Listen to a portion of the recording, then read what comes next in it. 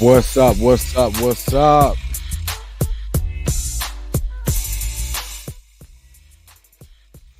What is up, everybody, with this late night live chat? What's up? What's up? What's up? What's up? What's up? What's going on, everybody? This is your man Dre Mac coming to you again with a special edition of the Dre Mac Show. Just live, late night live stream. Wanted to go live with you. Tonight, not going to be no more than about an hour, unless we get some guests in here, which I invited some folks. But this is just a late night live stream. You know what I mean? I appreciate you guys for even, coming through, hanging with me. You know what I mean? Tonight, let me see who's all in here. What's up, Ty Driscoll? What's going on? I've been watching you guys. It's kind of like I go in and out when I got time to, when I get on my phone and seeing you guys' conversation about Jonathan Majors, and you know what I mean. Super dope, man. Ty, what's going on?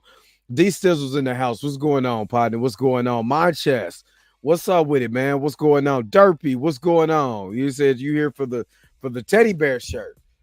You know what I mean? Love this. Actually, like I said, I got some interesting concepts that I'm want to come up with for merch for my channel. So I'm trying to get that together right now. So this is Super Bowl Eve.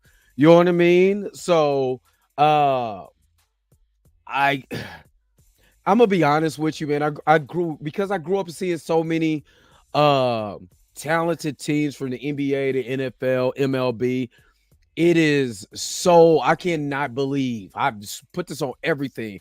We used to get called the chefs, and we couldn't get it done in the playoffs because we're one and done. And Joe Montana was the closest thing we ever had to winning the Super Bowl, and we got destroyed. You know what I mean? Destroyed by Buffalo. I'm not lying. This is crazy to me. I'm gonna be honest with you. I've never, ever thought Kansas City would win a Super Bowl in my lifetime. I swear to God. But every time I moved, I see that D Stizzle. But every time that I moved, like I lived in LA, lived in Houston, I will always catch up with the Chiefs. It always be the same thing. And man, I can't not believe that here we are, 2020. In 2024, we've been to 4 Super Bowls. Yo, I cannot believe that. We only went to 2. And those was like at the beginning of the NFL, AFL merger. So to see this, man, is ridiculous, man. And you know what's crazy? I'm a 49ers, as far as NFC teams, I'm a 49ers fan. Always have been. Since Joe, John Taylor, Jerry Rice, all of them, man. So this is crazy to me. And we always traded for their quarterbacks. You know what I mean? So now we got a quarterback of our own, man. It's crazy. Super crazy. But hopefully you guys are happy. Hopefully you guys are healthy. Shout out to my man Heavy Garrett, the Heavy Gant channel. I wish I could get him in here, man. Honestly, hopefully we'll do that soon. But y'all already know what it is. The real question is...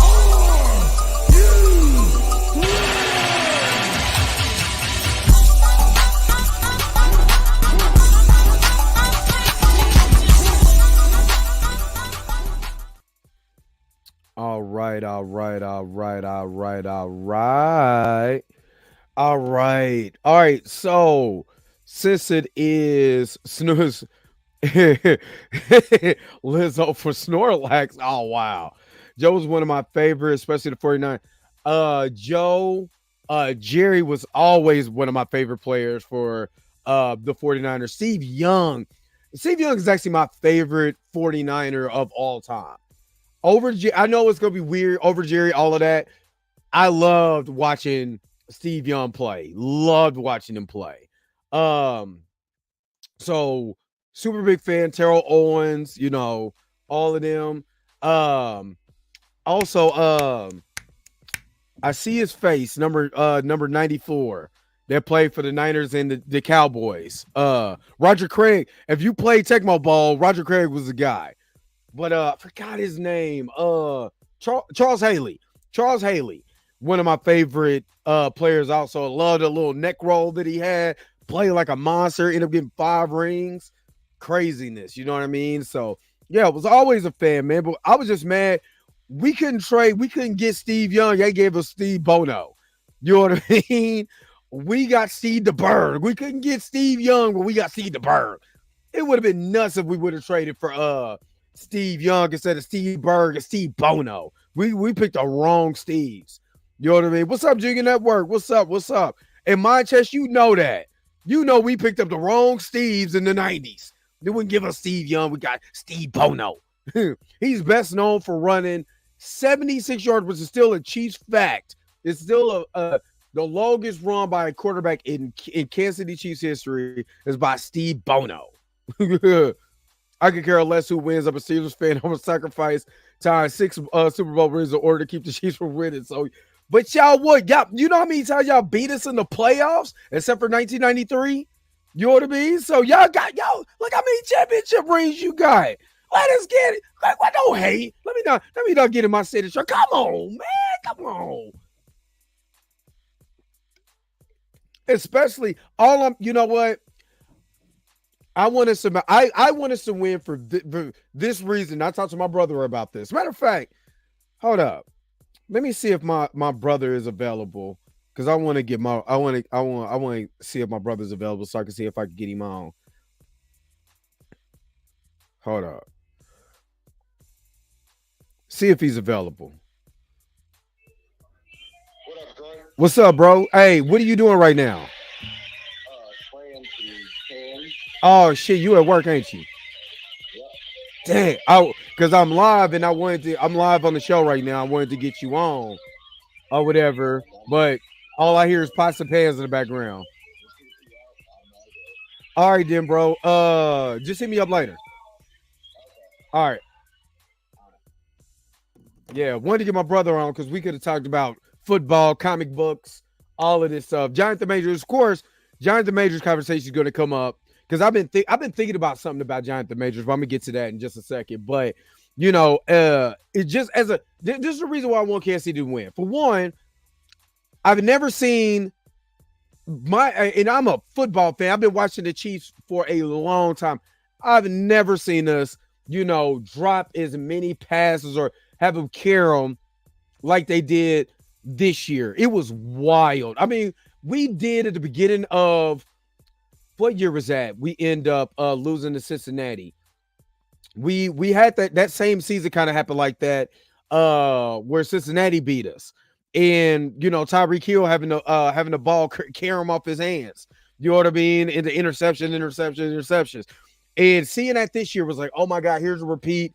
We went 6-1. We lost like 5 out of the last 5 games. Then we start winning, and then we lost 1. We got beat by Denver this year. Oh my God. Fix my ass. Fix my ass. They win. You know what I'm saying? But because it was so terrible at the beginning of this year, and I said this to my brother. I said, if the 49ers win this game, if the Chiefs win this game, I said it'd be the greatest. I would chalk this down as the greatest season of Pat Mahomes' career. Why? It's because with all of the things that happened with this team, right? And he took this team to a Super Bowl and he won it when they was dropping easy touchdowns. Drop. You know what I'm saying? Easy first down. Drop. Fumble. All of that. He takes that team to the Super Bowl and win it. For one, he's the greatest scorer. I know Tom Brady got 7 wins, 7 rings. I know that. I know he beat the brakes out of us. You know, when the offensive line, you know what I'm saying, when the offensive line for the Kansas City Chiefs versus Tampa Bay was decimated. I know that. I know that for a fact. But Brady never had a team that just sucked that bad at the beginning and took them all the way to the Super Bowl and won. Where they just dropping passes.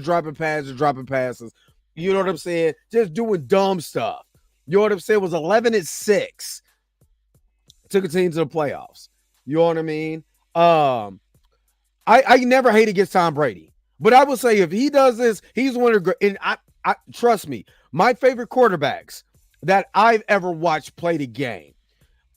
Warren Moon, you know what I'm saying? Shout out to Warren Moon, Steve Young, Brett Favre, Peyton Manning, Tom Brady, Aaron Rodgers, Dan Marino. Just watching these dudes play the quarterback position. Like, I've never seen anybody be so surreal. I've never seen nobody with the brain of Peyton Manning coming to the line, changing them. I'm talking about, dude did that on the video. What was it, Madden 04? No, Madden 05. Dude would come to the line on the video game and be changing plays. I'm like, great. Absolutely, positively great. The arm of Aaron Rodgers and Brett Favre and Dan Marino.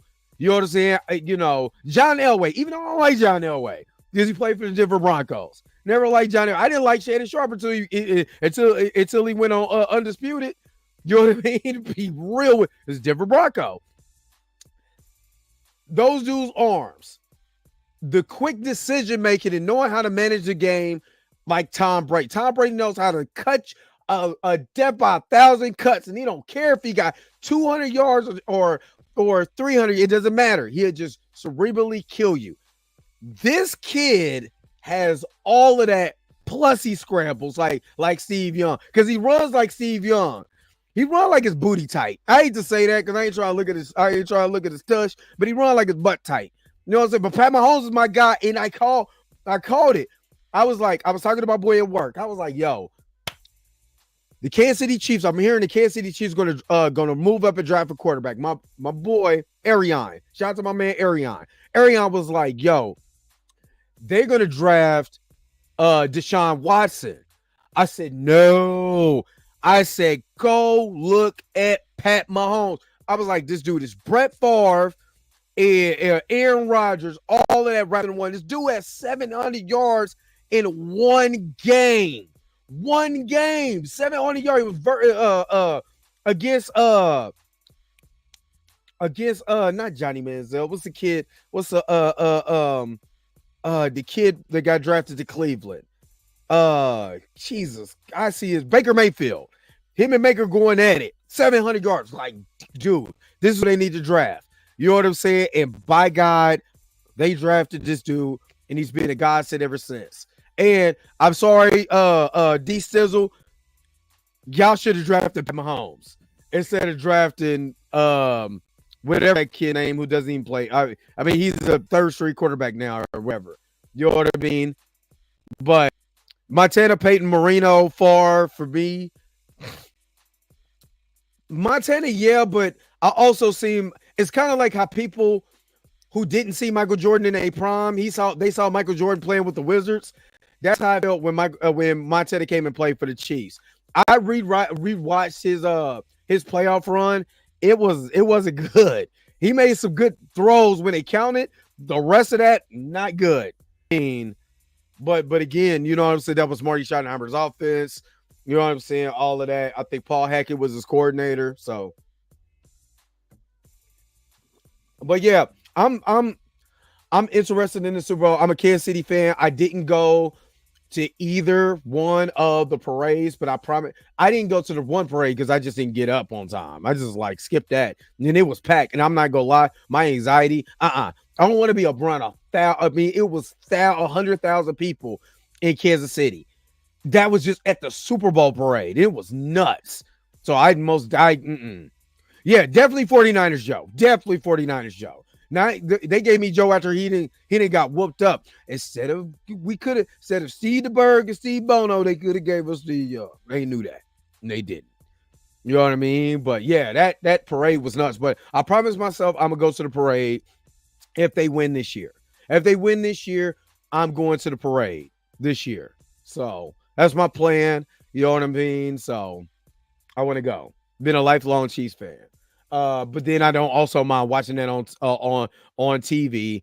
You know what I'm saying? And all of that. And this okay, so before I kind of wrap this part up, you know what I'm saying? Because I kind of want to talk about the Super Bowl. Okay, so this is the reason why I'm thinking I'm for sure Kansas City is going to beat the 49ers, and it has more to do with Brock Purdy.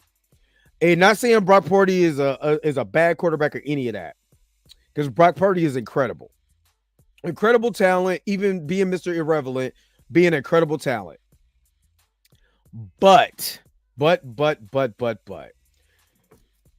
defensive coordinator, Steve Spagnuolo, has had to face the league MVP, the guy who got one of the first picks for league, one of the votes for league MVP, Josh Allen, Tua, you know what I'm saying, and he made them except for Josh Allen, but he even Josh Allen in the fourth quarter, he made him, you know what I mean, he made him uncomfortable, and I just don't see it at all that Chiefs defense, which is number 2 in scoring, you know what I'm saying, number 2 in yards, is going to allow you. This dude, hey, they have to fake they made Joe Burrow look like trash last year. They made Joe Burrow in the playoffs look like trash.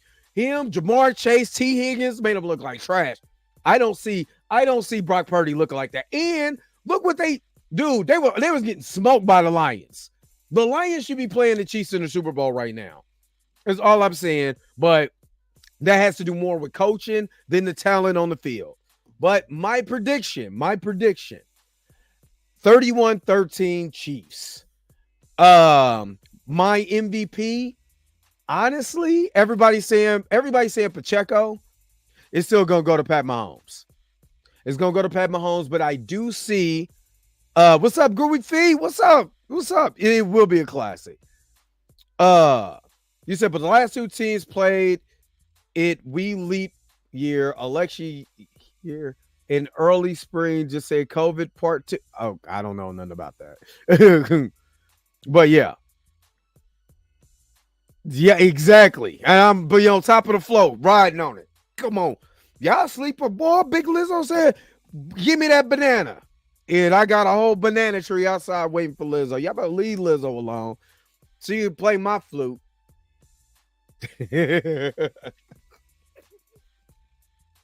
Woo! I don't think the 49ers deserve to be in the Super Bowl. The Lions were a better team. They were destroying the 49ers. Big Lizzo, hey Blue, if you want to get in, you can come on. If you come on in, if you want to. 35-30. I don't think that they're going to score 31 points because the Chiefs have allowed no more than 24 points in the playoffs. They haven't allowed more than 27 points all year, and I don't see.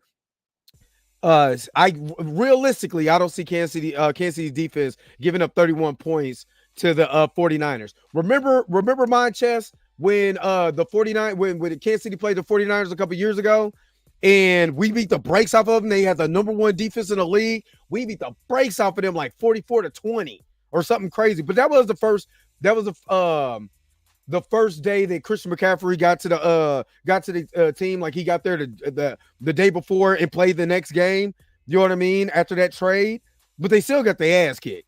You know what I mean? And I just don't see a second round, a 7th round Mr. Irrelevant destroying Spagnolia's offense. I just don't see it. That's just me personally. I just don't see it.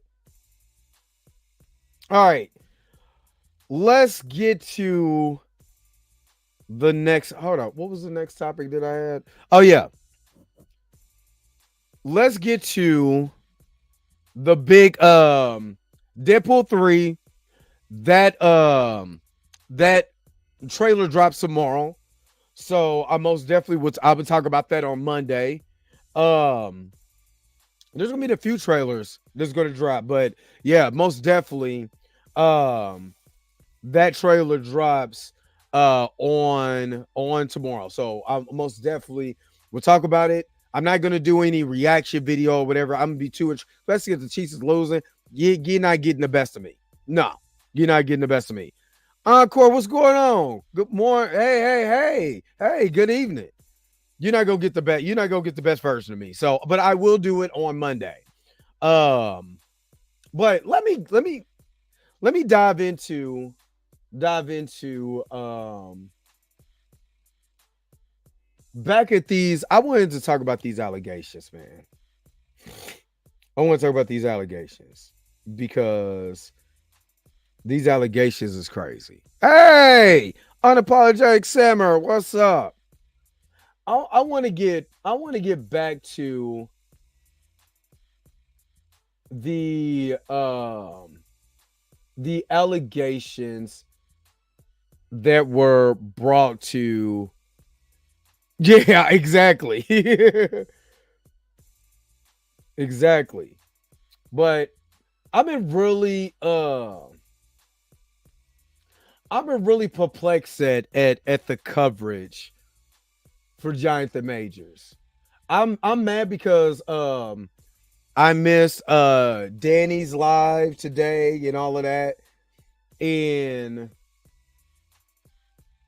I was asleep. I ain't gonna lie. I got some good sleep in.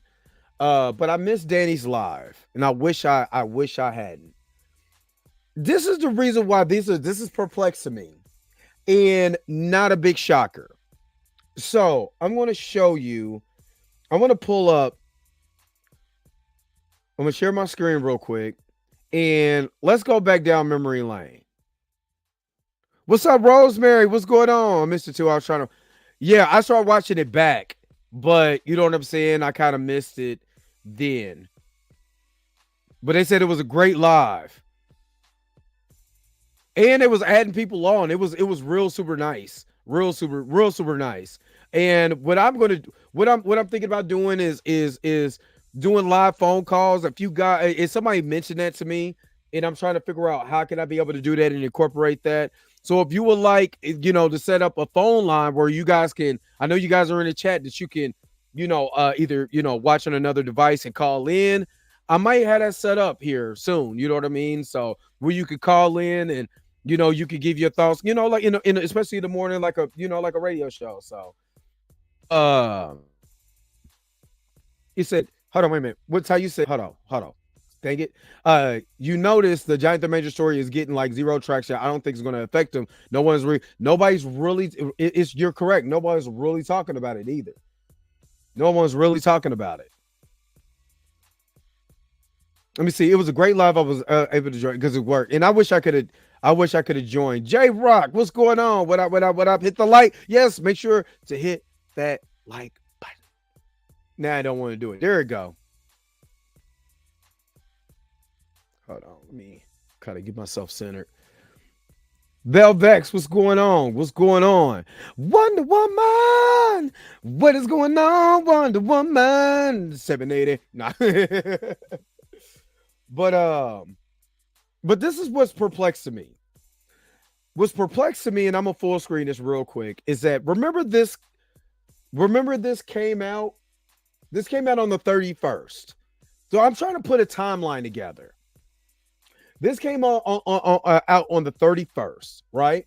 This is from my good friend at the Insider, Laura Italiano. You know what I'm saying? I can hear chill right now. Bastard. That the Giant the Majors wants the judge to keep the DAs unproven. Look at Kat. Kat, get your behind in here, girl. Get your behind in here. What's going on, Kat? Thank you. You are such a blessing. Thank you so very much. Anybody want to be a member? Kat is just gifted 5 memberships. You are such a blessing, girl. Let me Let me do something. And Thank you so much, Kat. You know the link. Get in there if you can. But thank you so very much for that. Rolling in slow. With the okay, I got you. I got you. I got you. But I would love to hear your insight on this too. Will the lawyers continue defending to avoid the sentencing sentence? There is time to see what the judge decides. And that's remember, that was the big, there's two big things that came out to me. And I'm gonna put myself back on screen just real quick. There was two big things that came out that I kind of want you guys to notice. Number one, Lori Italiano's motion that she speaks about that we're going to keep the unproven allegations sealed, permanently sealed, is what's supposed to happen, right?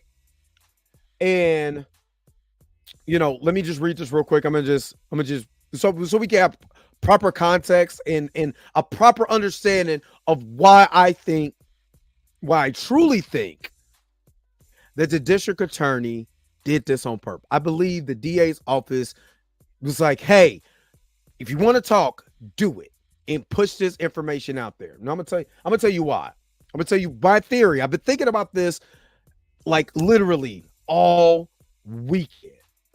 So this is as he braces for the citizen on the Manhattan District, the Manhattan's domestic violence conviction. Marvel actor Jonathan Majors hopes to avoid some serious collateral damage. The potential release of what his lawyer calls unproven, unauthenticated accusations about his private life made by prosecutors in secret pretrial filing in court hearing. Now, I want you to see the top part of this, because Laura's been doing an excellent job of her coverage, because the coverage of Jonathan Majors has been atrocious, right? We know it's been atrocious. You know what I mean? So let me full screen this. What's up, Blue? What up? So let me kind of give you guys what I'm seeing here. So when they're talking about the sentencing and because it was still unproven, let's be honest, it was still unproven that he did not touch this woman, because you don't go from intentional assault to reckless assault if you're trying to prove without a shadow of a doubt. That's what court is for. Yep. Without a shadow of a doubt that this man was an abuser. That's what they went to court for. You know what I mean? And when you go to court and you're trying to prove that this man literally did some physical harm to her, you know what I mean? You can say emotional harm, but we talk about just the physical, because of where we're at. He said Grace said that he twisted her arm and put her head behind her back. She felt a blow on the back of her head. I mean, on her head where the cut was at. I guess that's why she sustained the cut, quote unquote, right? And after all of that information, right? They still they still charge him. The jury said, we're going to give reckless assault because we don't see any intent here. We don't even see harassment. That's a misdemeanor harassment. We're going to drop this down to a violation because there was not enough evidence to prove that he harassed her as a misdemeanor crime. I'm not talking about the violation, as a misdemeanor harassment, not the violation. So when he wants this information to be sealed, and you're looking for a motion to remove the verdict because you did not prove that he harmed this woman. This is all just he say, she say. Then you have the allegations come out. Just think about it. Look at the timeline. Look at the timeline. Now I'm about to put this back on screen here, but I wanted to point that out.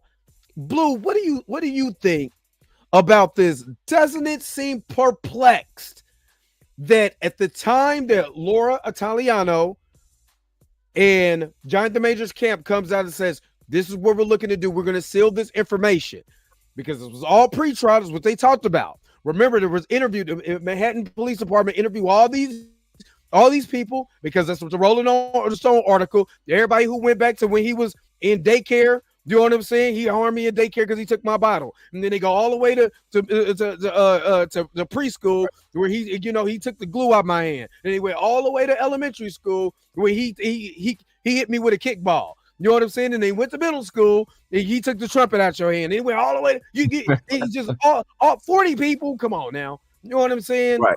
40 people. Yeah. So he did all of this, and only 2 came out and said anything. Yeah, right? Do you feel as perplexed that this information, these accusations drop exactly at the time where they're moving the verdict and trying to seal in documentation? I don't find it perplexing because I think who it was, Lauren Victoria Burke came out in her video and said that, the media and the DA, or the government, so to speak, is what we would call it, working together in tandem is nothing new. Yeah, absolutely. And that's exactly what this is. I want to preface it by saying that these aren't 2 new people who's come forward. This is part of that same, group of people. Now they're just adding a name to it to try to substantiate or make it look like it's more credible. Excuse me. Another thing she said, it's real easy to get into, to go get the yearbook, go down the line of people who were in his jail class and see who was his girlfriend or not, things of that nature. But and remember the other video, what was that, Thursday? I think it was Thursday. Friday. And after we get, and I'm sorry, after we do this, I'm gonna go to Laura Victoria Burke's video because I haven't seen it because I've been asleep all day, and we're gonna check out her video also and what she says. But go ahead, Blue. Yeah, no.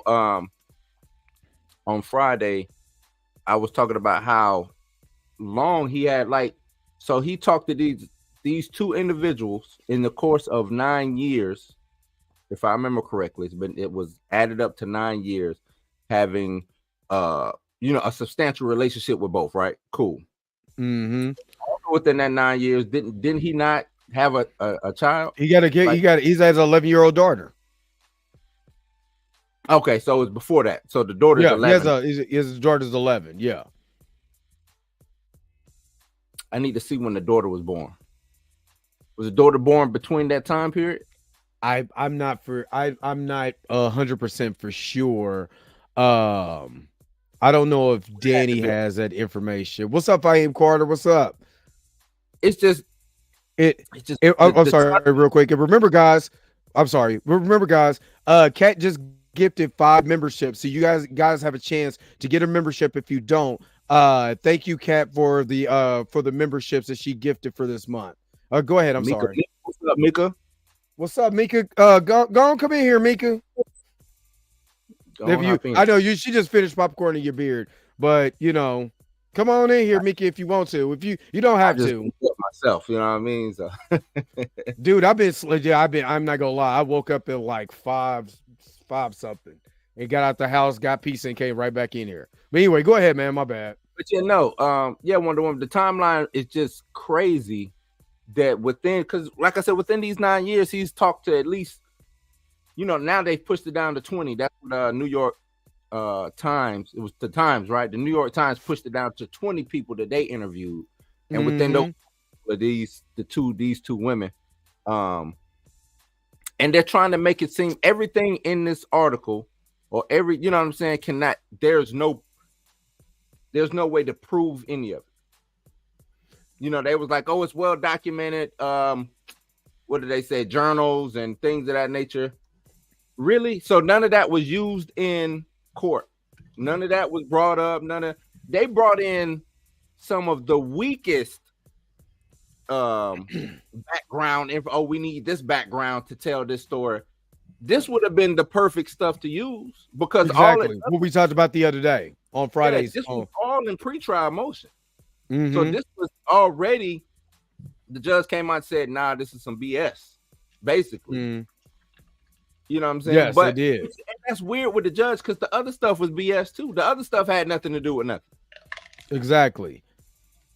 And see, what's up, Mika? I know Mika just got finished with popcorn in your beard. If y'all, I mean, I had one of you guys' questions on the screen, so you couldn't see our Candyman background. But if you guys check out popcorn in your beard on Saturdays and on Tuesdays when they do their movie reviews, make sure you're checking out my girl Mika G on popcorn in your beard, along with Rashad, Duke, Big Kid, and King Mo. King Mo. Golly, you always forget one of them. I always forget one. Always one. So she's gonna come in. Beef stew. And I got some lemon pepper steppers right over here next to me. I'm just not chewing the lemon pepper stepper. I let the forehead out today, so I had to get my lemon pepper wings out. You know what I mean? So, but I want to. It's we can all connect. We can all connect this information to a time. I always look at a timeline. There's a time frame. And I also look at something that we all learned in elementary school, at least by the second or third grade. Cause and effect. I slap you, you slap me back. I trip you, you fall. You know what I'm saying? There's a cause and effect. So when you're looking at what Lori Italiano put out, right, about this, and then remember, everybody was like, now this did gain traction. Because everybody's like, oh, so there's maybe things that he doesn't want, which he said this from the very beginning, that he doesn't want the public to know. Seal. Let's try to get the motion to seal it.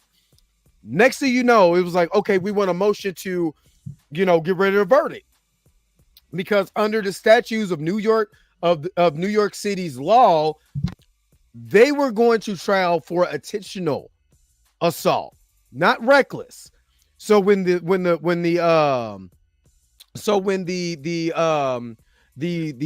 jury is getting this information, they don't know what they're not really being educated on. If he didn't do the crime, why are you giving him this low level offense? So let's throw this out, right? And then after that, then these allegations, these accusers come out. And Kat is right. Both of them are actresses. One uses her maiden name, but her name is Mari Grace Athery now. And it says the other is Anna Gunn, Breaking Bad's daughter, Emma. Wow. And wouldn't it make sense? Wouldn't it make sense for them to come out now after to try to put public pressure, number one, on the media to say, look, Johnny Major still has this, that, and the other. Why would you right when the judge, because the judge could easily said, no, we're not going to, we got the information. What the hell am I want to wait for? He's getting sentenced. There's enough evidence for me to sentence him. You know what I mean? But he said, no, let's find out all this information. We're going to come back on in April. So we already know there's maybe some validity there. They under the law that he could get this move, that all of a sudden this bomb drops that end up being a whimper, because only idiots, you know what I'm saying? Like John Campia. Yeah, I said it. You know what I'm saying? Is the one who's coming out making all these allegations. None of the information is true, real, or anything. It's only the ones who's really been covering this story, that's giving you the information. Right. Point blank, period. Mika, let me ask you this question. Let me ask you a question.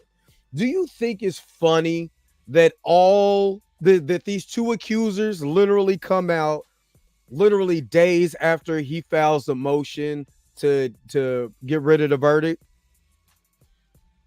No, I don't think it's. I mean, we kind of knew that eventually, like, something like this would happen, but we didn't expect for it to happen after everything was already said and done. We expected for it to happen, during the trial, before the trial, not after the trial, right? Right. Especially when the DA came out and was like, "Oh, there's 40 people." Like, where are these 40 people? Your 40 people turned into 2. And then 40 became 2. These two haven't even really given that much information. Like, I mean, it's almost like a piggyback on her story, if that makes sense. Exactly. Exactly what it is, a piggyback. So it's like it's like, okay, or are they waiting until you know what I'm saying? Like, how much money is she gonna get up out of this? Because if she gonna get some money, I'm gonna get some money too. So you think is now this is a cash grab? Definitely. To try to have these allegations go away. Exactly what Kat's saying. They use the same language, yes, and I noticed the same that. exact same, and that's why I said it. That's why I was like, it sounded like they were just like, you know what? I'm gonna say he did it to me too, and he probably like, I don't even know who these white women is. Using what Kat said, I think this is what I think happened. Remember, initially it was the strangulation is what he was going to trial for. I think all of this was pre-written up, and this is what they were going to tell Kat to say.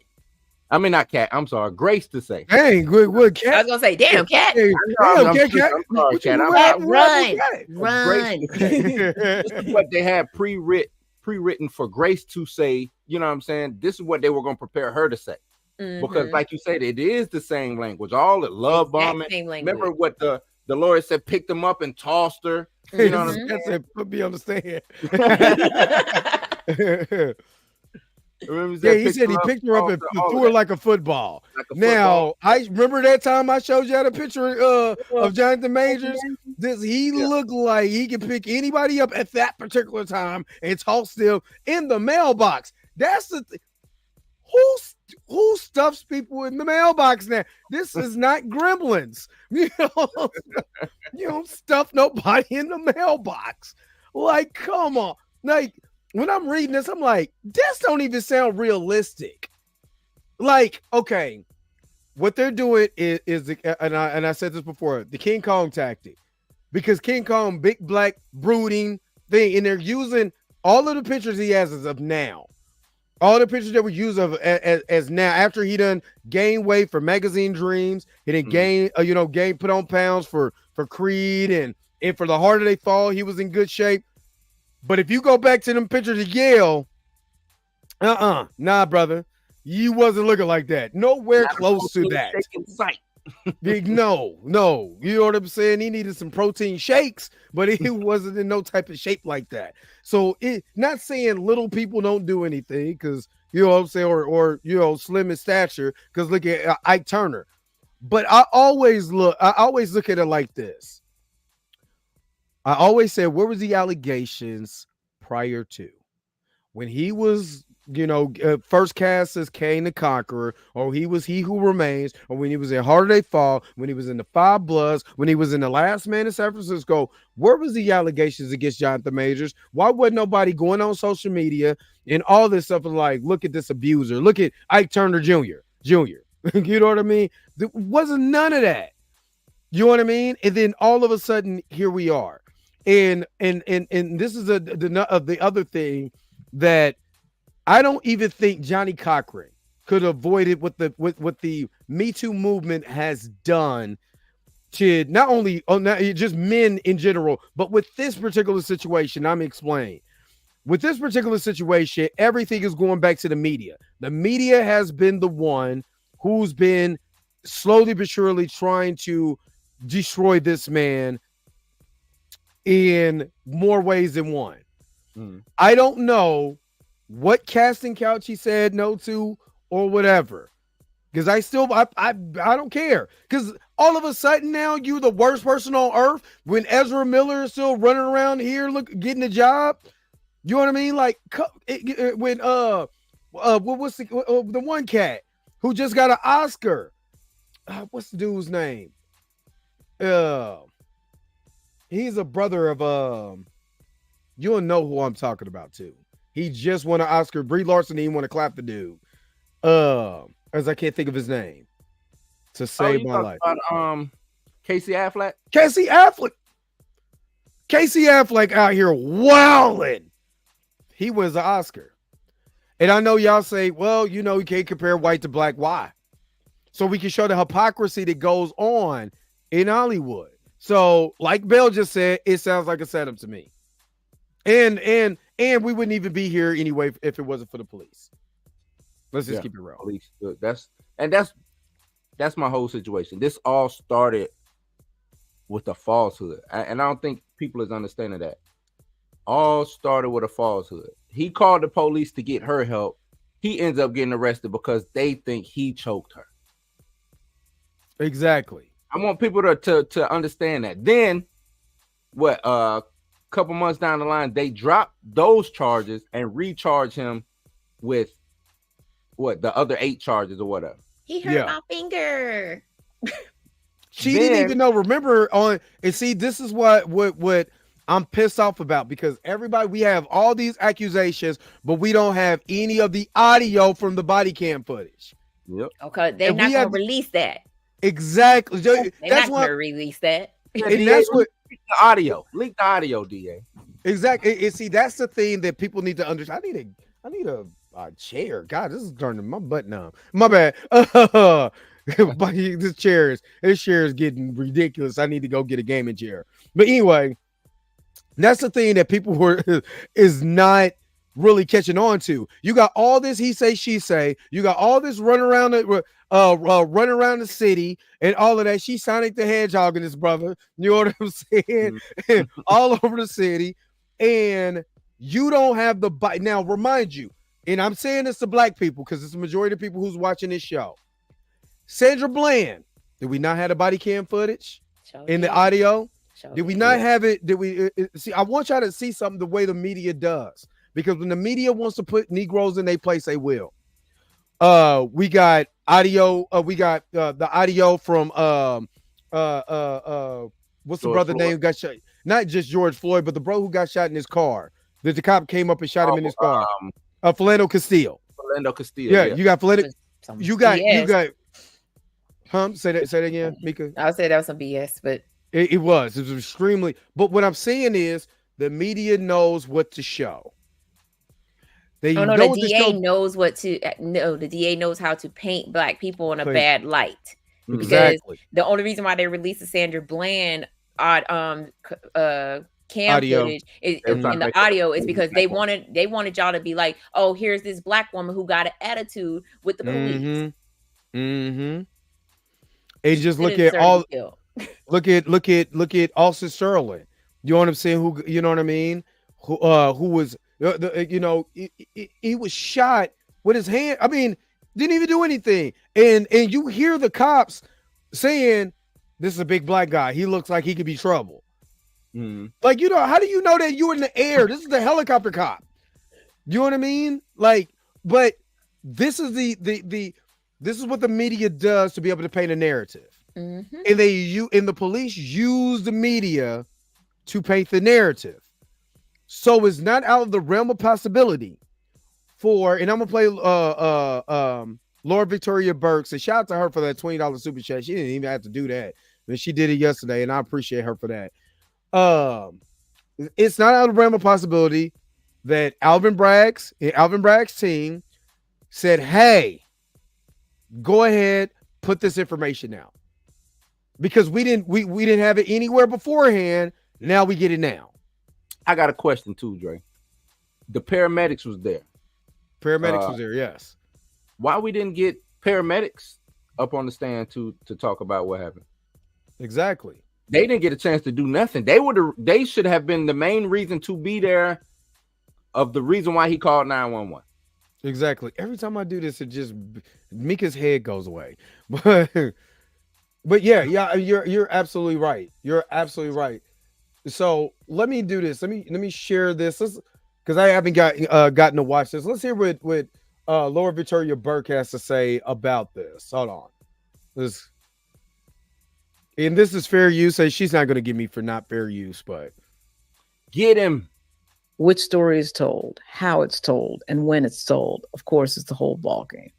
Okay, we're going to talk about the most discussed and most investigated misdemeanor assault case in the history of the Manhattan DA's office. That would be Jonathan Majors' case, man. There was a news story in the New York Times alleging more people coming out on Jonathan Majors.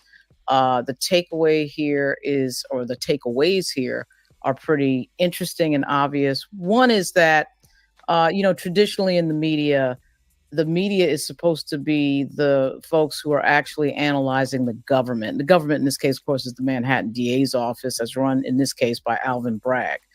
But in this example, what we see is the media teaming up with the Manhattan DA's office in the Majors case.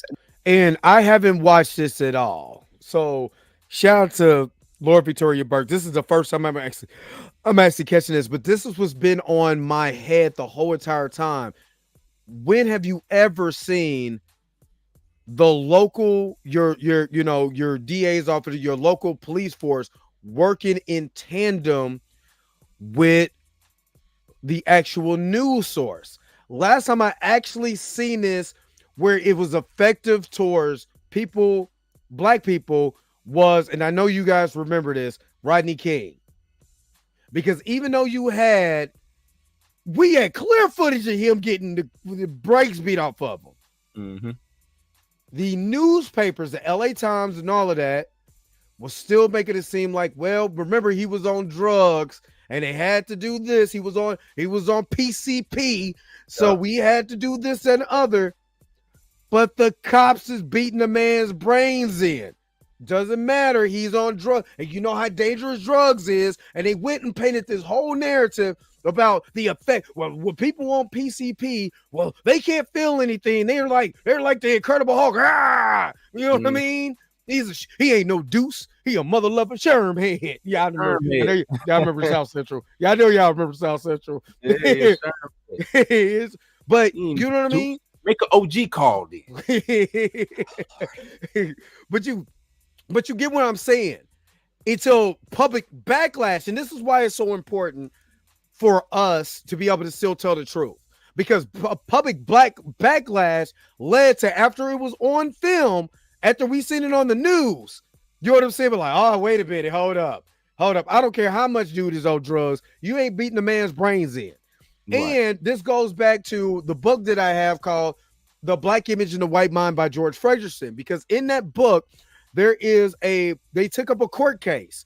And in this particular court case, a woman who had a black male slave beat her slave to death. The reason why she did it, because publication came out about black people being 3/5 human, and it was almost like cattle. When you beat them, they don't feel it. This is the same thing that I'm talking about with George Floyd. This is the same thing I'm talking about with Rodney King. All of this particular stuff paints us in a narrative that says we're these particular type of people. And we need to stop jumping on the train of Coretta Scott King and what he said. And he looks like this and he looks like that. And look at the bigger picture of what's going on. Look at what the NYPD did. Look what the district attorney's office is doing.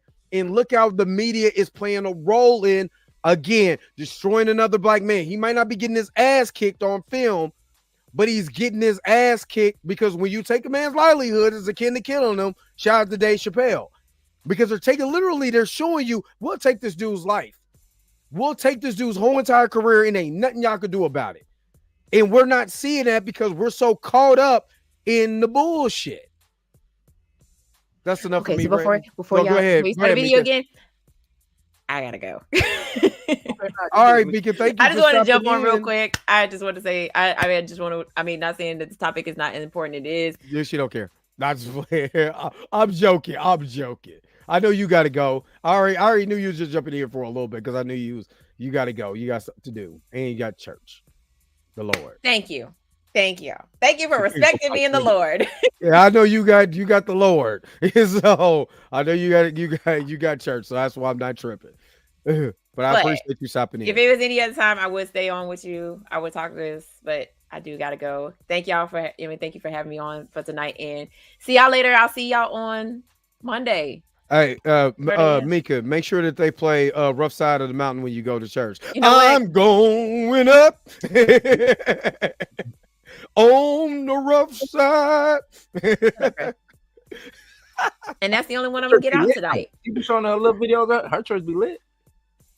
Yeah, I know. She be showing. That's what I'm saying. She be showing it on social media. So that's why I'm like, okay, You gotta sing that rough side of the mountain in the morning. I ain't mad at you. I ain't gonna say "Shut Up, Dre" one more time. Y'all remember the commercials? Don't talk I'm coming up. Nah, That was the late night, right? So funny thing, I have all of those songs downloaded on Spotify. But Mika, I appreciate you even coming to hang with us. That's all I care about. Of course. Y'all have a good night. I'll be watching from the audience, but I gotta get off. All right, now, Mika. All right. Bye. Bye. All right, so from the rough side of the mountain back to Florida Victoria Burke. Not the BT late night you know what I mean? It was like Time Life Video presents rough side of the mountain. the gospel commercials back in the day used to be lit because my grandma used to love the commercials. All right, let's get back to what Laura Victoria Burke is saying. Let's keep going. That's really not that surprising. It's not new. It's not new that you see situations where you say to yourself, gee, I wonder where they got the information that's in this story. They must have gotten it from the government. In this case, likely the Manhattan DA's office. That's not new. There's nothing new about that. I see a lot of people writing about it, but really most stories that you see, particularly in the bigger newspapers that one might go to carry their narrative, are the result of a tip. It's the result of someone telling them that that's what's going on. What makes this particularly interesting, of course, is that Jonathan Majors was supposed to be sentenced on February 6th, which is this past Tuesday, February 6th, 2024. Today is February 9th, 2024. The story drops on February 8th, 2024 in the New York Times. I think she's going where I was going. Yeah. Of course, because of fair use. What's going on, Rashad? Because of fair use, I kind of stop it and started because of fair use, because YouTube would give me before she will. You know what I mean? But she's going where I was going. It's just, you go from, we're going to move the verdict, we're going to seal these documents, to, more allegations. Right. Like, what? Like, wait a minute. What is? They're saying more, but it's just a remix. It's not. It's just more. A remix. Yeah. This is it's going down the remix. Now just E40 them on there. You know what I mean? Richie Rich. You know what I'm saying? So let's keep going. What that kind of says to me is that the level of coordination, of course, is linked to the timing, because one of the motions that Jonathan Majors' attorney dropped this week had to do with the facts around squashing Molyneux testimony, which is testimony from other people who have nothing to do with this specific case, which of course is focused on his ex-girlfriend, Miss Grace Jabari. And this is something, in my view, that you see when a case is weak, because when a case is strong, you don't really need to bring anybody else into it. But the fact of the matter is, this case... Yeah, let me pause it. So the 8 things she's talking about: number 1, video of Majors running from Jabari. Number 2, photos of Jonathan Majors' injuries. Number 3, Majors stayed at a hotel uptown far from Jabari. Number 4, John Majors called the police. Number 5, Grace Jabari was arrested. Brad's office ignores it. Number 6, Adam Falls, Kevin Porter case are similar. Kevin Porter's is really close to Jonathan Majors more than anybody's. Number 7, history regarding black men in the justice system. Number 8, almost a year has gone by and no more allegations. Number 9, Grace Jabari out all night drinking and partying. Number 10, no audio on the police body cam footage. And now, mind you guys, I have not watched this. And this is everything that I was saying prior to this, because I have not watched this. You got all this evidence that is going on against, with Jonathan Majors that seemed favorable. Now, if you remember this, Blue, when everything was favorable, and was it who was it that came out with the article about Jonathan Majors might have a win? Was it the AP or I forgot? No, it was I thought it was the UK. It was because I made a video about it, but I forgot who the publication came out and said Jonathan Majors scored a big win in his domestic violence case, right? So we're Right. like, okay, yeah, I because just don't remember who it was from. I don't remember who the actual video was from, but he scored a major victory, right? In the process of that major victory, Rolling Stones that night at midnight drops the article where 40 people come through and Jonathan Majors is slapping the hoes and taking names. You know what I mean? And everybody, it was crazy because remember, I was going, I say, hey, Cosmic Wonder, y'all don't need to do that. Hey, so and so, I don't think you're jumping on the rock. I think you're not looking at the bigger picture. I was making videos about this, and nobody's seeing the tactics that the district attorney's office. Now that I know more about Kevin Porter Jr.'s case, now I know more about Adam Foster's case, that they're doing to Jonathan Majors. They couldn't do it to Adam Foster because he wasn't a big enough name.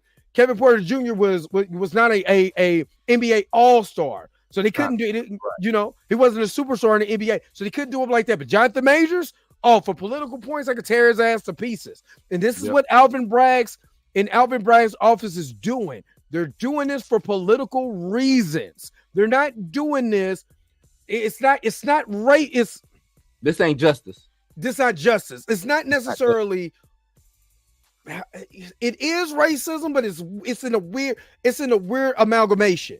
This is racism towards building your political platform up, and we're doing this to ourselves. Alvin Bragg's being a black man stepping on another black man's neck to get where he wants to go in the name of justice, in the name of whatever he wants to do. So when he's running for office, and this is the same thing people said about Kamala Harris. You can say what you want to, but a lot of people say, man, brothers of mine was like, yo, she was putting black men in jail for weed and all, misdemeanor crimes to build her political career up. And at the time, I was like, I'm reading this and reading that. I don't really see it. You know what I'm saying? But then more and more I dug into it, the more and more people do these type of things for political gain and political interest. Because if you can get the political interests of the people who are saying, if I just start arresting, and this happened, remember, after September 11th, people that was Middle Eastern and all of that, anybody who looked like they practiced the religion of Muslim was getting attacked for political reasons. Yep. And when you have this Me Too movement, and you have this district attorney who is left wing, gun-ho about we're going to protect women and all of that, and you're doing it in this manner while allowing illegal immigrants to beat up on the cops that you are supposedly supposed to protect, you can tell the political agenda and the ideology for what he wants to push is already in effect. Blue, go ahead. No, I was going to say let the video play some more. Oh, okay. I didn't know if you wanted to. All right. No, I don't got nothing. I don't have nothing. Kind of a joke. And when it's brought together with the Kevin Porter case and brought together with the Adam Foss case. The Adam Foss case was a gigantic flop for the Manhattan DA's office. Mm-hmm. Then you can't have another flop right after that, particularly when you're involving 3 black males. And it's very obvious to everybody that there's a pattern developing in the Manhattan DA's office. And you had 2 very flimsy cases with the Adam Foss case and the Kevin Porter case. In the Kevin Porter case, his girlfriend, who was supposedly the victim, who was not the victim, according to her, of anything, was out on television saying that she had problems with the Manhattan DA's office. They've already offered this man a plea deal with no jail time that they didn't report, but they have it out in the general public and to the media that he's still facing 2 charges. There's so much information that they're withholding because they are refusing to take accountability for their actions and manipulating this entire case to catapult their own injustice. So that was... And I love that she came out and said that, because I watched that Roland Martin interview, and this woman's mother, first of all, that woman's fine. I had to stop. That woman is fine. I'm just saying. But her mother is on the phone recording that whole conversation about, wait a minute, I think it's Kaisery, right? Or Kaisi or Casey. I don't know how you pronounce this. I don't know how you pronounce that. But I don't know. Kaisery? I don't know. I mess up names all the time, according to Chill. That Blue didn't even Kaiser. The Blue didn't even back me up on. You know what I mean? But it's all good though, because I ain't even tripping about that. Next time I have my back. But Kaiser. So Kaiser's, Kaiser's mother is sitting there talking to the lady from the DA's office, and you're like, hey, Kaiser didn't even give you a statement. How did you come up with all of this stuff? Well, we had to get in something by Sunday or something, she said, in that terms. It was for the news cycle.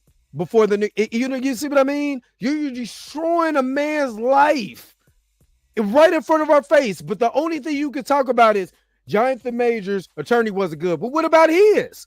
You know what I'm saying? Adam Foss's attorney, ding, ding, ding, ding, ding.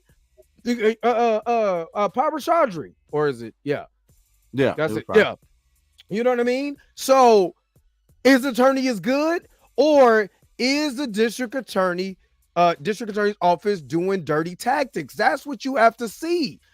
You know what I mean? That's how you have to see. Let me keep going on this too.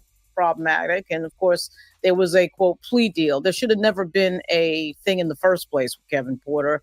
Once again, these three cases involving Jonathan Majors, Kevin Porter, and Adam Foss, you'll notice that none of the people who allegedly were the victims actually contacted law enforcement, the police, or the Manhattan DA's office. In the case of Mr. Foss, the Manhattan DA's office is the one that it was the main instigator of the entire case. In the case of Porter, I think it was the hotel that called the authorities. But it was not the person, the ex-girlfriend, which you would think would be the more likely person, or even just a friend of the ex-girlfriend. File the complaint on behalf of whom? There it is. This is what I want you to hear. We are legally required to file a complaint within a certain amount of hours. On behalf of whom? On behalf of whom? And I'm asking you a question. On behalf of whom? On behalf of the people of the state of New York. This is the job that we do. And in the case of Majors, it was actually Jonathan Majors. We are legally... but it was not the person, the ex-girlfriend, which you would think would be the more likely person, or even just a friend of the ex-girlfriend. File the complaint on behalf of whom? We are legally required to file a complaint within a certain amount of hours. On behalf of whom? On behalf of whom? And I'm asking you a question. On behalf of whom? On behalf of the people of the state of New York. Do you know how dangerous that is? Mm-hmm. Like think about it. Like all 60 y'all in the chat, make sure you get the thumbs up for this video, because I gotta break something down for y'all. You know how dangerous that is for the common person? If you get into it, Blue, if you get into it with your woman right now, y'all just argue. And the police so happen to show up. She didn't call, you didn't call. Say if it's a neighbor call, they heard y'all yelling, right? Mm-hmm. They pull up. They arrest you on Monday. Now that was Friday. They arrest you on Monday because they got it. Because the state of New York, we got to do something. We just got to. Right. Even though nobody filed a complaint. Your lady didn't. Nobody else did. They decided, I'm going to take it upon myself to arrest this black man, even though I don't have no evidence. I have nothing. I don't even have a witness. I don't have nothing. Right. I'm just going to turn around and arrest you. You go to jail for nothing. Yep. You got to bond out for nothing. People, what I want y'all to really understand. Hold on. Let's stay right there, Dre. That's the simple part of it. Going to jail and bonding out. It's the simple part. What happened, even after that, now you got to take it a step further. Now the DA gets involved. Yeah, exactly. That's what I'm saying. The DA comes in, they bring you charges. Now you got 12 charges that you had no idea about. Nobody get in Kevin Porter Jr.'s case, she did not provide any of that for any of those charges to even come about. It was like he broke her back, and you know what I'm saying? And he beat her up, and he did this, that, and the other. Like, where did all of this happen? They didn't do their due. Okay, so with the Kevin Porter Jr. situation, they didn't investigate the situation. They investigated past situations to throw something on top. Yes. You know what I'm saying? Like, you didn't have a case, but then you find out that, she has when she did go to the medic, come to find out her neck is broke or something like that, because I forgot but she has a congenital disease, right? With her neck. Mm-hmm. Yeah, it's like from her spine or something like that. So they don't, and that's what I'm saying. No investigation, no real, hey, let's make sure we can get something that sticks, because that's the whole thing. Going back to the Jonathan Major situation, they had nothing that could stick, and they still don't. Going back to your point, that's the reason why the judge didn't give a verdict. Oh, snap, you right. Maybe we do need to relook at this. Let's push this back a couple more months so we can, you know what I'm saying, relook at what's going on. Because at the end of the day, that judge could easily be like, nah, we got a guilty verdict. Here's the sentence. I'm done with this case. Let's get this moving. Yes. Because if you, and I'm just saying, if the DA's office is using these type of tactics, this is what I'm getting at. If the DA's office is using these type of tactics, what do you think they're doing? And I've always said this. What do you think they're doing to the common man? What do you think the average Joe Blow is going through while the DA is just all willy-nilly? And it's, again, foreigners, they get let, 5 out of 6 of them got let go. And some of them, they wait to California, right? They about to be in Disneyland right now, chilling. You know what I'm saying? At the Super Bowl party somewhere. You know what I mean? After they done whooped on cops. And we're still talking about Jonathan Majors being chased down the damn street by his ex-girlfriend. And this is the energy that is being let loose. Nobody, I'm telling you, all of these are diversional tactics to keep people away from Alvin Braggs. That's what this is. Let's keep focused on Jonathan Majors being this, and Jonathan Majors this, and Jonathan. Even people in the shade room start to be like, wait a minute, hold up. And this don't sound right. This started, even now, after all of this don't sound right. You know what I mean? And they didn't even offer him a plea deal. We talked about this on Friday. They never offered Jonathan Majors a plea deal like they did with Kevin Porter Jr. Why is that? Why couldn't he get a plea deal? Why? This should have been, hey, man, here's your plea deal. Yeah, you know what I'm saying? But they didn't even, it's like they needed to take this to trial. They needed to let y'all see that we about to destroy this black man, right? And because, Lauren said in the video, they already flopped on Adam Foss. Kevin Porter Jr. wasn't a big enough name. If that was LeBron James, you know what I mean? It's a totally different story. Kevin Durant, totally different story. Kevin Porter Jr., a plea deal. But a big fish, that's what they wanted to do, a big fish. And this is why this is... Oh, no, I was about to say, Rosemary says, with misdemeanors, how far could they have pleaded down from absolutely nothing? Remember, it was a strangulation charge. You start off with strangulation. Right, it was other charges on top of that. Exactly. Hey, Pam, I sent the link too. You can if you got some, I know you probably tired, but if you want to, you can stop it here for a little bit. Like Mika, we need the ladies up in here. Yeah, bring the ladies in the place with the style and grace. Yeah. I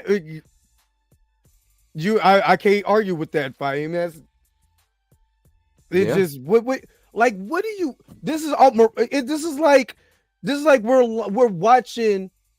Remember, New York is a progressive state. This ain't Mississippi. This ain't Alabama. This not Georgia. It's not Florida. It's not a southern state where you be like, well, I can see that here. DA also. It is a progressive DA. Supposedly. And you see him looking like, the sheriff from Life. Why we have to...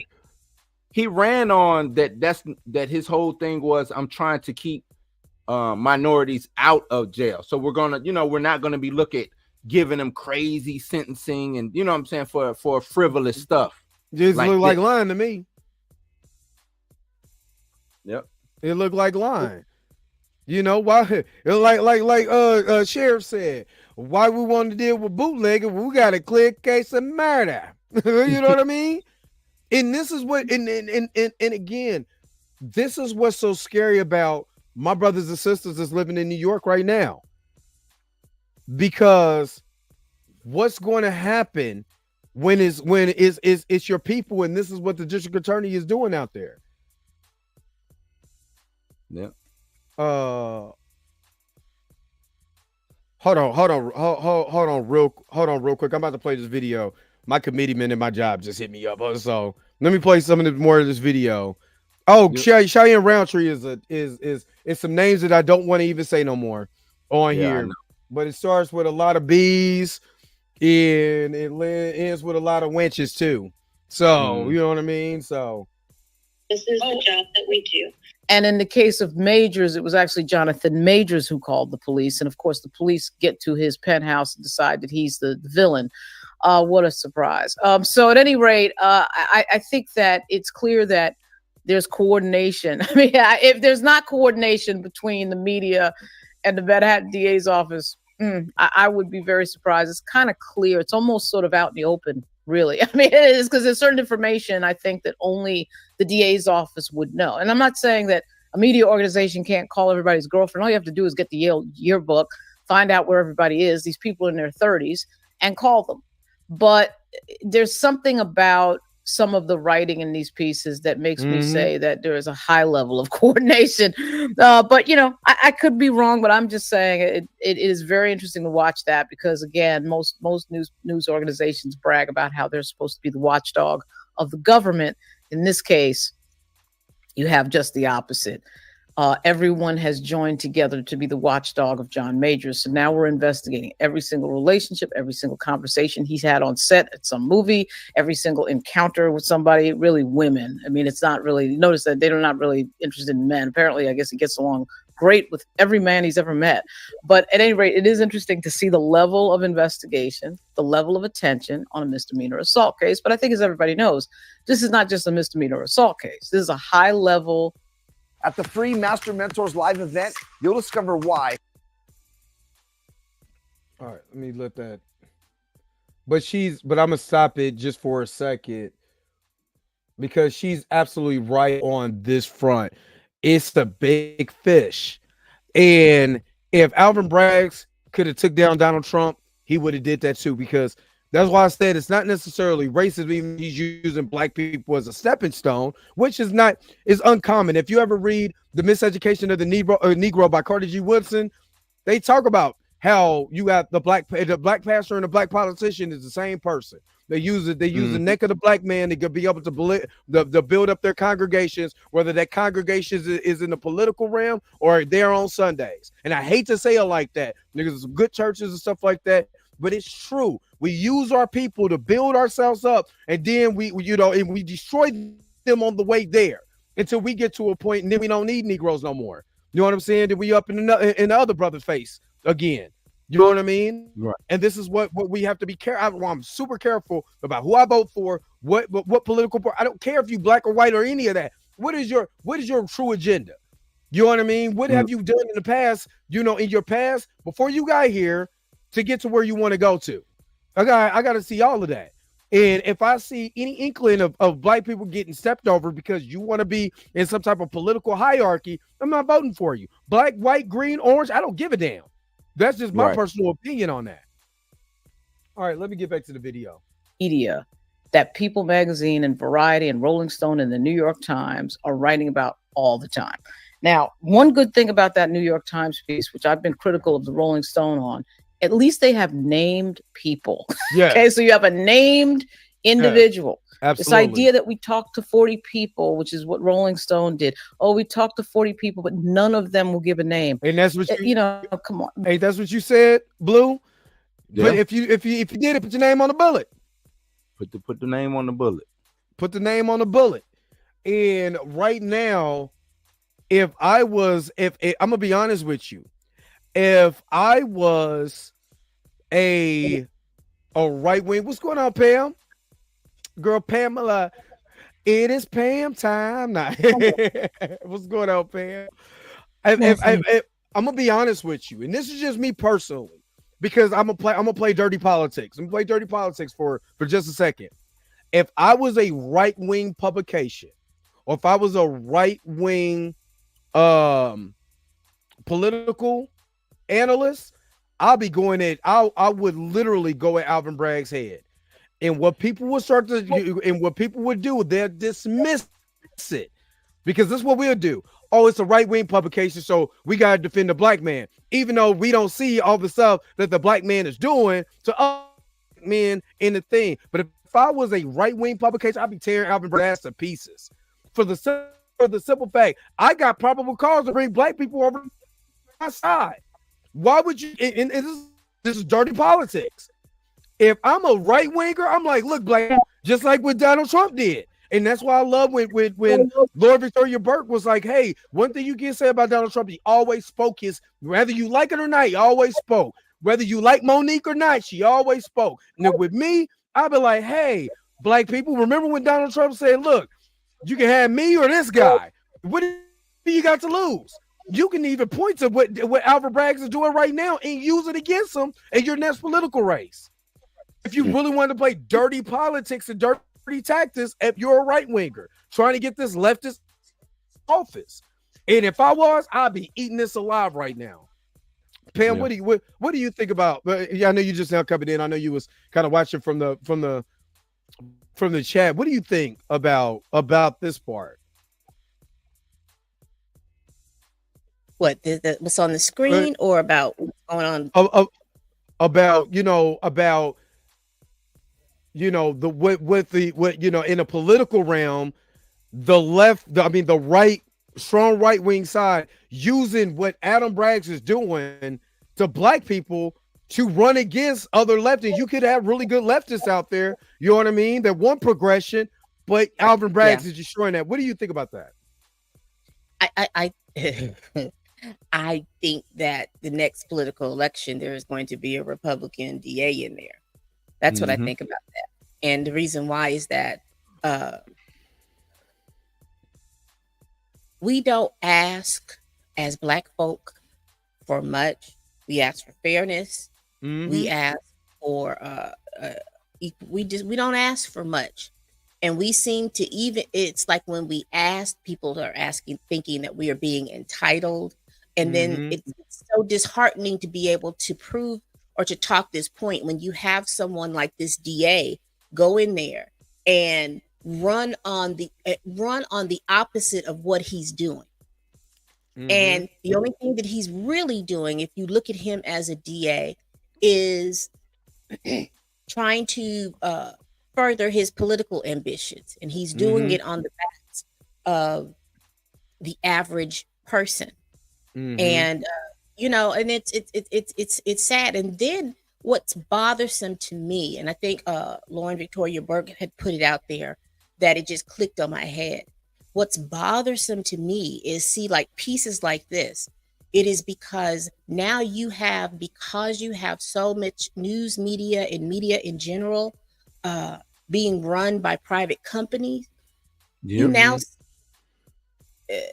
reporters and the DAs come together like Voltron to try to anytime that there is a gain with somebody else, there's a hit piece that comes out. Because remember, I've told y'all several times, there's a motion that's held, then it's stunts and shows, and then it's a hit piece. And that it has been true to anything. Because what happened the day before yesterday, or I think it was the day before yesterday, Thursday, I think it was basically an end run around the law. You knew that the judge was going to sit down and make a decision about what was going on. That wasn't good enough for you. You didn't want that. That wasn't good enough. And so you do a whole end round around that. And then you have to ask why.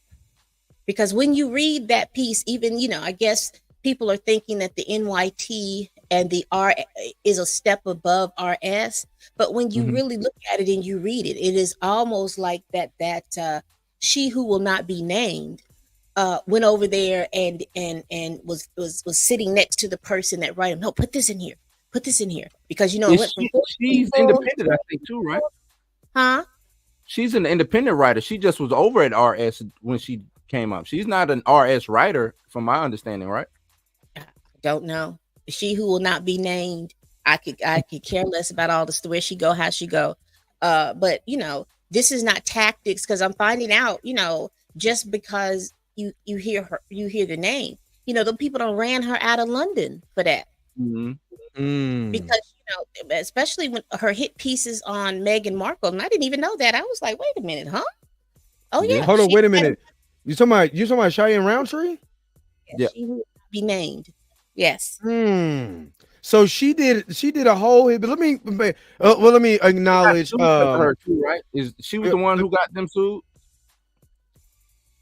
Let me acknowledge just real quick. Robin just gave 10 memberships, just gifted. Thank you so very much, Robin. You guys are incredible. Thank you so very much for gifting those 10 memberships. If Fahim just got his membership back, I appreciate that. Let me just give y'all something real quick for that. I really, again, from the bottom of my heart, I really appreciate y'all. Thank you. Hold on, what I'm gonna do? This one.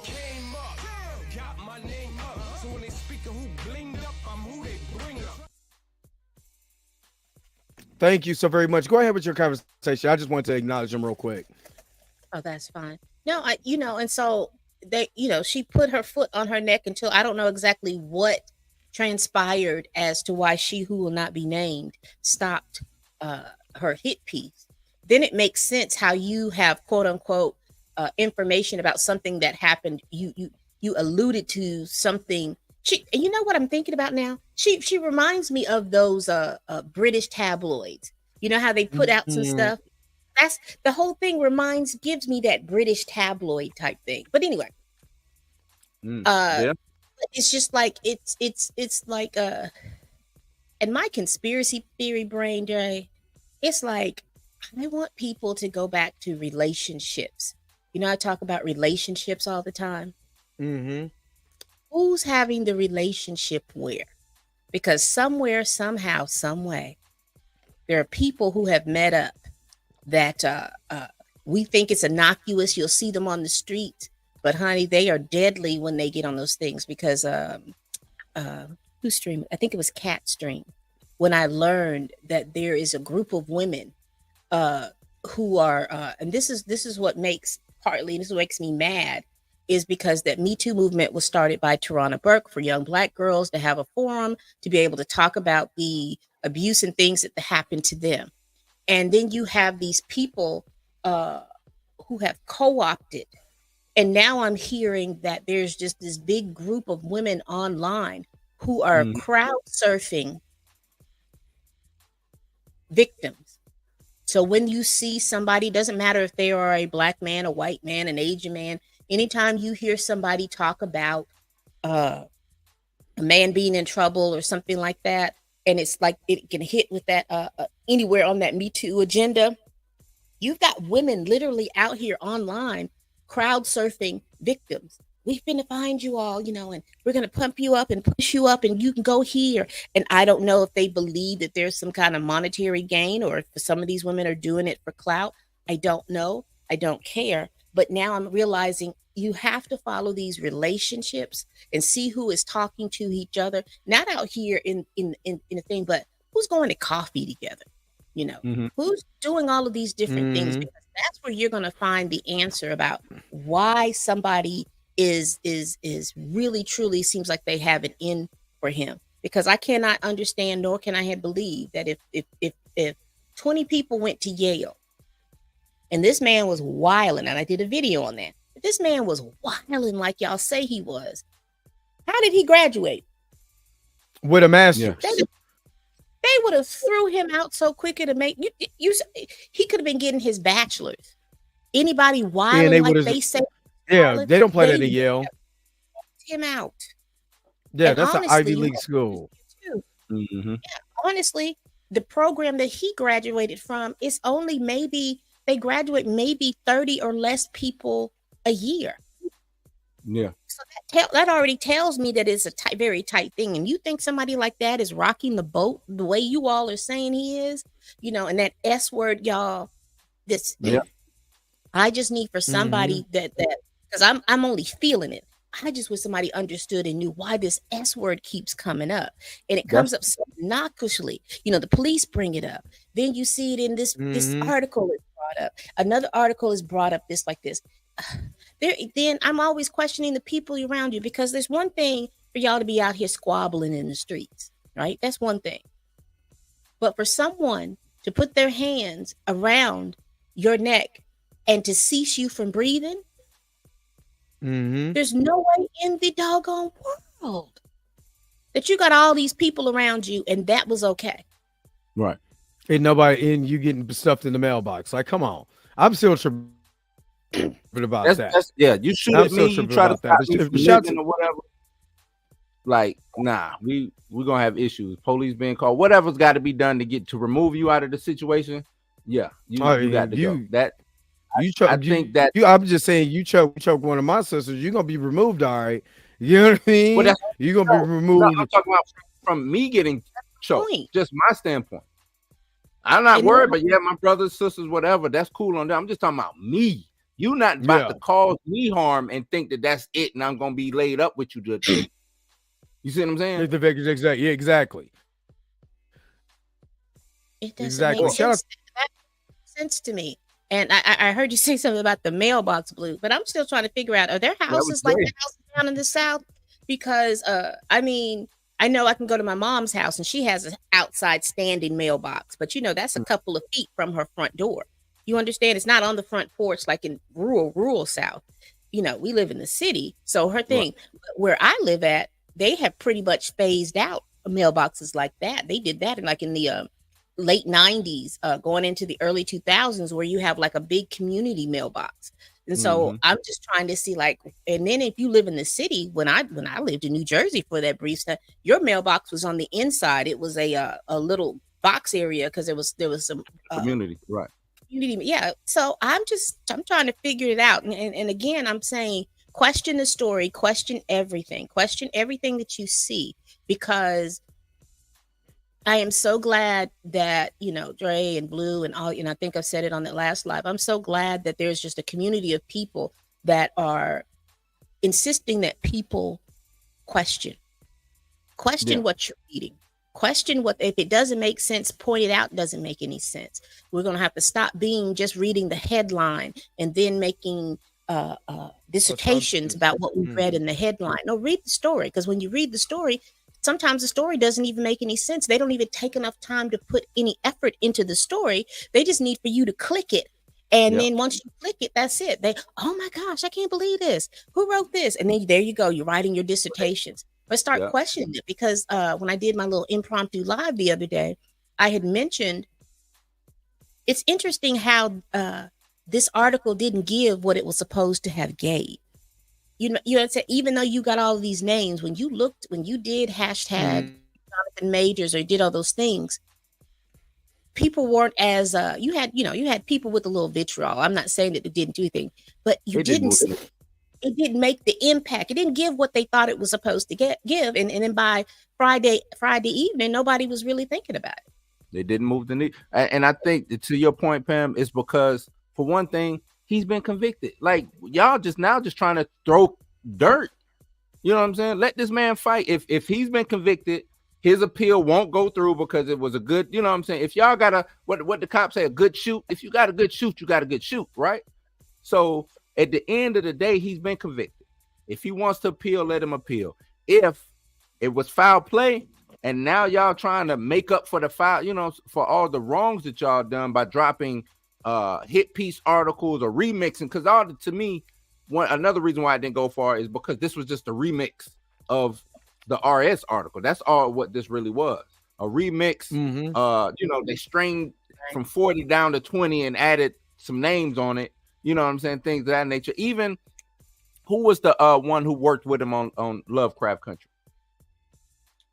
I can't remember her name. It was I can't remember who her name was. Pelia or something like that. Polini, something like that. I remember you and Kat, y'all looked them up. You know what I'm saying? And even the stuff that they were saying can be misconstrued. HBO didn't want to comment on that situation. You know what I'm saying? Why wouldn't HBO comment? HBO could have easily been like, yeah, we reprimanded Mr. Majors for, you know what I'm saying, yada, yada, yada. Because didn't they say that they did they took it up the line and let HBO know what was going on or something like that? But HBO didn't want to comment to make themselves look good in this Me Too movement atmosphere that we're in right now, this would have been an easy alley-oop for HBO to be like, yeah, we protect our actors on set, or yeah, we protect our crew on set, especially when it comes to something of this magnitude. We, you know what I'm saying, talked to Mr. Majors, told him yada yada, you know what I'm saying? And when I look at it like this, Lovecraft Country, he wasn't the biggest star. They act like he was talking about he was snappy to the assistant director. You snappy to the assistant director? I don't think people understand what the assistant director is. Well, you know what I'm saying? You know what it is, Blue, and I'm gonna be very, very real with you. You know what it is, because I didn't have the bandwidth to understand what it was when I was a young person working out in the different professional agencies that I have worked with. But there are just some Caucasian women, some women with Caucasian mothers and Black fathers. There's just some of those types of children that expect for you to speak to them in a certain way. Mm-hmm. If I used to have an issue and problem, I would go, and again, I didn't know a lot of these things that I know now. Age does bring a little wisdom. I didn't know or understand that I was an introvert. I didn't understand or know that. I just knew that I can go to work. I'm good in my office. I'll do the work that I have to do. I'll get up and I'll go home. Right. I remember going into a supervisor's office, this Caucasian woman saw supervisor's office, and she tended to reprimand me because I didn't go to lunch with them. I don't understand why you just can't go to lunch with us. I don't understand why you don't talk and do all of these things with us. And I said, I don't have a problem with anybody. I just like to come in, do my work, eat my food when I'm ready to eat my food, and be fine. Because I would go to my car and sleep when I would, we had an hour lunch. So I would go and sleep for 45 minutes, come back, be recharged, and go and finish back work.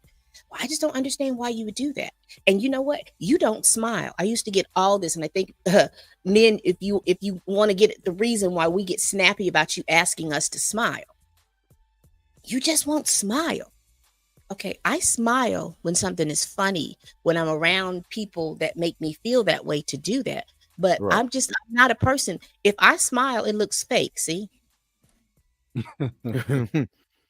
You know what I'm saying? So I'm not walking around here smiling. But all of that to say is this. They were expecting him to treat them some kind of a certain way. And it had to almost be to the point of babying and coddling, satiating, coddling their every need or how they're feeling for that day.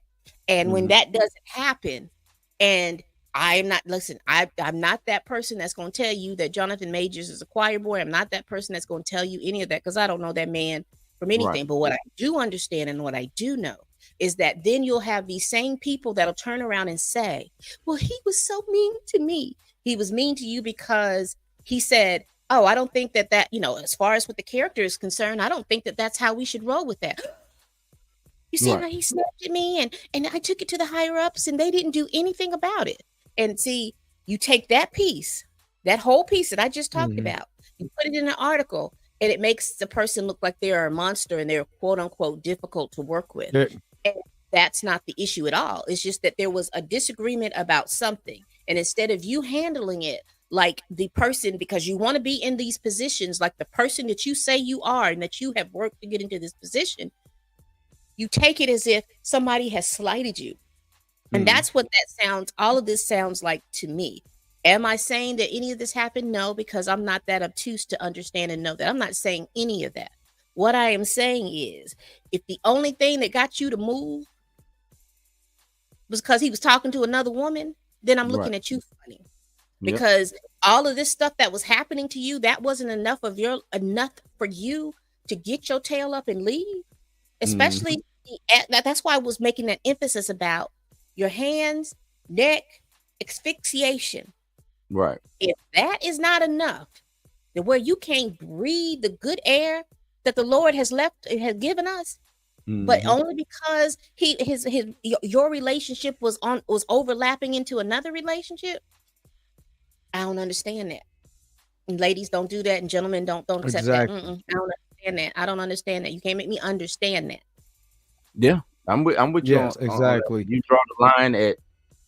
Oh, he was talking to another woman. Hold on, Blue. Hold on, real quick. Hold on, Blue. Hold on, real quick, because I had a bunch of super chats that came in that I haven't got to. So we get to the super chats, and then we can go back to that conversation. My brother, Super Six Shot. Thank you for the $5 super chat. Driscoll, thank you for the $2.79 Canadian super chat. I 100% believe he will be rehired as Kane. Encore, thank you so very much for the $4.99 super chat. Let's go, KC. I believe in time all will work out for Mr. Majors. I believe he will get back into everything the devil stole. I believe that too. And Dancy, thank you for the $2 super chat. Funny, none of his exes was called to testify, which was the biggest thing. And like you said, Pam, if you over here choking, if you're over here, you're the guy who can't stop putting his hands around folks' necks, and nobody said anything. Is you didn't call the police at the thing. That's why that information was not allowed in there, because with you talking about those types of crimes, it would be different, Dre, if one of those crimes the police were called and a report was made or something like that. I do think then all of those things would have been brought back in, but every last one of those things were unsubstantiated, and it was all from a woman that he dated that was upset about him at a certain time. And so you've had 10 or 15 years to besmirchify his name. Right. And you hear that, that they, but my thing is, again, if someone's stopping your airway, ladies, and you're still there, I don't understand that. And I don't understand the 9 or 10, 15 people around you only just want to talk to a news reporter, and there's no, I'm so curious about why is that okay? How would that have been okay if this is somebody that has been doing stuff like this since according to the article by She Who Will Not Be Named, he's been doing this since Yale. That's a good over 10 years. He's been doing this. Yeah, Pam, and that's the reason, not to cut you off, I'm sorry.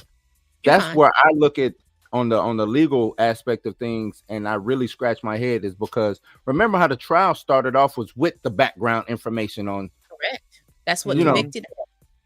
And I'm like, so that was allowed in, but y'all wouldn't allow this stuff. If this was important, and this, if it's true, or this is what I would really want it to be allowed in. This is what I would fight, claw, scratch, beat up, bribe to get put in. Right? And they did. I'm quite sure they did. Because you remember when She Who Not Will Be Named, when her right before the trial, they were talking about the London stuff. And this was right when Chaudhry was filing her motion to dismiss with her 23 pages. And get this, because I think a lot of us missed this. We just kind of read over it. You remember she said she had the opportunity, She Who Will Not Be Renamed, had the opportunity to read the 115-page rebuttal to the dismissal. Mm-hmm. Now you have an opportunity. Okay. You have an opportunity to read it. There was a couple of other of you that said articles that I read that they had the opportunity to read it. That lets me know already. The district attorney's office. Yeah, the district attorney's office has tapped someone, and I don't be certified. I'm just saying we didn't pay no attention. We didn't pay attention to that. But remember, they said the same thing about him. Why is Jonathan Major's team leaking this information to the insider? Because we're supposed to be getting here, but the insider has all this information now. They got leaked. So they were doing it first. And what basically happened is they're now getting busted. You know what I'm saying? On what they're doing, because your source is telling we had an opportunity to get that information right here and there. I had an opportunity to read it myself. Exactly. But is it a leak from their, you know what I'm saying? At the end of the day, me as you bringing charges to me. I ain't leaking shit. I can say whatever I want to say publicly. Yeah. Or in court. But that was, remember, that was the big thing that, to me, the Alvin Bragg's team was so petrified about. Because if they would have got that, if we would have saw the video first, let's just go back to March 25th. A week later, we would have got a video of her chasing this man down. We would have had a video of the body cam footage with the audio. with the exact of the cop doing this or whatever, does it not change the perspective of Jonathan Majors of what happened that day? Does it not change the actual narrative to everybody? We ain't talking about Coretta Scott King. We're talking about what happened on March 25th. Would it change the whole trajectory of this whole entire trial? I think there was some type of motion or something set to where that couldn't be leaked because they didn't own those. Everything that Jonathan Majors leaked or supposedly leaked, he owned. It was his stuff to leak. The prosecution never gave the defense the information so that they could leak the information. That's right, because it was holding it.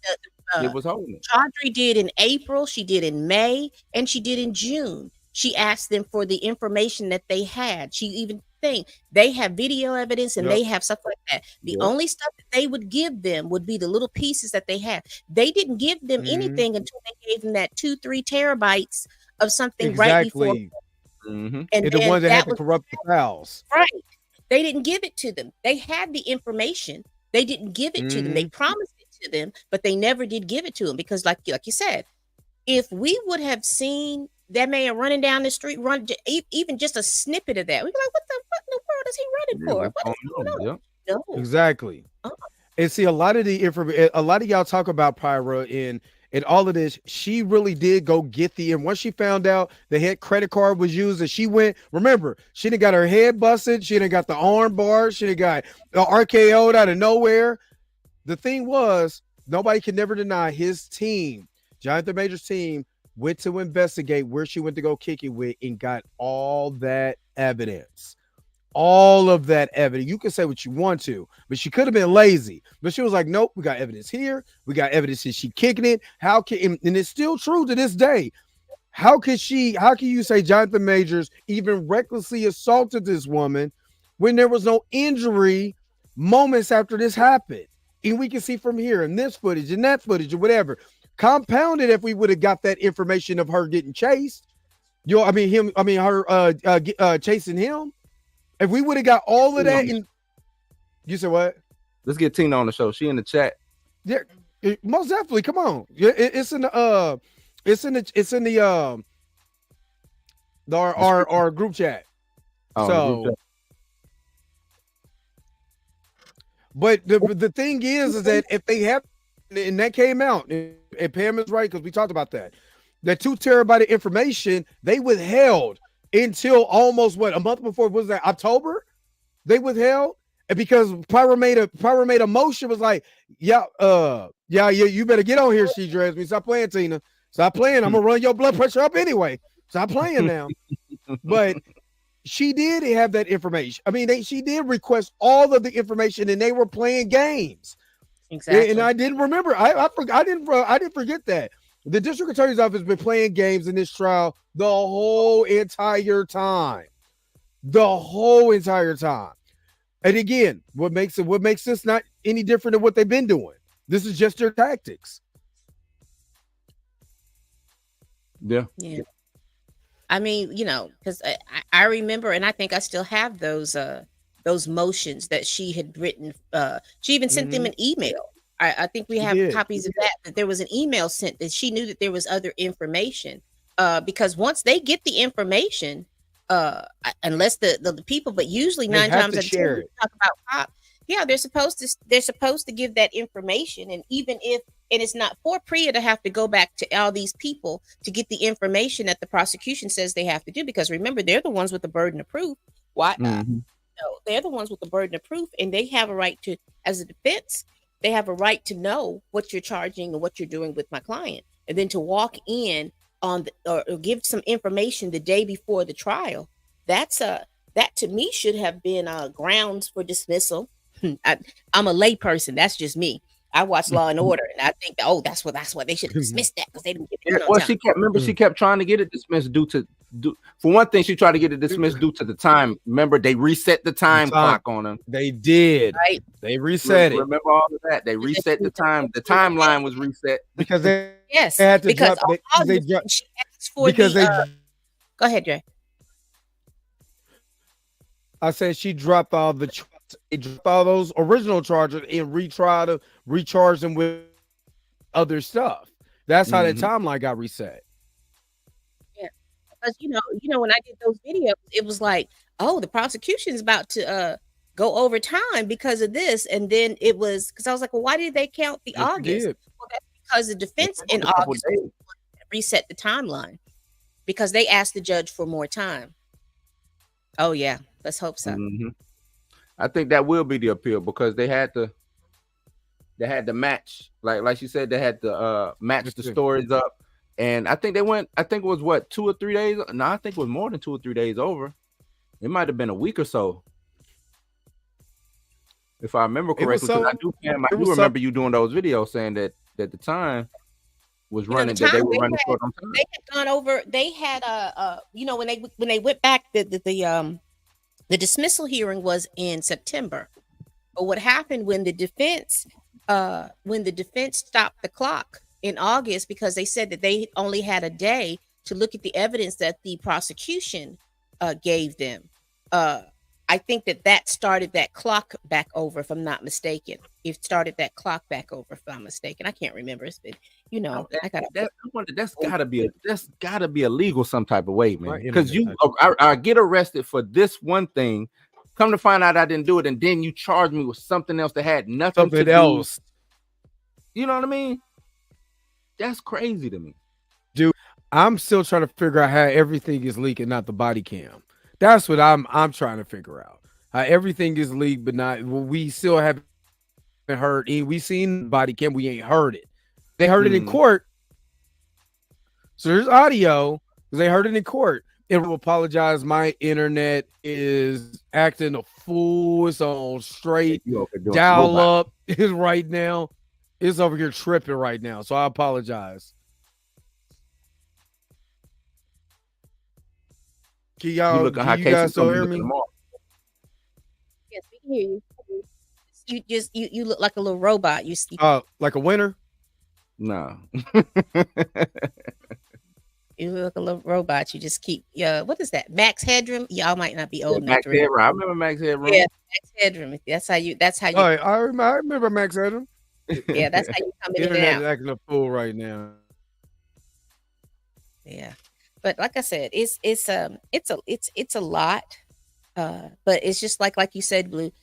They're already been convicted. This tells me that there's something that they're afraid of. What are they afraid of in regards to the judge's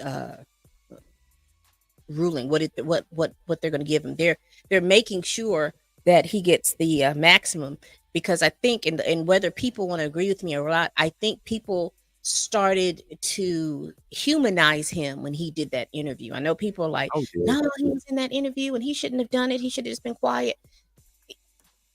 Look what happened. He still would have been quiet in all of this. All of this was going to happen regardless, because it's always be a pattern. It's almost like we're telling people, oh, you can't defend yourself. Wait till they convict you. Fight until the end, and fight till you can't fight anymore. I don't understand what that is. I don't understand that. Oh, well, why are you doing it? You need to wait. Like, no, I need to do it as I do it. Misdemeanor. It started off again with the S word. And a couple of those things when it first started off was, one of them was a felony, if I'm not mistaken. Mm-hmm. One of them was a felony. So you're talking about someone who had the ability to be in prison for 5 to 10 years behind it. Yeah, some real time. The text message, the initial text message that Chaudhry released, people were worried about the middle thing, but you know what I was worried about? There's no note, only you will know. But in the middle, she kept saying about this strangulation. No, that's not right. That's not right. And I told them that wasn't right. And so that made them have to step back and say, okay, she's not going to be on ball with this. And we don't have this information here. So they're going in and out and in and out. So it's like, oh, okay. And this is just in my conspiratorial head. Someone needs to go and investigate him, but we can't do it because if we do it under the guise of being the prosecution, people will clam up. Who can we get? She who will not be named. We can get those. And again, this is just conspiratorial. I don't have any proof. It's alleged. I don't have any proof that none of this stuff happened. This is just the way I'm trying to process information. And so you get that person and they need something quick. They need something really quick because there's inroads with this case getting to be, people are moving on this one particular side. And then we come up, well, we talked to 40 people, but we only have information from, say, 20 people. Mm-hmm. Then you put the article out. We spoke to 40 people who said that, who implied that this man has been wilding out from in New York City and Yale. Okay, that changes all the about need. the tri-state area. Yeah, he's just out here just wilding, just up and down the streets, just S-wording. It's almost like he had an S on his chest, and he's just Every running woman around. he come across, he just just doing stuff. He's just every person, woman he talks to, he's mean. He won't talk to me. I don't even. And that's what was giving me, oh, he's mean because of the not smiling. Remember when I was talking about the not smiling, and then people interpret you not smiling as you being mean. And I grew up with parents that were born in the silent generation, and their parents were part of the, I don't know if they call what they was, because their parents were born in the early 1900s, 1910, 1915. Mm-hmm. And I grew up with parents who were part of the civil rights movement, and I'm Black and I'm proud. And they would tell me all the time, you don't smile unless you have something to smile about. You ain't got nothing to smile about. You ain't got to stand there smiling. That's because they came up having to always smile when they were around a certain section of people. I am not your Negro, all of that. Yeah. Mm-hmm. Yes, they had to do all of that. So I don't, but again, you see how funny that looks? You see how funny that looks? Yeah. They want you to be the walking ministry show. Yes. When you see me smile, you'll see it looks there. So for me to be sitting here all day, hey, how y'all doing?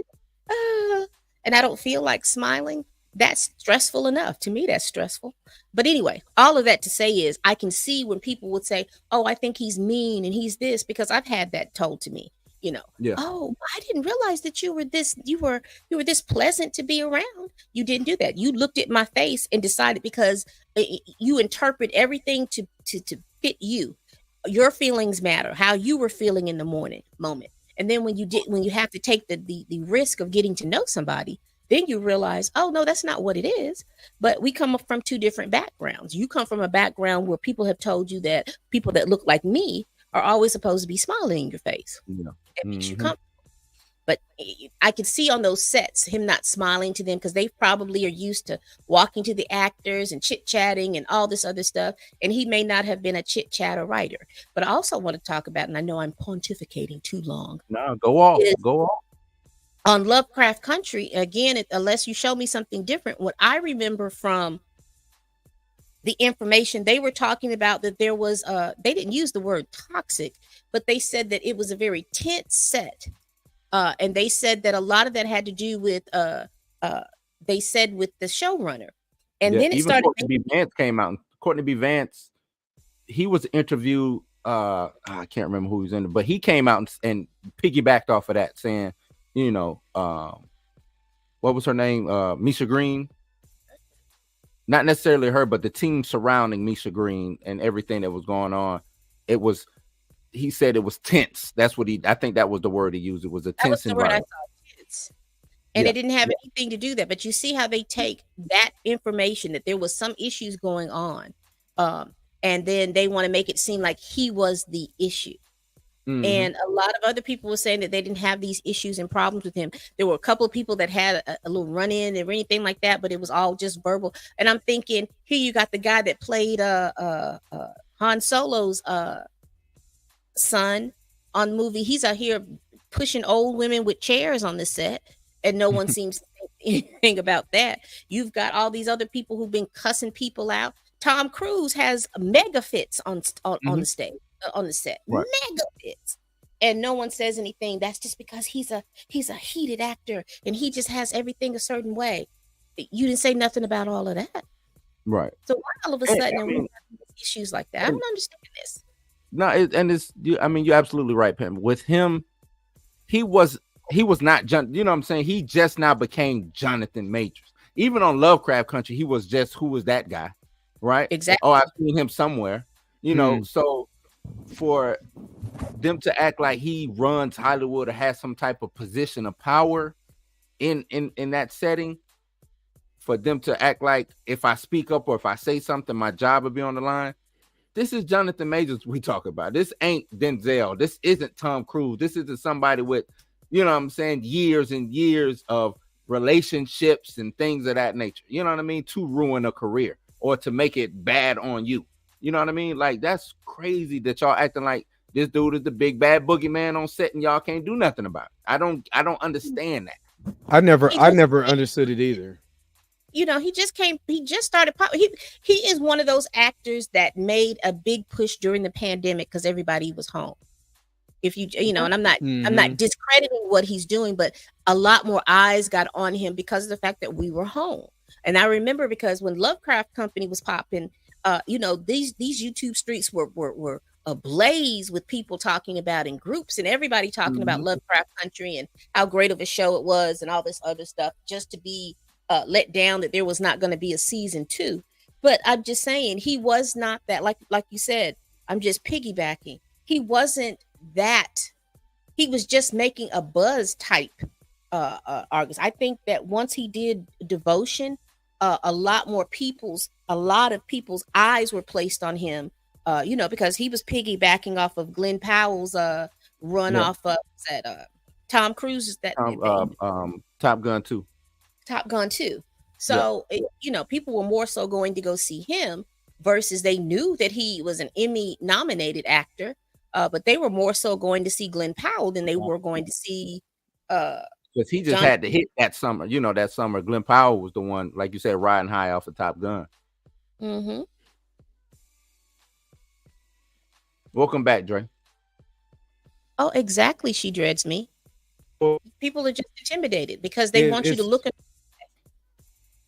I'm willing to bet you. And can you imagine being Misha Green and her team being over a big, huge budget at HBO, and then certain people that look certain ways have been used to people looking like them, and then now they're having to take direction for somebody in their team that looks the way that her team looked? Can you completely imagine how? Because people have their own set biases and prejudices from what they've been taught and what they've learned. We have our biases and prejudices from how we are taught and learned. Can you imagine that kind of clash? I'll say culture clash. It's a culture clash. Yeah. And to me, ain't nothing wrong with it. Like that's how you learn, you know what I'm saying? You learn and you get to understand other people.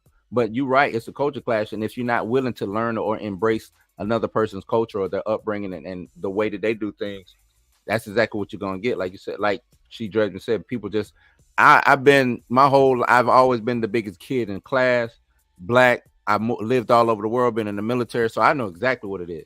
I'm 6'2", 220 pounds. I know exactly what it's like for somebody to walk in the room like, oh, what's up, big fella? Like, why are you calling me big fella, dog? You know what I'm saying? Like, why? You know what I mean? Like, I get it. I totally understand all of that.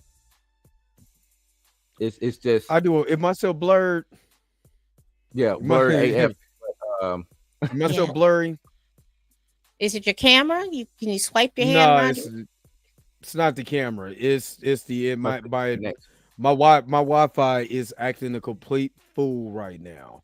Now I'm gonna really tell how old you are. You over there on that 56K baud. Yeah, I'm over here. Look, I had to go down, unplug it. You know what I'm saying, and plug it back up. I had to call AT. I had to call Southwestern Bell and ask them why my dial-up not working.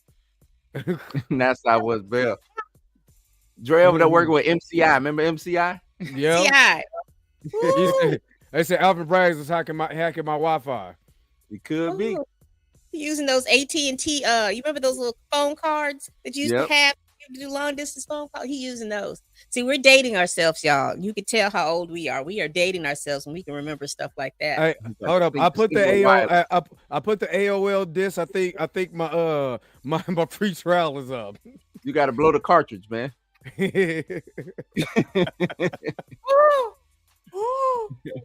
Yes. Oh, you talk about struggles. We thought we were doing something back then. Oh, yeah. Remember, it took you 3 hours to, if you partook in those illegal download activities, took you 3-4 hours to download a song. You really had to want that song to sit there and almost blow up your computer just to download a song. Okay, so y'all can hear me. It's just everything else was tripping. Yeah, we hear you good. Clear on the audio. So Pam, you said something that was interesting earlier. you talked about your experience with a white coworker who asked you, why don't you smile and why don't you come hang with us and all of this. And I'm gonna share this experience when I worked for T-Mobile. And yes, I'm calling them out because I'm never coming to work with y'all ever again, so I don't care. But I work for T-Mobile, and I work with 3 white female supervisors. My head supervisor and both their assistants were all white women. And anytime that I got frustrated, I'm not yelling, I'm not arguing, I'm just frustrated. You know how we get. We be like, come on, man. What? For real? Come on now. They will always be like, why are you so angry? Why are you you don't have to get loud like that. I'm like, I'm not being loud. This is ridiculous. You need to calm down. You need to stop this. And I remember I'm gonna tell y'all the truth. What happened to me while, because I got robbed. I got strong arm robbed in my house, right? We used to have a recycling bin with recycled phones in there, right? And these are all phones people just throw in the bucket. No, nothing, no anything. Just throw them in the bucket. So I went after I got robbed because they took my phone. They took a bunch of stuff. Got a phone out of there, a little water damaged phone, put my SIM card in there. They fired me for that.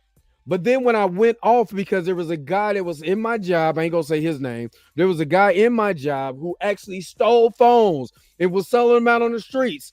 They didn't fire dude, but they were telling me to calm down. And why am I acting like this? And we're going to call the police. You know what I mean? It's like, when you're black, you always, and I'm not saying this is to all white people or whatever, because there's white folks that yell and all of that stuff. But when you have a situation like that, you feel a certain way. You like, I don't know if I can't express myself. I can't get upset because y'all gonna look at me like I'm the craziest person in the world. And that's what they were making me feel like I'm so crazy. I'm so, you know what I mean? And y'all are literally, doing me wrong, but I can't have a feeling. I can't have an emotion. And we literally got to walk around like we got to take their shit. And you get tired of that. You literally get tired. It's frustrating when you're black and you can't experience what everybody else can experience because they label you. They don't have to. That's why I said with this, it's modern day lynching. You don't have to put a brother on the tree and say, hey, look, let's go look at him. All you got to do is just destroy him in the public eye and make him look like he's the craziest person in the world. Make her seem like she's the craziest person in the world, no matter what is done to that person. Whether, this is the way to justify it. We've seen it with George Floyd. We've seen it with, like I said, with Sandra Bland, the angry black woman. That's the other biggest trope. A black woman can't show her emotions because now you're angry. When you said, why don't you smile? Why are you looking like that? Why do you always have a resting bitch face? You know what I mean? Just because I don't want to be up in your face. I want to come here, go to work, and go home. You know what I mean? But you can't do that in certain places when you're black, and it's obnoxious. And folks wonder why your blood pressure is high. Folks wonder why you have anxiety. Folks wonder why you suffer from certain. You're not even allowed. And then that's without the.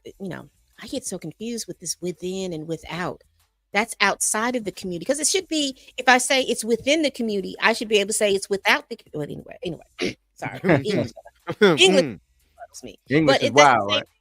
You get that outside of community, and then when you get inside your community, you get this, oh, well, you're not supposed to have anxiety or this or be an introvert or that or all of these different things. And then we wonder why our blood pressure is high.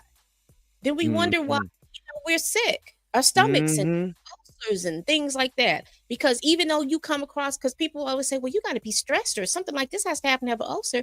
You don't even realize that you're stressed. Because you're having to deal with, as black women, we have to deal with all these microaggressions from other people.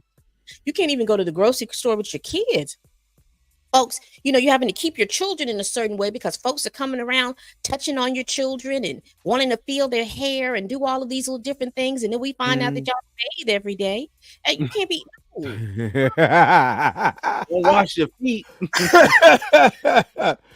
And But Pam, I understand, because even in the profession that I am now, there's so many times that I have to cuss them out professionally.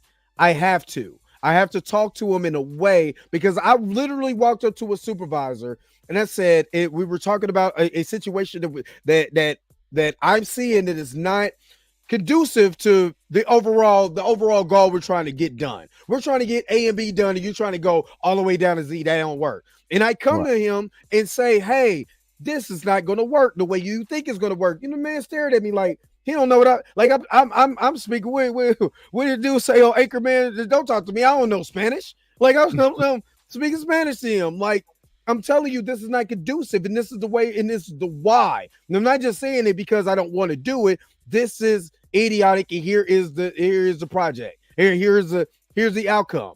And he's sitting there just staring at me. You know what I'm saying? Like, what are you talking to me for? You know why it was staring at you? It wasn't even what you were saying. It's just the fact that you had the audacity. The audacity to say it. The audacity to, and then again, look at what people were saying with Jonathan Majors. Look what people were saying with Monique. And these are two good examples of Hollywood. One person saying, hey, let me go out and let me say what I feel, and I'm gonna continue to say what I feel. I'm gonna continue, whether you like me or not. I don't give a damn if I ain't told jokes in 10 years. What these people are doing is wrong, and I'm gonna continue to say that. You got black people's like, shut up and go tell a joke. This is what you got. This is what DL. This is why I was pissed off at DL. But then we get mad when the white woman from Fox News told LeBron James to go shut up and go dribble a ball. We ain't trying to hear what you got to say. But then you got the flip side of Jonathan Majors finally expressing himself. Well, why you didn't say nothing in court? Why you didn't get on trial? Why? No, I'm saying my stuff now. But you allow the accusers to come up and say, or these alleged accusers to say what you want to say, and you run with the story.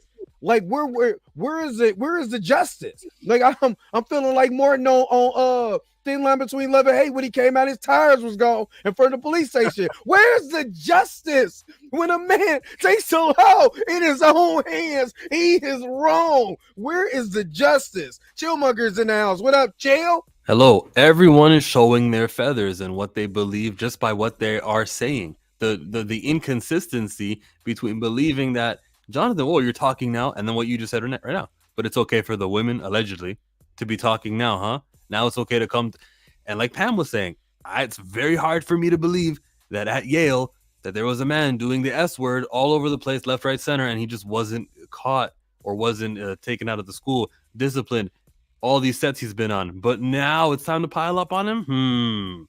As nothing's adding up to me. And everyone who's choosing the side of comedy, and I mean, it's one thing if you do comedy, but at least you're also telling the truth about the matter, but you want to laugh hee ha ha about the credit thing at the same time. I can respect that. But when that's all you're doing and you're just trying to belittle this guy, what an opportunity to make jokes, and then you're missing the bigger picture. And I didn't see Danny. You're not picking up.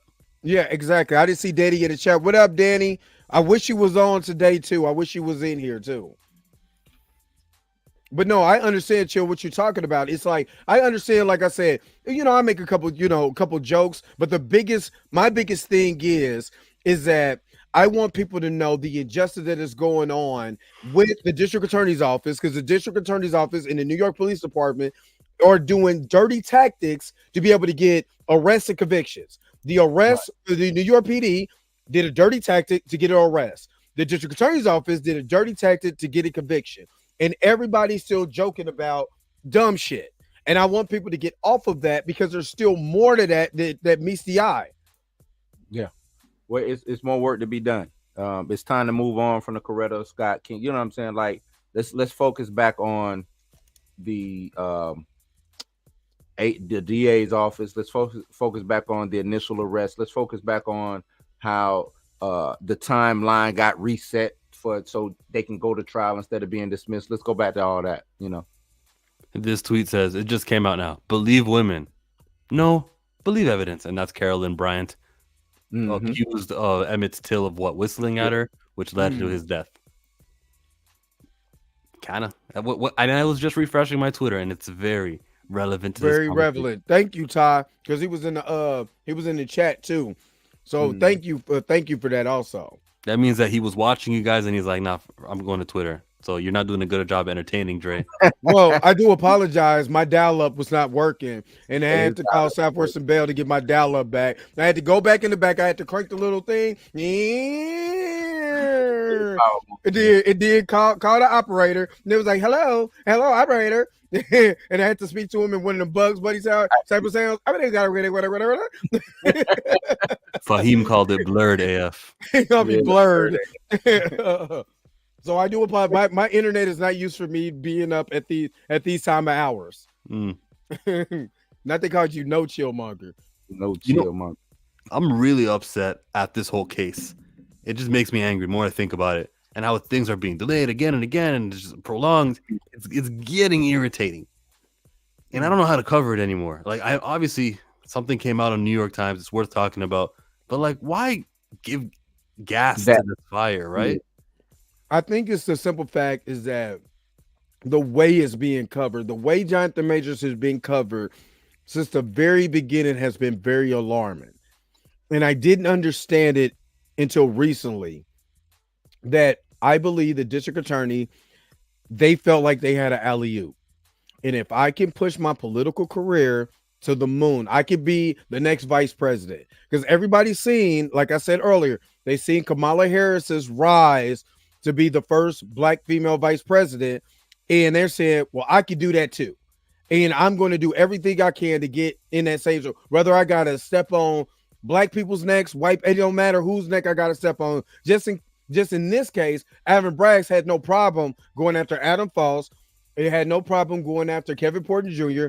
And Jonathan Major was just the biggest fish that he possibly had. And now that he has a super big fish, he's using this to get his career on the ground. And that's what I'm looking at. I think Club Shay Shay is the solution. We looked at a lot of interviews in the last couple of weeks that have been hot coming out of there. The Usher one, Monique, Cat.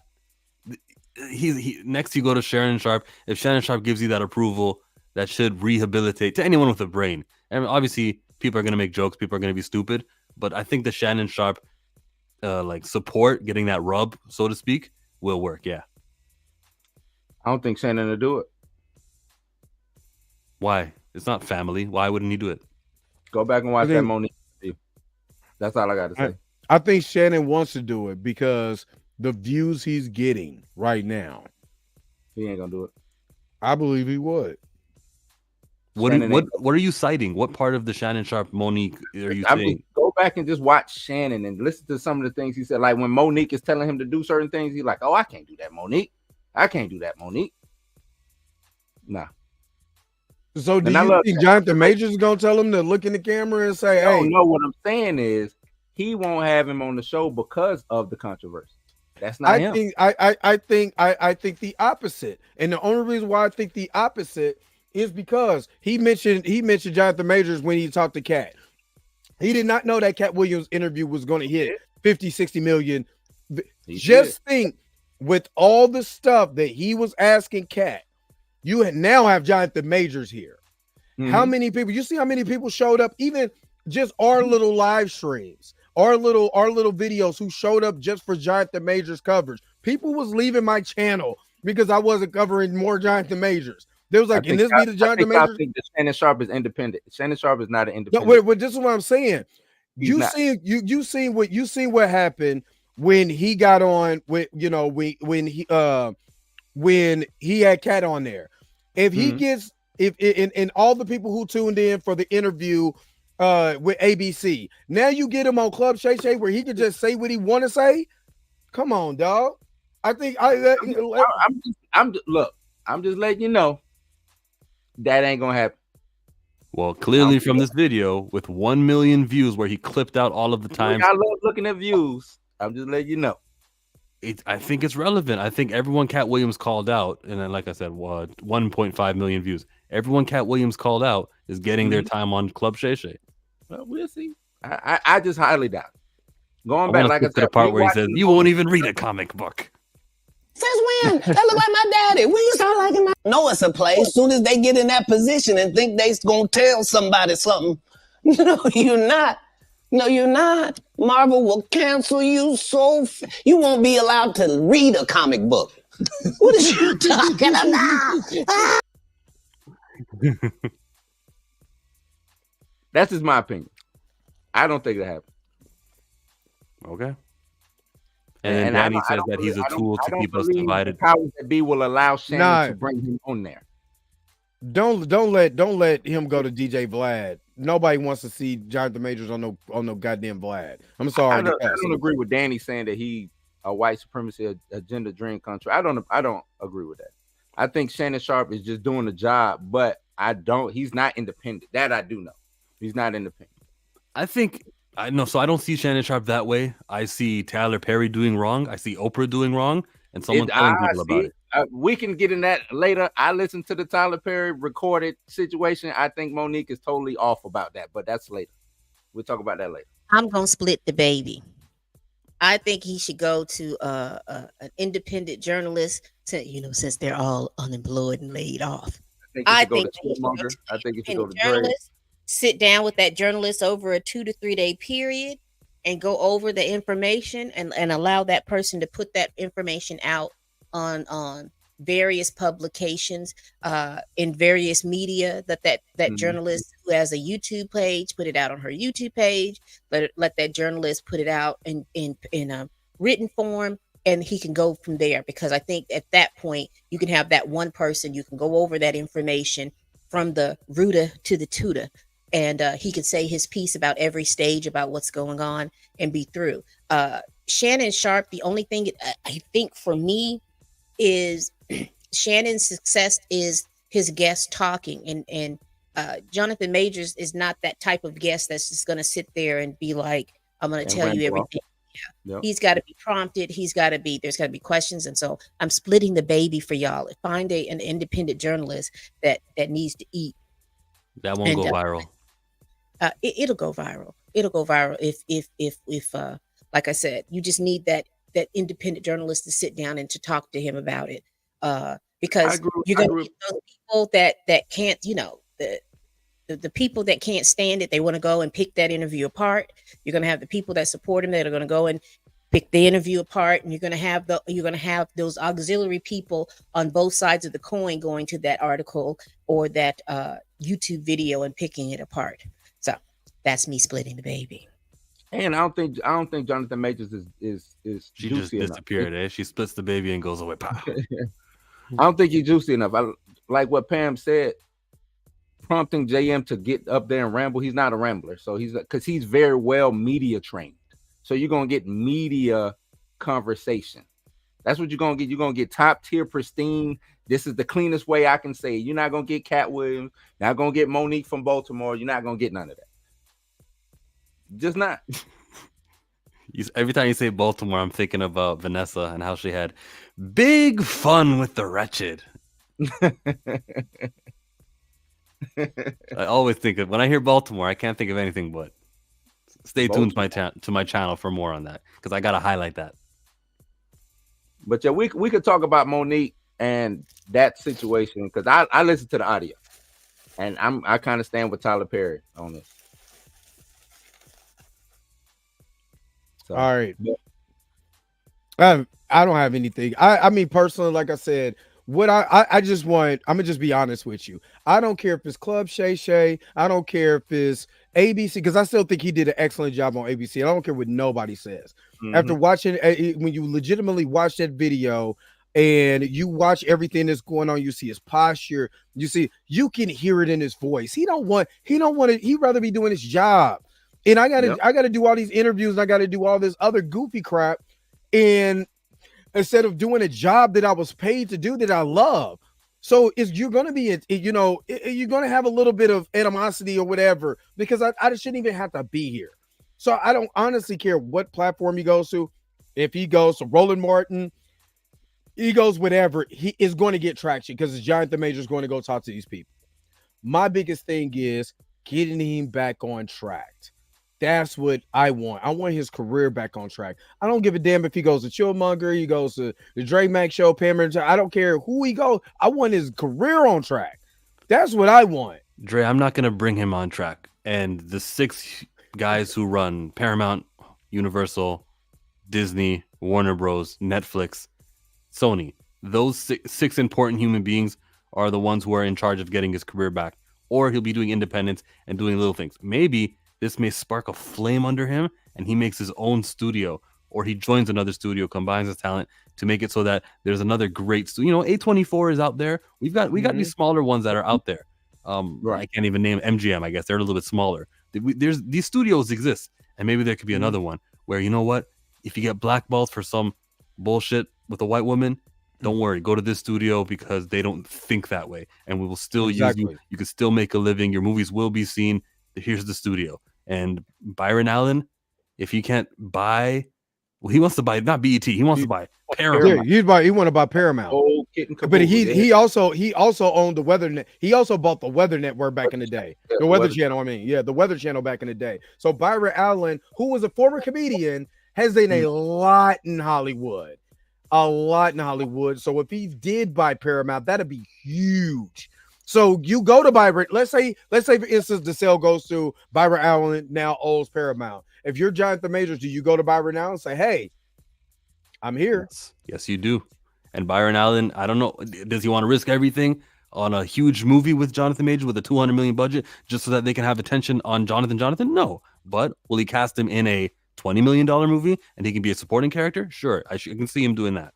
I would do that. He's gonna have to have a sponsor, though. What'd you say, Pam? I was saying, even with that, because you named the six studios, the head studios. Realistically, even though those people make the decision, it is always either the gatekeepers that are down here trying to keep people out of the gate, or it's even if you get in the gate, there is going to be people talking about, "Oh, you can't work with him," and that portion of the studio is where I think he's going to have more problems. Can he go to those big executives? Absolutely. Because if he had the deal that he had with Disney, I'm quite sure he can go to those different things. But what my best analogy is he knows how to go and sit amongst the landowners. It's the doggone folks working in the field that's giving him too much problem. And he's going to have to figure out how he's going to have to do all of that. So Blue, I know you said that you listened to the audio, the audio from Tyler Perry, right? Mm-hmm. But what did Monique kept saying is the biggest thing to me. If Lee Daniels comes out and says, and I'm not bringing up Monique and I'm not bringing up the situation, Agree, it's just picking up. I'm just going off of what Pam says. If the powers that be said you're difficult to work with, how is it going to be able, if this particular higher power said you're difficult to work with, and then that piggybacks off of everybody. Now everybody doesn't work with you because you're difficult to work with, then it does serve in the best interest of what Chill is talking about, is maybe getting with somebody and starting your own A24, or you're starting your own JM Enterprises, or whatever you want to call it, so you can make the films that you want to get. But who's going to be that one? But who's going to be that one who's going to offer him that job? Is it going to be, I mean, we still got the Spike Lee joint that's coming, but you haven't heard anything about it. Hell, Denzel and Spike about to work together. You ain't heard nothing about Jonathan. And what Monique did say is that a lot of people didn't say nothing about Monique for a long time after she got blackballed out of Hollywood. Aren't we seeing the same thing with Jonathan Majors now because people want their check? Well, I would advise you go listen to the audio. But with Jonathan Majors, he's going through trial and everything right now. So as of right now, yeah, I totally agree with you. It's hard for executives or people who matter to sit down with Jonathan Majors and say, "Hey, we got you." Until all of this, all of it's over.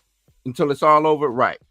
Monique, on the other hand, that's a different story. If listening to that audio, I'm not going to say whether she was blackballed or not, but I don't think it would have stopped her from working. He didn't, out of his own mouth, out of Tyler Perry's own mouth, he didn't say she was. He said he had a. Go listen to the audio. Well, I'll listen to the audio, but no, I want to get back to, because Ezra Miller, all of it, he was literally illegal allegations and all of that, and still was working white for Warner Brothers. White privilege. But he's white. He's white. Now, this is the contrast between them two is, and I'm totally on your side with this. Marvel should have gave him the same treatment. Hey, we put it, we got him going. He is in some type of treatment plan for depression or what, same way they did Ezra. They could have did the same thing. I totally agree with you on that. I think that was I give him kudos for they still haven't put out a statement on him or say that he was a bad guy or whatever. You know what I'm saying? Anything like that. I give him kudos on that. But at the end of the day, y'all could have backed this brother. Y'all could have sat and said, hey, this is our guy. Until we get a verdict, this is our guy. We working with him. We got him in, you know what I'm saying, this program, that program. We're trying to make sure that he's right. The same way that they did, like you said, the way they did Ezra. It is, and like Tareen said, guess what? Jonathan Majors didn't check, and I'm always a lot of people don't understand the DEI situation. Jonathan Majors didn't check the DEI boxes. Ezra Miller did. So if Jonathan Majors was a Puerto Rican small person, hold on, wait a minute. If Jonathan Majors was a Puerto Rican small person that was part of the LGBT community that had revitiligo, he would have been all right. Yep. Or disability. Yep. He checks all the boxes. Yep. he checks all the boxes. You guys seen the boxes, right? You guys don't watch my videos. Have you not seen the boxes? I've seen the boxes, too. I've seen the boxes. I've seen the boxes. I've been on this DEI stuff for a while now. You know what I'm saying? Like, and I'm not saying that DEI is bad or whatever, but they go about using DEI the wrong way. And I don't know. I've been on the whole DEI situation for a long time. Too. This is before everything that came out. Even, what's her name? Diana Ross's daughter. What's her name? Tracy Ellis. Yeah, Tracy Ellis just came out and said, "Hey, you try to get away from DEI and all this other stuff. They're not picking these movies. You know what I mean? That's what about. They're not. We're writing these scripts. We got this stuff in hand. They don't want to do it. You know what I mean? And you can't make these people do what they don't want to do." So what do you do after that? Do you create? You talk about Tubi, but you know what I mean? You get one bad Tubi movie that everybody don't want to come to Tubi because your movie was filmed on a Samsung flip phone. You know what I mean? So what do you do? Indie. Yeah, indie. You could just go indie. You go indie. Magazine Dreams was indie. Yeah. It got picked up. You know what I'm saying? Go indie. These are the inclusion standards. I'm not going to hijack the whole stream, but as you can see, the inclusion standards for on-screen representation, you got to meet 3 of these 5. So 3 of these: a character 50% or more, are regular reoccurring written characters, come from underrepresented groups. Keyword underrepresented doesn't mean your skin tone needs to be dark. It can mean you can be Latino and you can still be white. You could be an Asian person when your skin, you know what that looks like. You could be a woman because they're underrepresented and you can be white. The actors are 50% or more, or regular reoccurring actors come from underrepresented groups. Secondary characters, meaningful inclusion, but there's secondary characters. Meaningful inclusion of underrepresented groups as secondary or more minor on-screen individuals, including background actors. You guys ever seen a movie and just went, "Fuck, this shit's so racist. I just wish there was more inclusion in the background." Series premise, meaningful integration of underrepresented groups in overall themes and narratives. Bro, if this movie is white, keep it white. I don't need a theme of inclusion, just storytell, okay? Episodic storytelling, ongoing meaningful integration of underrepresented groups in episodic themes and narratives. So this is per project. The problem is that it's per project. Instead, you should be like, okay, look, some of our movies this year on our slate, it's going to be pretty Caucasian, and that's okay. But we're going to have like empowering black ones. That's how you should do it. Not per movie. It's a pie graph that needs to be matched. So 3 out of 5 for this movie, 3 out of 5 for that movie.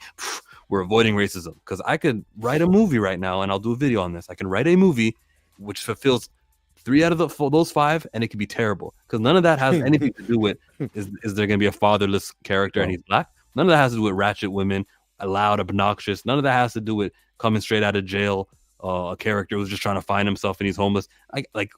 Representation is important. So these inclusion standards are warped. I hijacked.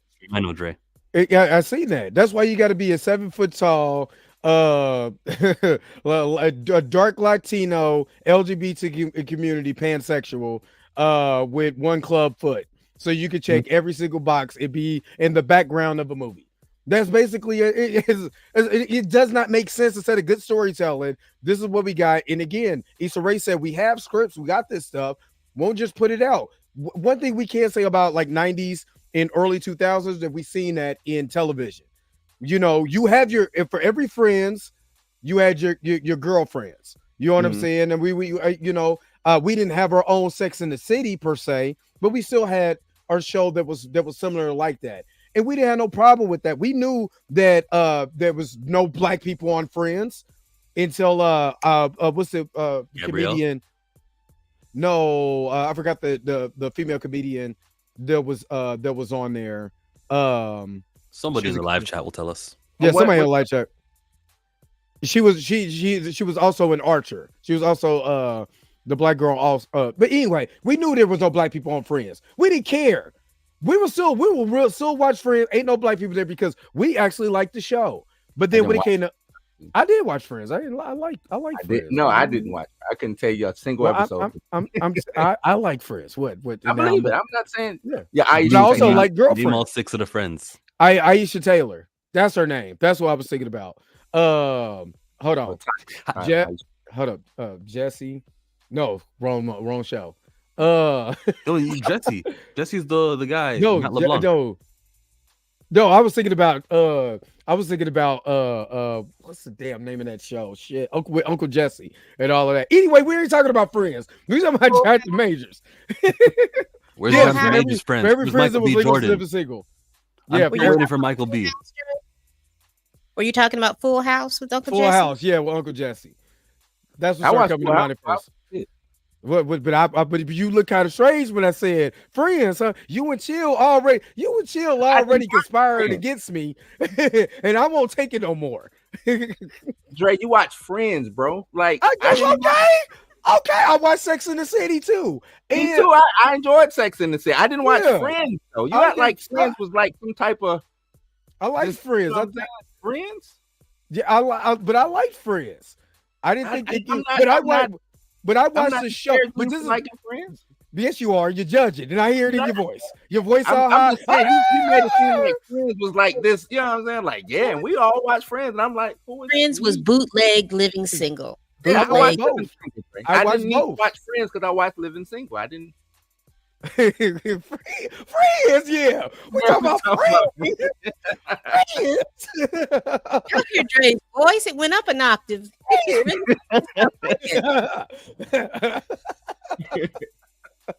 But I'm just saying, some of us in the community, we watched it because all we cared. We liked the story, we liked the characters, whatever. We just watched it. It ain't like there's always got to be oh man, all these black people out here, what are they gonna do? Is somebody gonna do something jive? And they just not watching it just to watch it. That's why I said I wanted to do a watch party with Boomerang, because one thing I loved about that movie is that you have black people in high positions and their race did not matter. There was just black people that was in marketing. There was black people that was in this. There was black people in it. Their race had nothing to do with it because it's a rom-com about love. So where is that at? Why am escapism? Is escape exactly? And you have white directors picking that up because you had Hollywood stars like Eddie Murphy and stuff like that wanted to get these people on film. If I'm just bringing up what Monique said. If there are, or what Kat said, if there are gatekeepers, where is that at? Like Chill said, where's the studios? Where's the high profile black actor that's getting these other black characters and making these black films? There's one happening now, and Tina's gonna disagree with me, but there's the one where Michael B. Jordan is linking up with Ryan Coogler to do vampires, and they're even gonna own it in 25 years when things expire. And I'm so happy for them. See, we might have a disagreement, Blue. I'm not gonna fight you and debate you on this, but I just mean, of all of the aspirational possible roles that could happen, and empowerment that could be done, vampires. Man. Oh, look, it is escapism, though. I think it's stupid to do it in that time frame, like for it to be a. First of all, Tina, we already said. I said get on a long time ago. You've been ducking and dodging this whole entire time. I'll leave it there. But vampires. Yeah, I don't agree with black vampires in the 30s. That genre of movie is such a big genre. Vampire. It is. But nobody like Vampire in Brooklyn. Come on, man. Do you tell your son to be like a vampire, or do you tell your son to be like a doctor? Just say escapism, not even 2 minutes ago. Okay, superhero. He could be a superhero, but not a vampire. What occupation does this vampire have? He might be the best doctor in the world. He's just a vampire. I don't know. So he's Morbius. So what they're making is Black Morbius. I guess so. I guess I don't know. You know how you spinning the look, vampire is just a species, my guy. He still can go do a job. You know So hold on, wait a minute. So either Maybe. we're gonna go Morbius, or we going what's the Twilight? So we going either Morbius or Twilight. What we doing? It ain't interviewing a vampire. It ain't black. It ain't a remix of Blackula. It ain't none of that. It ain't Vampire in Brooklyn. What are we doing? Which I get it. Okay, I get fine. it. Yeah, fine. Make it aspirational. Don't no too much stereotypes, and cast cast Jonathan Majors also. So we make it Blade instead of them taking that aspiration and writing a good Blade story. Never shut up. Let me shut up. To me, this is the Blade. This is the Blade story that you didn't get that you still might get. That's what this is. That's that. Now, Chill, I agree with you. I think this is. I think it's the reason I'm applying them is to get them away from Marvel, and that's why I'm applying. And he was talking about friends, vampires. No, come on now, Dre. You talking friends? Vampires is this huge genre of film. Friends, no. I think that we should be in every genre of film, from superheroes, vampires, to any of those things. And for me, it's just the time period that it's set in. I'm not interested in seeing anything past 1970. Yes, I agree. I agree. I 100% agree. So I want something. I want a vampire set in 1980 when rap music came out, and the vampires are sucking and all the rappers are now vampires or so. Just something. I just want something in a time period that's not so far away. A time period where there's more rights. A time period where there's more dignity with people who look like Michael B. A black vampire in the 1930s. Yeah. Do you know how quickly they're gonna put a stake in his heart and put him in that casket and bury him down? 30-minute movie to me. I see that as a 30-minute movie. I mean, like I said, personally, I don't know. I feel what you're saying. It's escapism and all of that. It just sounds like something from this literally sounds like a Boondocks episode. We could do something special. Hey, Michael B. Jordan, what's up, Ryan Kluger? We could do something special. You know what we could do? Oh man, start talking about some of the first black people who did something. Nah, man, that's already been done. What about more independent black superheroes? Nah, dog, we ain't got to do that. You know what I got? Wait, vampires from the 1930s. Black superheroes, but we can't do black vampires, Drake. That's oxymoronic, my friend. Like vampires in the 1930s. Add that. Then add black vampires in the 1930s. You gotta add that to it. But black vampires. I was going to get to that, but you stopped me. But so with every other genre, black sci-fi, we seen how incredible black people got into sci-fi with just Lovecraft Country. You know what I mean? So you expand out of the Lovecraft Country settings into a new age setting where we could be able to get into sci-fi and thriller and all that. Vampires. Yeah. I'm missing your point. I'm missing your point. Vampire. Look at Tina. Vampires. I'm missing your point. What's the? They would have. Oh my God. They would have beat the brakes off of a vampire. Oh my God, it's a black vampire. Yeah, I agree with you on that. Like I said, the 30s is what's messing it up for me. Yeah, Negroes. Damn, you was yeah. Remember they had homeboys from outer space. Y'all stress me out. Oh my God. I was just trying to be a spectator. No, damn that. I told you to get on 2 hours ago. I don't want to hear that. Trying to be a spectator and support. Oh nope, my God. I want you here. What y'all talking about? That vampire bought you up. Good call, Dre. Good call. Mm-hmm. He said, I won't let this die. Not on my vampire watch. I was going to come up when y'all was talking about the 90s sitcoms, but I was saying like it was a reason so many 90s sitcoms were black, and it was because they was trying to build up the company so they could be able to be bought out by bigger organizations. No, they seen statistically that black folks was sitting home watching TV. Yeah. Mm-hmm. It wasn't because they wanted to support black projects. And it all boils back down to capitalism. And that's why we can't get these aspirational projects like Chillmonger said, because we don't watch them. We don't watch them. How we going to get them? We don't watch them. Do you think we're watching it more now? Do you think we're watching, since we're not watching TV at a higher rate, because I believe we're really more on social media, and on our phones, where do you see that, Tina, where we could be able to get these shows and stuff like that going now outside of, the television? I don't know, man. It's so tough because some of these things are racial, but some of these things is just dollars and cents. Yeah, it just boils down to capitalism. Yeah, If Black people and we could get like a couple of white people to watch some of this stuff, it would stay, running. So when Issa Rae was saying like, they're cutting these projects, and it's because, let's be real, we not watching them. Did y'all watch Rap? No, I did. You know what I'm saying? I got friends on like Chameleon. I'm friends with Chameleon, so I watch. Okay. And so we got 1 out of 5 Black people watching it on this panel. You didn't watch it either? No, I did. I watched 2 out of 5. That's 2 episodes and realized that it wasn't the age group. It wasn't your target. But I always watch. Me and you about the same age now. I think we all about the same age on the panel. I doubt it. I doubt it.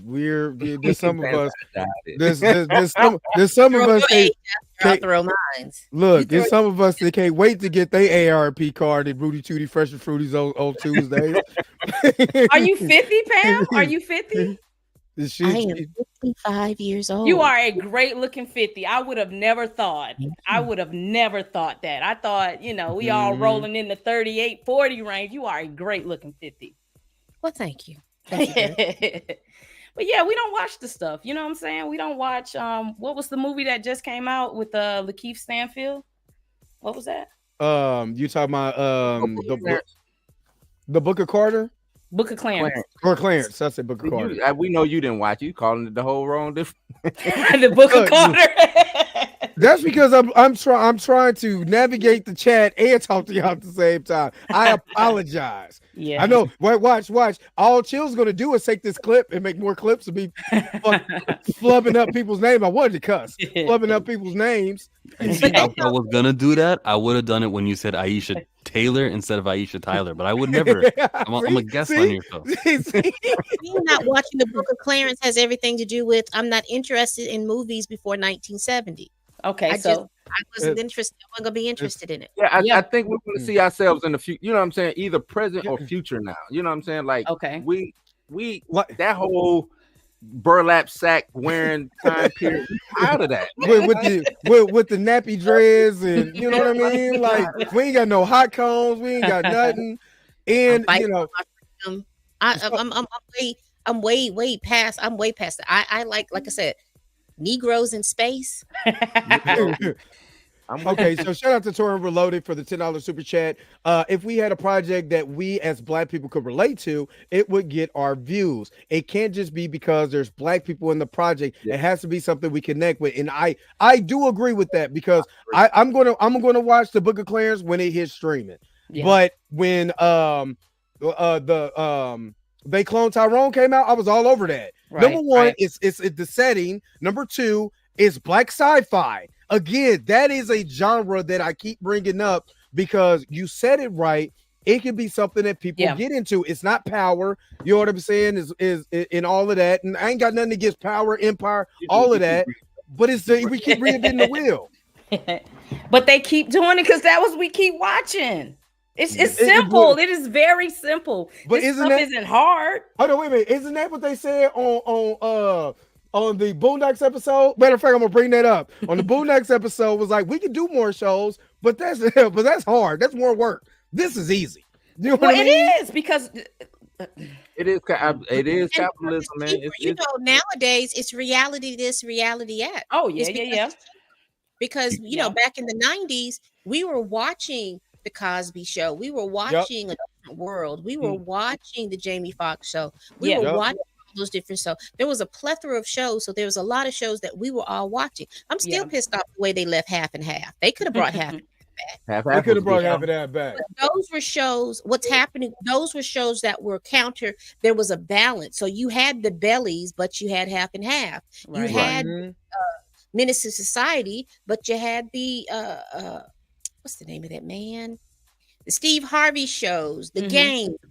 There was always a balance. Now there is no balance. It's just like, right now it's like feeding, these commercials that tell you that they're feeding the kids in Africa all of this corn and stuff like that. But we know that they have food over there, but they're trying to make it seem like the folks in Africa don't have anything because they're force feeding them these products that they don't, that if they will allow them to grow the food they can grow, it would be something. But no, I think there needs to be a balance. And I think these shows that are coming out, reality shows for me have run their course, but they haven't run the course for the studios because they'll never go away. They're so cheap.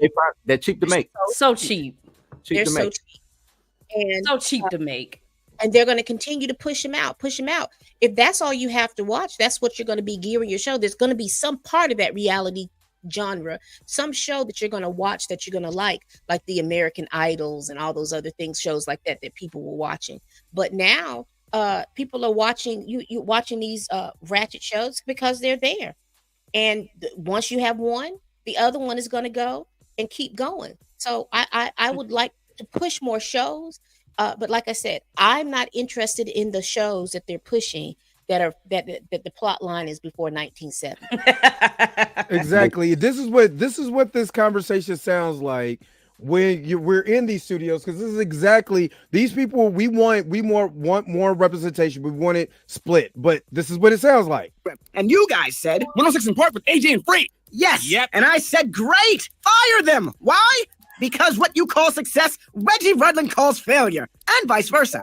See, when people ask me, have I made BET a success, I say no. It's time to redefine success, because once you embrace failure, you can't go anywhere else but up. That's a business theory they taught me at Harvard. It's called negative elevation. Now, I know I may be going a little too fast for some of you, but I'm happy to slow it down. Are there any questions? Is it true that you put a ban on 2- and 3-syllable words, man? Good question. Yes. Our research says we need to be focusing on the monosyllabic demographic. I believe lots of syllables confuses our viewers, especially those in the South. I got a question. Exactly. This is exactly what it sounds like. It sounds like we don't want to make good shows because we want our people to be stupid. You know what I mean? We want our people to be dumb. Follow this stuff. Let's go on social media and talk about why Real Housewives of Atlanta, why so and so them was fighting on this, and why they're doing that. They don't want to give you this. And these are the people that's in the background that's fighting for us. Saying, oh no, we can make another power. We just call it something else. Oh, we don't need to do that. We just call it something else. I agree, but it go back to what Tina said. That's what I was gonna say. I completely disagree. If money is being generated, but then you just said, Tina said, 2 out of 5 of us is watching this show. That's her point. Is he 2 out of 5 of us because we don't. Point. But yeah, did you watch Book of Clarence? You just said you're gonna watch it on stream. Is that gonna help James, the director James, make another movie? Make a Harder They Fall too? No. But why are we making? Why are we making? Why are we making these particular type? Why are we making these particular type easy ass movies, and we're not making movies that actually expand and rise the rise of Black people? People won't watch it. Like, are we? Come on, man. Let's keep it real. The Book of Clarence is kind of a sci-fi. If you watch it, it's a sci-fi film. Really, it's a sci-fi film. It's just set during the times of Jesus. Or imagine if They Clone Tyrone was put in theaters. Yeah, who would have went to see They Clone Tyrone in theaters? I'm with you on that, Tina. Great film. I believe word of mouth. You're gonna go because we're into movies, so we're gonna go. But yeah, I mean, I'm into movies too. Yeah, but what I don't want to continuously see is Black people set up in a time period where we getting our ass whooped in the past, or we getting our ass whooped in the future by getting shot every day. You know what I mean? It's either I'm dying from getting whooped by Master. You know what I'm saying? I'm dying because of the 1930s and I'm a vampire and everybody's trying to kill me. You know what I mean? Because that doesn't make any damn sense. Right. Or hold on, wait a minute. Or I'm a dope dealer. I'm a dope dealer in the 80s and I'm about to get shot, or I'm on drugs now. Where is it? Where is the rest of it at? We gotta show up for the other movies. They don't exist. No, they do exist. American Fiction? There's a lot of stuff that either comes on TV, and this goes back to what I was saying in my video when we were talking about Jonathan Majors. Okay, before this new stuff, well, it's not new stuff, it's old stuff to us. Before it came out, I was like, he can get back in, but he needs advocacy. He needs somebody to advocate for him. Yeah, but absolutely. if we're not supporting those directors and executives to even have an ounce of buy-in, it's like what Marley's coming out Wednesday. Y'all going to see the Bob Marley movie, or is that too I'm far going in to the go see past that. too? Oh, I'm going to go see that. No, that's but again, that is but Bob Marley, because the story was told on Netflix just about 3 years ago. You know what I'm saying? During the pandemic, his story is amazing. You know what I mean? And we're all familiar with Bob Marley. So yes, we're going to go to that. But when you're making a movie that has no big name in it, not no Bob Marley, not no biopic, not none of that. And you're making a movie, if I'm looking at this, in this movie, literally it's setting us back on some Hollywood shuffle type shit, then why would I want to go continue to watch it? That's why I love Hollywood Shuffle, because it shows what the industry does. I don't want new black boy exploitation anymore. You know what I'm saying? In shows like Power, Empire, and all of this crap, is that when can we move forward as a creator? They clone Tyrone Magnet. They claim Tyrone. A pimp, a hoe, and a drug dealer. That was the tagline. I never considered this good representation. But did you, when you watch the movie, you understand why those were significant? Because there was a pimp, a hoe, and a drug dealer. Exactly. But no, because they were literally programming him to be that. That's what the whole program.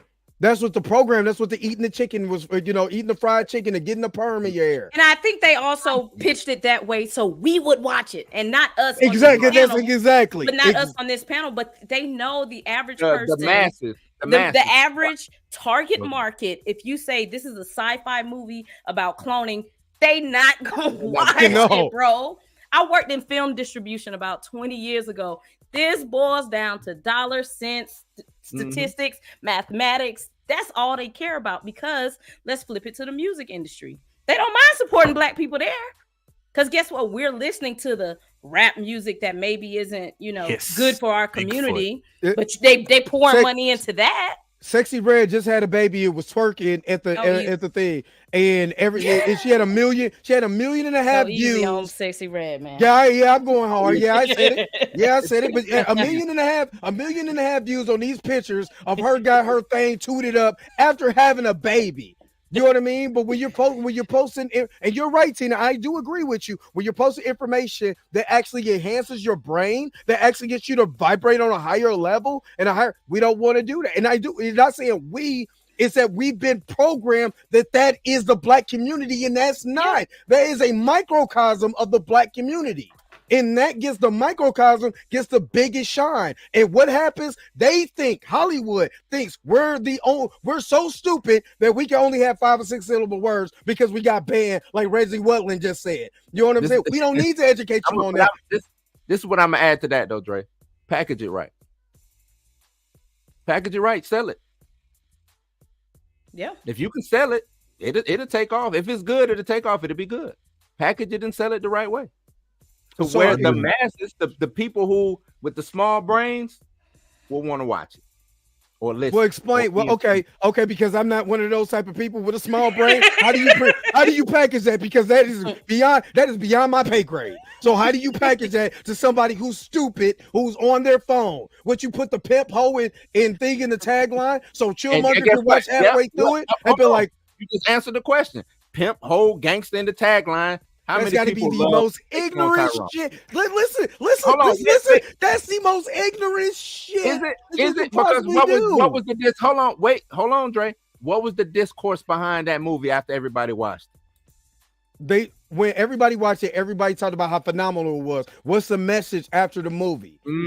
But that movie was geared. Hold on, wait a minute. But that movie, but Tyrone was geared. But if you watch the totality of the movie, it was geared for Tyrone to be this character because he was pre-programmed to be this character. You can't. Hold on, wait a minute. Hold on, wait a minute. You can't reinvent the wheel and make the next movie like that, and then make the next one. So every tagline. So I'm gonna go watch the Coretta Scott King movie because that's coming up. Starring Megan Good and Jonathan Majors, and the tagline gonna be "Pimp, Hoe, and Slut," so we can go ahead and watch it.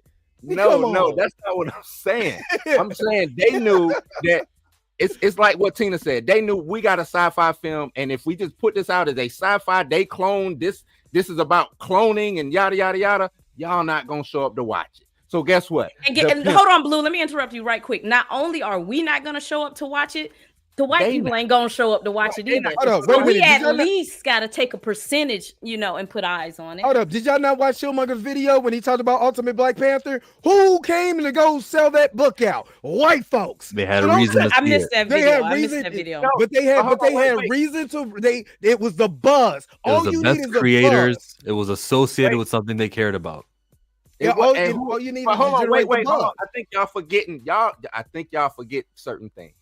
Black Panther is a Marvel. Yeah, it's a little bit different. It's a little bit different, but what I'm saying is, it's not the same as they clone Tyrone. Brand recognition. It's brand recognition. But if that was, and I'm just saying this because if it was brand recognition, then Black Panther by Eve Ewing wouldn't have ran after just 10 issues. So is it really brand recognition? You know what I mean? It's you just said packaging it. So hold on, wait a minute. Blue. Hold on, wait a minute, Blue. Blue, you just said packaging, right? You said packaging. So say for instance, you got to write. Say for instance, you got Nina DaCosta to write it, but Jerry Bruckheimer, who's big in Hollywood, is directing it. Oh, totally different. Martin Scorsese is directing it. Totally different. Same. You can whatever movie. Is it is it that or is the brand value? Or we don't have like Bad Boys, 2 lead black characters. Film. You know what I mean? He was a head producer on the film. I didn't. Your dial up is going in and out, man. Oh, shit.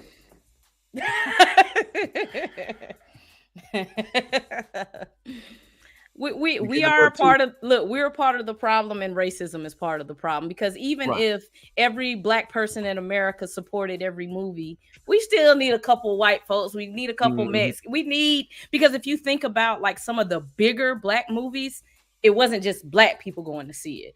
You know what I'm saying? You had a large group of people. So we're going to throw racism in that as well. I think the thing that we're discounting is the fact that we move and we are the culture, whether we want to believe it or not. No, I believe it. If we go, they're going to come simply because they're curious about why we're going. Yes. Movie, because there's a certain demographic of us that don't like to be left out of anything. Of course. That's why they take complete and utter black culture and call it Gen Z culture. Right.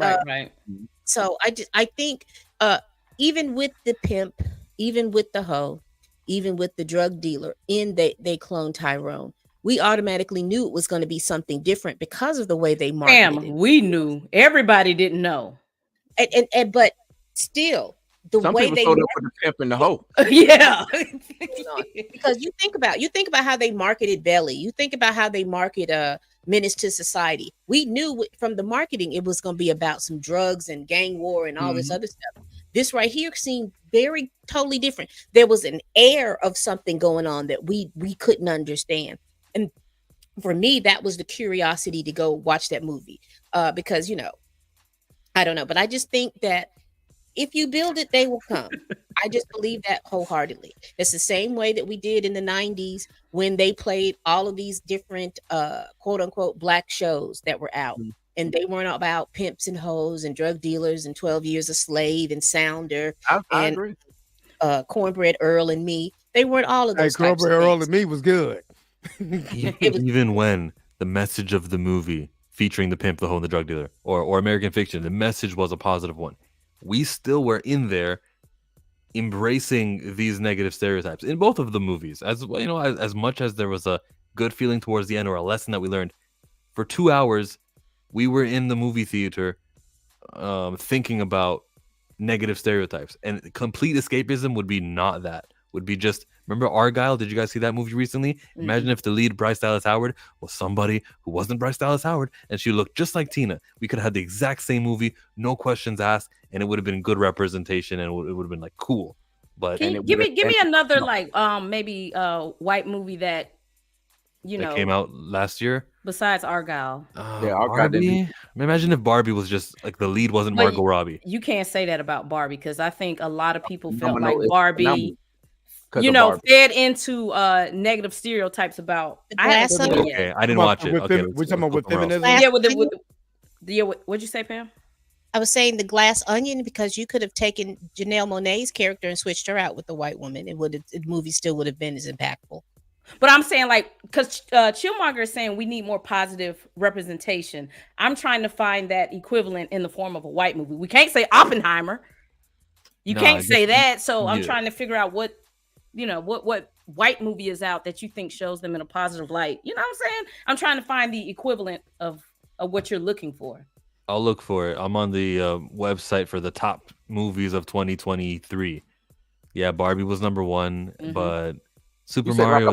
Like what you when we talking positive, what you mean? Like, because Chillmonger was like, before I came on, y'all was like, you know, the black vampires. We need something more positive for black people, right? You were saying something along those lines, Chillmonger. Yeah, not the stereotypical stuff, you know. Share my screen. So this John Wick, I wouldn't say so. Exactly. Transformers wasn't really people, right? Meg. Indiana they don't make positive shit either. Is what my point is. Yeah, I agree what you're trying to say. Yeah, they don't. Creed is okay. Now he starts off in the first movie as a fatherless bastard, but you know, by the time I'm sorry, was I wrong? Bastard! Orphan as well. So. The Flash movie was okay, pretty cool as far as like, you know, but obviously, of course, this is a white character, so I wouldn't support the race swap. Taylor Swift, Sound of Freedom, that movie easily, it wouldn't matter what your race was, they easily could have had the lead of this film. But is that a positive film? No, you're dealing with children being trafficked. So I'm trying to find the stereotype. I don't consider that a stereotype. The fact that everything on there is either sci-fi, horror, vampire-ish, or something like that, except for the Taylor Swift eras of the tour. The main character, Sound of Freedom, is helping. It is glorifying the save. And he is not a participant in something terrible. He's not a drug dealer himself. Or I mean, Denzel did that on Man on Fire. Same. I mean, that's the same movie. So I guess my thing is why don't we have the freedom to make all these types of movies without us saying we need more positive black content? Because what is that? Do you want to watch a movie about a husband and a wife and they grow up, she's a teacher, he's a doctor, and they live no, y'all not gonna watch that. Y'all don't want to watch that. Not y'all, but you get what I'm saying? Yeah, okay. You get what I'm saying? I hear what you're saying, and it's proven what you're saying. That's like the world we live in. Yeah. Conflict has to be involved in something. I think that's what Tina's saying. Like, it's got to be some type of conflict. Normally, conflict is negative. It's negative. Whether you black or white, it's conflict. Our conflict is, like they say, the trauma porn 19 or pre, you know, whether it's a slave movie, whether it's during Jim Crow era, you know what I'm saying? That's our conflict. That's our trauma. And that's the reason why we relate to so much. But there seems to be more when it comes to, like, Chris Tucker got fired on his day off. Like, what the hell? Why is there so negative? What you mean? Oh, am I thinking of Chris? Who got fired on his day off on Friday? Who was Craig? Oh, Craig. Yeah, but okay, so with Friday, how many Porkies and how many Pineapple Expresses, how many Super Bads, how many, you know what I'm saying? So you get Friday, but then they got 10 Fridays, the equivalent of their Friday. Yeah. Everyone said hit me with Craig. So, but I'm down for it. I want to see black folks in space, but are we going to go and watch these black folks in space? Because guess what? If we start going to watch black people in space, they'll keep making black people in space movies. It's just money. That's just it. They'll make it. Like Pam say, build it. If they come, guess what? They'll keep coming. Now, this is what I will put on the studios, and maybe we can all band together and put more pressure on them. They do need to give like more screeners and stuff to people like us, so we can review this stuff, build an audience, and then we can kind of start pointing that audience. So, hey, have y'all watched this? Hey, have y'all watched that? Because a lot of people do look to these large movie critics, Emergency Awesome, Cosmic Wonders. They're not talking about our movies. Damn, you're just gonna name names like that, huh? Wow. Well, it's nothing negative. That's their demo. When Cosmic Wonders started talking about Jonathan Majors, even though we've been talking about it, everybody's all like, oh, wow, thank you for giving this information. We've been doing it. I'm not sour at all. That's just the way the world works. But I'm saying that's what we should be fighting more so for on our front, like, hey, start giving us the screeners, start letting us get more involved, so then we can find this Black audience or this white audience and send them towards those movies that isn't getting a lot of watch because people just don't know about. They don't know they exist. I remember when Lovecraft Country came out, everybody was not watching it. It seems like when it got halfway through the season and then when it ended, people started watching it because, you know, it was kind of like a Twitter thing. About Lovecraft Country, like, Tori and Rain said that he gets screeners and emails, but he has 66,000 subscribers. And I don't. I used to get screeners. Exactly. I don't get them no more. And it's based off of if they even come to your area. Like, I'm here in Jacksonville, we don't get a lot of screeners. Every now and then we'll get a screener. You know what I'm saying? I'm pretty sure New York gets a lot, LA, probably Chicago, you know what I'm saying? Atlanta gets but even a like lot. TV screeners. I got well, and it was only because the director of Hair Love reached out to me. I got screeners from HBO. Wow. You know what I'm saying? But I didn't get any screeners. We need more people to get screeners. So because think about something like Hair Love. Did y'all watch Hair Love? No. But that's kind of your positive spin on like the Boondocks, but nobody watched it. So it's probably not going to get. I haven't even heard of that. Exactly. Wait, was it the animated one where the dad was combing the girl's hair and it won the daughter's hair? Yes. I thought it was a book. They turned it into a show on HBO. Nobody knew about it. Positive husband, right. Well, boyfriend, girlfriend, living in the house with the grandparents above them, multi-generational family. You know, so. Was it? So how much of that has to do with the advertising? Because at the end, Tina is correct. Like that should have really been pushed, retweeted, forwarded. Everyone should have needed to know about it. Didn't it win an Emmy? Yeah, I was about to say, didn't it win an award? No, he won an Emmy for the short that he did. He did a short. HBO eventually picked it up and turned it into a full series. I haven't seen that. I'll go watch that. That's my point. So but just like Moon Girl and Devil Dinosaur. Yeah. It's got a second season. You know what I mean? Moon Girl. So, but imagine if all of us watched it and we were able to kind of talk about it, good, bad, or ugly. You know, that could have put a larger audience on it. Now, they haven't been officially canceled, but I don't think it's going to run for a second season. Because look at us on this panel. Like, I didn't even know it was out. But the director... marketing is a big problem. Tina brought up rap shit, earlier. To me, rap shit really suffered from marketing. Yes. It suffered greatly from marketing. That's you know what I'm saying? Other than, I don't think it was... It gravitates with the masses, but... Right. It suffered from marketing but even because remember, rap, the second season came out, good season too, great season, but it came out right after the picket, the writer's strike. Yeah. And it just got lost in the sauce of what was going on. Too much was going on. Yeah, it just got lost. Yeah. So a part of it's on us, a part of it's on the studios, but let's keep it a buck. Since I'm back now, I had to go outside and I pulled my pterodactyl down. He squawked and reset all the Wi-Fi, whatever. You know what I'm saying? And I could get back and drive my car with my feet. Especially when you yabba dabba do patine. Spoiler King said the new Mr. and Mrs. Smith. See, I didn't watch that. I'm gonna be real, and it's because I was like ruined by the original Mr. and Mrs. Smith, and I'm like, I just can't see it. I'm gonna watch. I just haven't watched it yet. I'm gonna sit down and watch it. Hold on, wait. Donnell said, check out the link. It's a group that Black people lead, and the second lead. If it didn't go, I don't see it in the chat because I have to reset my Wi-Fi, so I didn't see it. No, if you have Twitter, tweet it at me right now, and then I'll click on it and we'll put it on. My YouTube name, my name on Twitter is Chillmonger with 2 R's.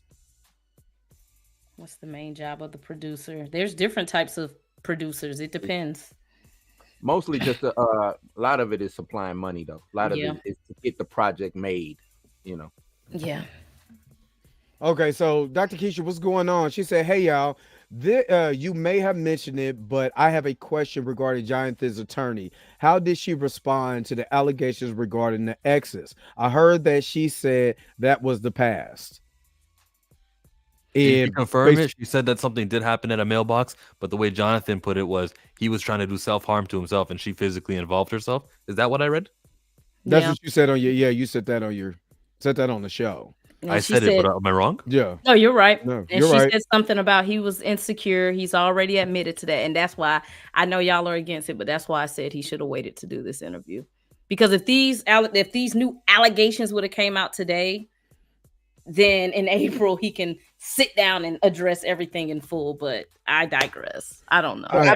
I don't be honest with you. I don't care about what happened in September of 2022. I don't care what happened in March of 2019. Where everything that interview had to do with what happened on March 25th. I don't care about I know there's exes that could not wait to talk crazy about me. Right. And years ago. So I can just imagine. You know what I'm saying? What they would do if I got into some allegations. They'd be the first one to try to jump on the money train. So I don't really the allegations and all that crap, that don't even bother me. That don't even worry me. It's just the way that it's been marketed by mainstream media is where I have a problem with. Yeah, they make it seem like it's new, but see, we're in it, so we know that these are old allegations. The public doesn't see it that way. I know this show now because he did win an Oscar for that for voice work. Short. I believe. Yeah, for sure. But yeah, I know who it is. Okay, yeah. And spoiler keys, man. If y'all, man, I wish I could just jump on if you want to. I wouldn't mind having y'all on too if you want to. I think we got more room. I pay for it, so you know what I mean. I'm just going because I ain't got no. I ain't got. And you said you was gonna be here for an hour. It looks I did. Like you're at 3 because I've been lying. I'm a big fat Faison lie. All right. Did y'all watch Kevin Hart movie? No. Yeah, I'm gonna tell you the reason. I'm gonna tell you the reason why. Because Popcorn in Your Beard. Shout out to Mika G. Popcorn in Your Beard. I watched the breakdown of that, and I don't want a rehash of something he already made. You know what I mean? I want to see that. That's what I want to see. Yeah, Parallel. I want to see Parallel. Yeah, I want to see Parallel. That looks good. But again, somebody said this earlier. Just because it's black doesn't mean I have to go support it if it's not good. But how do you know it's not good? Because I just watched Lake Lanier, and oh boy, the end of that movie, oh boy, you know what I mean? And I would not go watch that again. And I'm just saying, that's all I'm saying.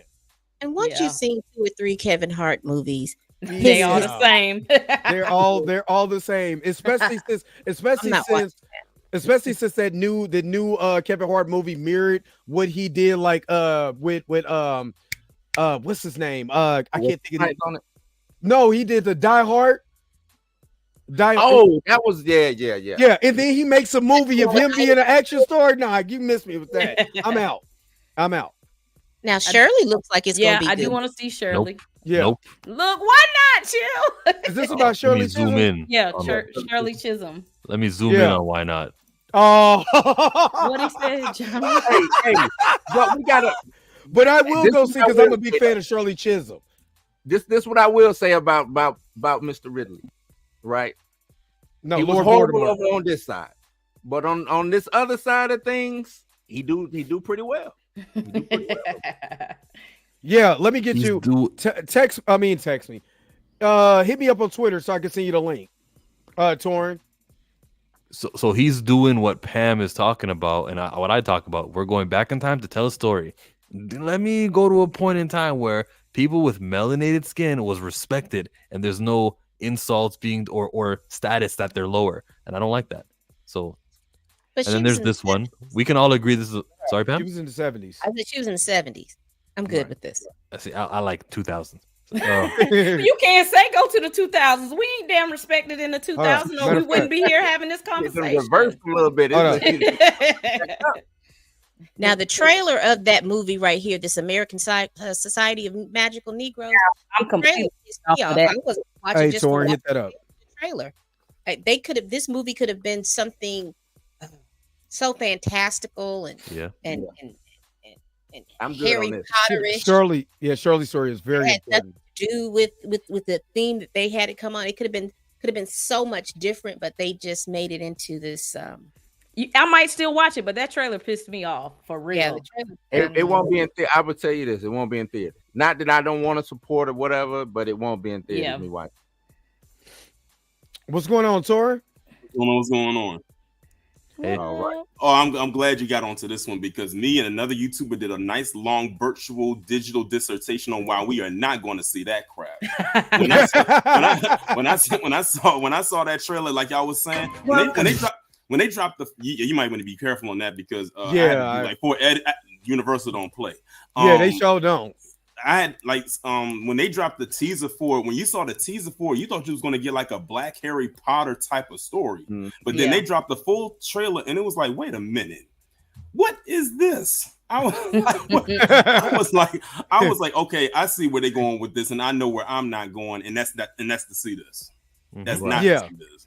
Once I seen that trailer, I was out. I was completely out. I'm like, what in the whole entire hell? I was out. And for somebody who watched almost anything that was Harry Potter, you know what I'm saying? That would have been awesome to kind of be in that realm. And you totally let me down. And I don't know what to say. And there's great actors in this too. Why you don't get your black sci-fi? Well, if you market it like that, you won't.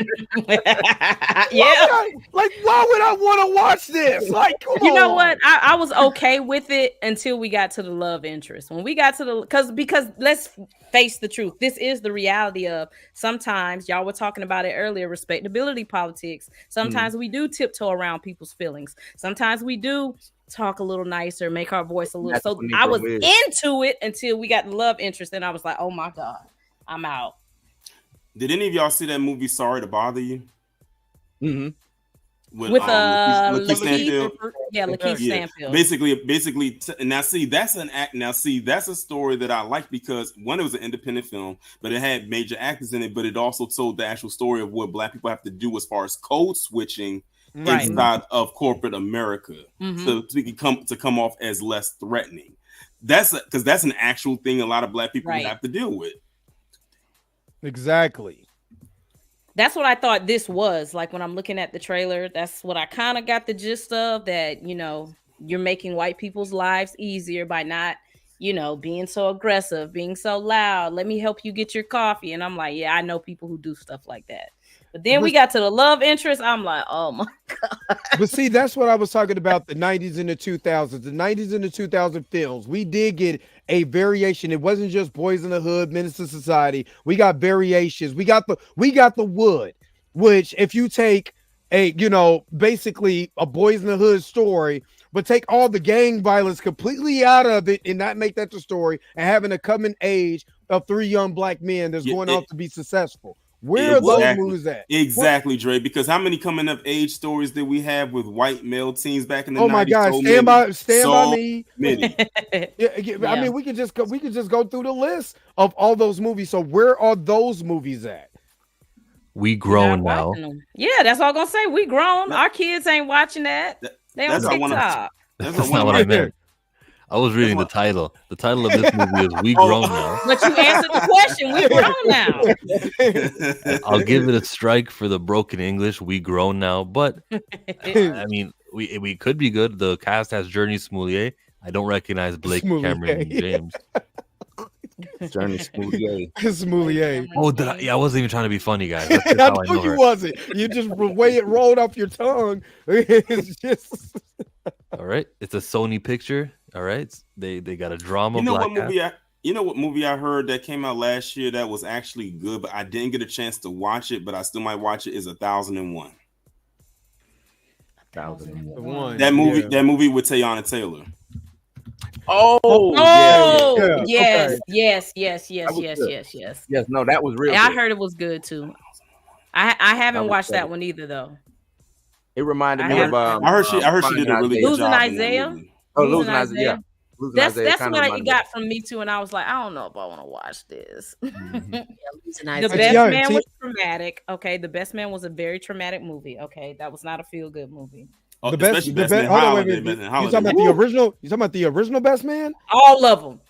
The original Best Man. I get to give the original Best Man his props though. You know what I mean? Because now again, the Best Man Holiday, that was a tearjerker. Yeah, that was a tearjerker. But the original Best Man, just in this is what I was talking about. Think about those movies. You still have successful Black characters in different areas of life, and their race still wasn't the main focus of that.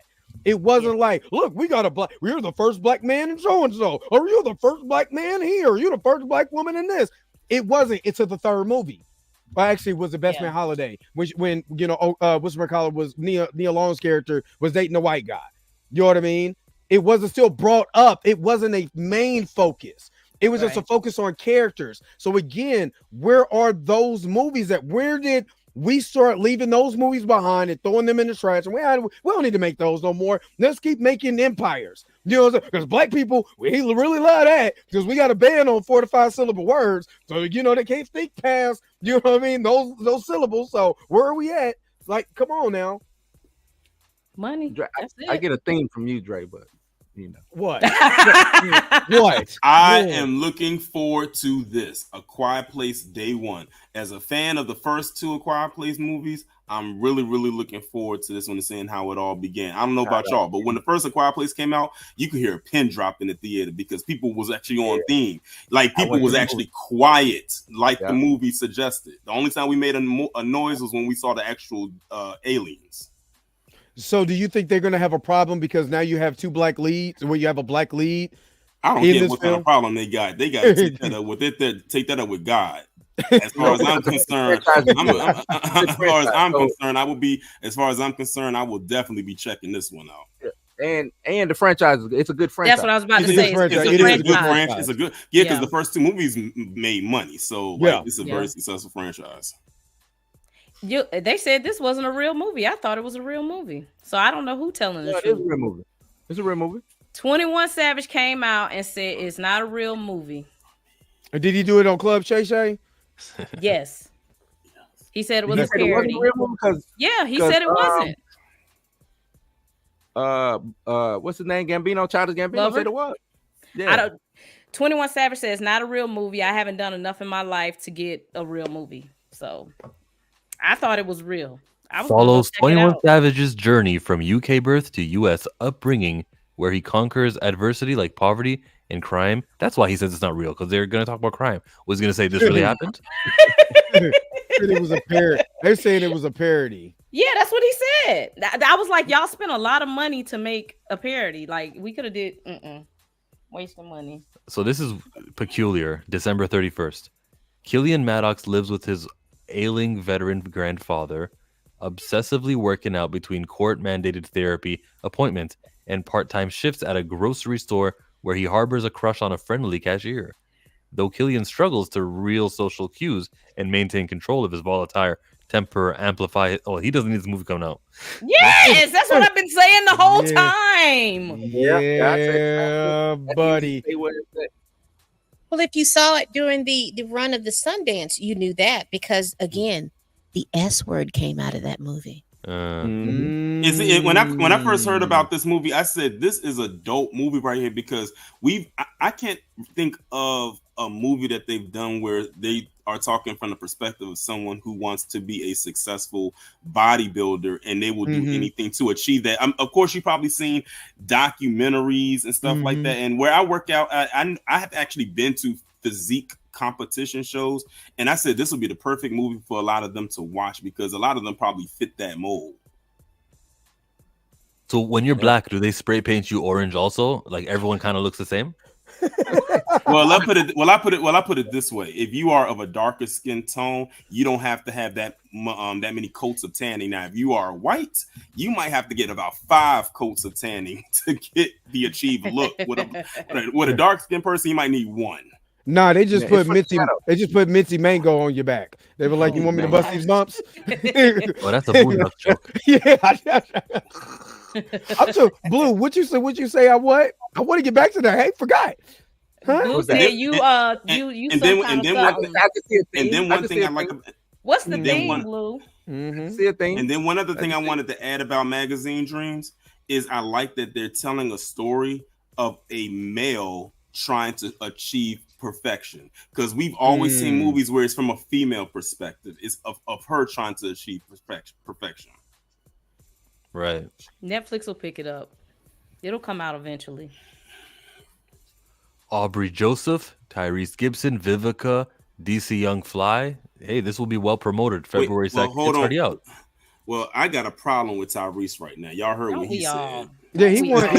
Don't we all? He won. No, he's tyrannical. El Salvador. Like this. It's like you want to pull this dude to the side and be like, "Shut up! Just stop talking." He told y'all he on medicine. He told y'all. He did, Blue. He did. I just caught myself. I said this movie is going to be well promoted, is what I said. Then I looked at the date, and it's supposed to already be out February 2nd, 2024. Yeah, that's just yeah. Where did it come out? Peacock?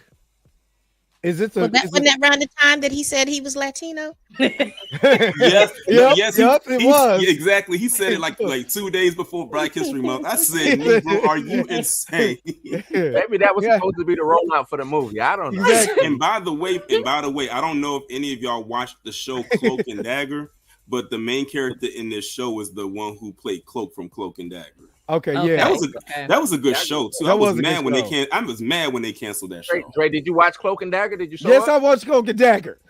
I want to know what you think about Dre, Blue. What you think about it? What kind of thing do you see? You and Chill already conspired against me for the words that I say. Now I got to think. Stand on business. We here. I'm just trying to keep the show going. You know. Damn, what is it? What is it? The Hunted. Yeah, see. This is what I want to see. I do want to see more horror. I want to see more black horror out here, and I think that'll be dope. And I know me could be on that, but it has to be good because, like I said, it has to be good because when I seen Lake Lanier, an excellent concept, way poor execution. But I'm with you all the way, Dre, because I watched it the other day and I had the same problem you did with that ending. Everything was I like the concept of it, and I like that they went in the horror aspect because I believe with a story like that's the only route they could have went. And I like that it was independently made because let's be honest here, with that story, no big studio was gonna pick that up. But if Jordan Peele wanted to do it, they'd have picked it up. Oh, I think if Jordan Peele did it, the ending would have been way better than that. That ending fell all the way flat. Like my goodness. This movie, The Hunted, this reminds me of that. Is it Ice-T that did this a similar type of music a few years ago? Y'all remember what I'm talking about? Ice-T movie that came out back in the back in the 90s. When he was out in the woods, when he was in the dreads stuff. Yeah, them dreads. Bulldog that was. I think we called Surviving the Game. Was it Surviving the Game? Nah, it was something else. Now you're gonna make me look it up. I can't remember what the name of it, but this is what that reminds me. He said Surviving the Game. Yeah. Is it what the Ice-T? Now we knew that that Ice-T stopped by Tyler Perry's studio and got a wig real quick before it was Tyler Perry's studio. He was out of his house and put that on because we know damn well that wig is trash. Look at that. Look at the way. Hold up. Look at the way that thing sits. That looks like a Dave Chappelle skit hairdo. Look at that. Look at that.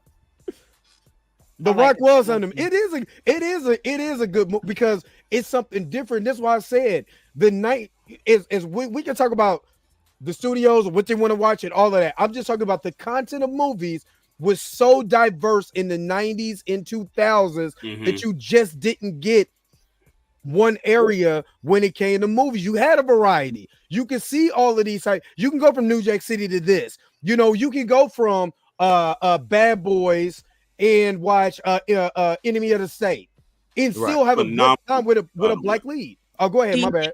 Enemy of the State was a phenomenal movie. Do you think that had to do with a lot of back in the 90s movies just went straight to DVD? They didn't make a stint in the theater. They went straight to DVD. So a lot of people were going to Blockbuster and all those places being able to pick up that, those and the secondary market made money. Well, yeah, I mean, yeah, you had renting. Streaming don't make no money. Right. Streaming they trying their best right now to get rid of streaming. Figure out some type of way. You see what who was that TNT Warner Brothers and all them doing to make a sports situation. Like everybody trying to team up because streaming is killing them. They thought because it's finite. So go ahead, Joe. My bad. I was gonna change the subject. Go ahead, yeah. Okay, well, the underdogs. This from the trailer cover, they showed me a beat up Snoop Dogg. I'm not attracted to it. Well, that's because He's a he used to be a football coach. player. Yeah, he was a former NFL player. You can who make turned any football excuse you want to make, but of all of the images, Well, to make basically this in the thumbnail, but in the trailer, his character got in a car accident. That's why he's like looking like Yeah, he ain't just beat up. This is a good movie. Chillmonger movie. wilding. And it's positive. Chillmonger said this is very anti-black. He's beat up. It's actually a good positive movie, man. Believe it or not. okay, Lots of what a cussing. great thumbnail for this good positive movie. It's a great positive movie. This more for you to told me that he was a basketball player because football. But he's been a This was based off football of his- coach. Yeah. Yeah. I mean, he has coached some guys who's in the NFL now, or who has previously been in the NFL. You know what CJ this Stroud. reminds me of? You know what this movie reminds me of? A black version of The Little Giants. Yeah, You remember that movie, The Little Giants? That's what this reminds me, like a black version That's of that. what it was. That's exactly what it was. Yeah, that and to me, Ladybugs, because you're trying to make it funny. And I don't know if y'all remember that with Rodney Dangerfield. You know what I'm saying? Yeah, I remember. You know what I mean? But kind of like in that tone. So I see both of them in this movie. And I see a problem with from blunts to runts. It's Snoop, man.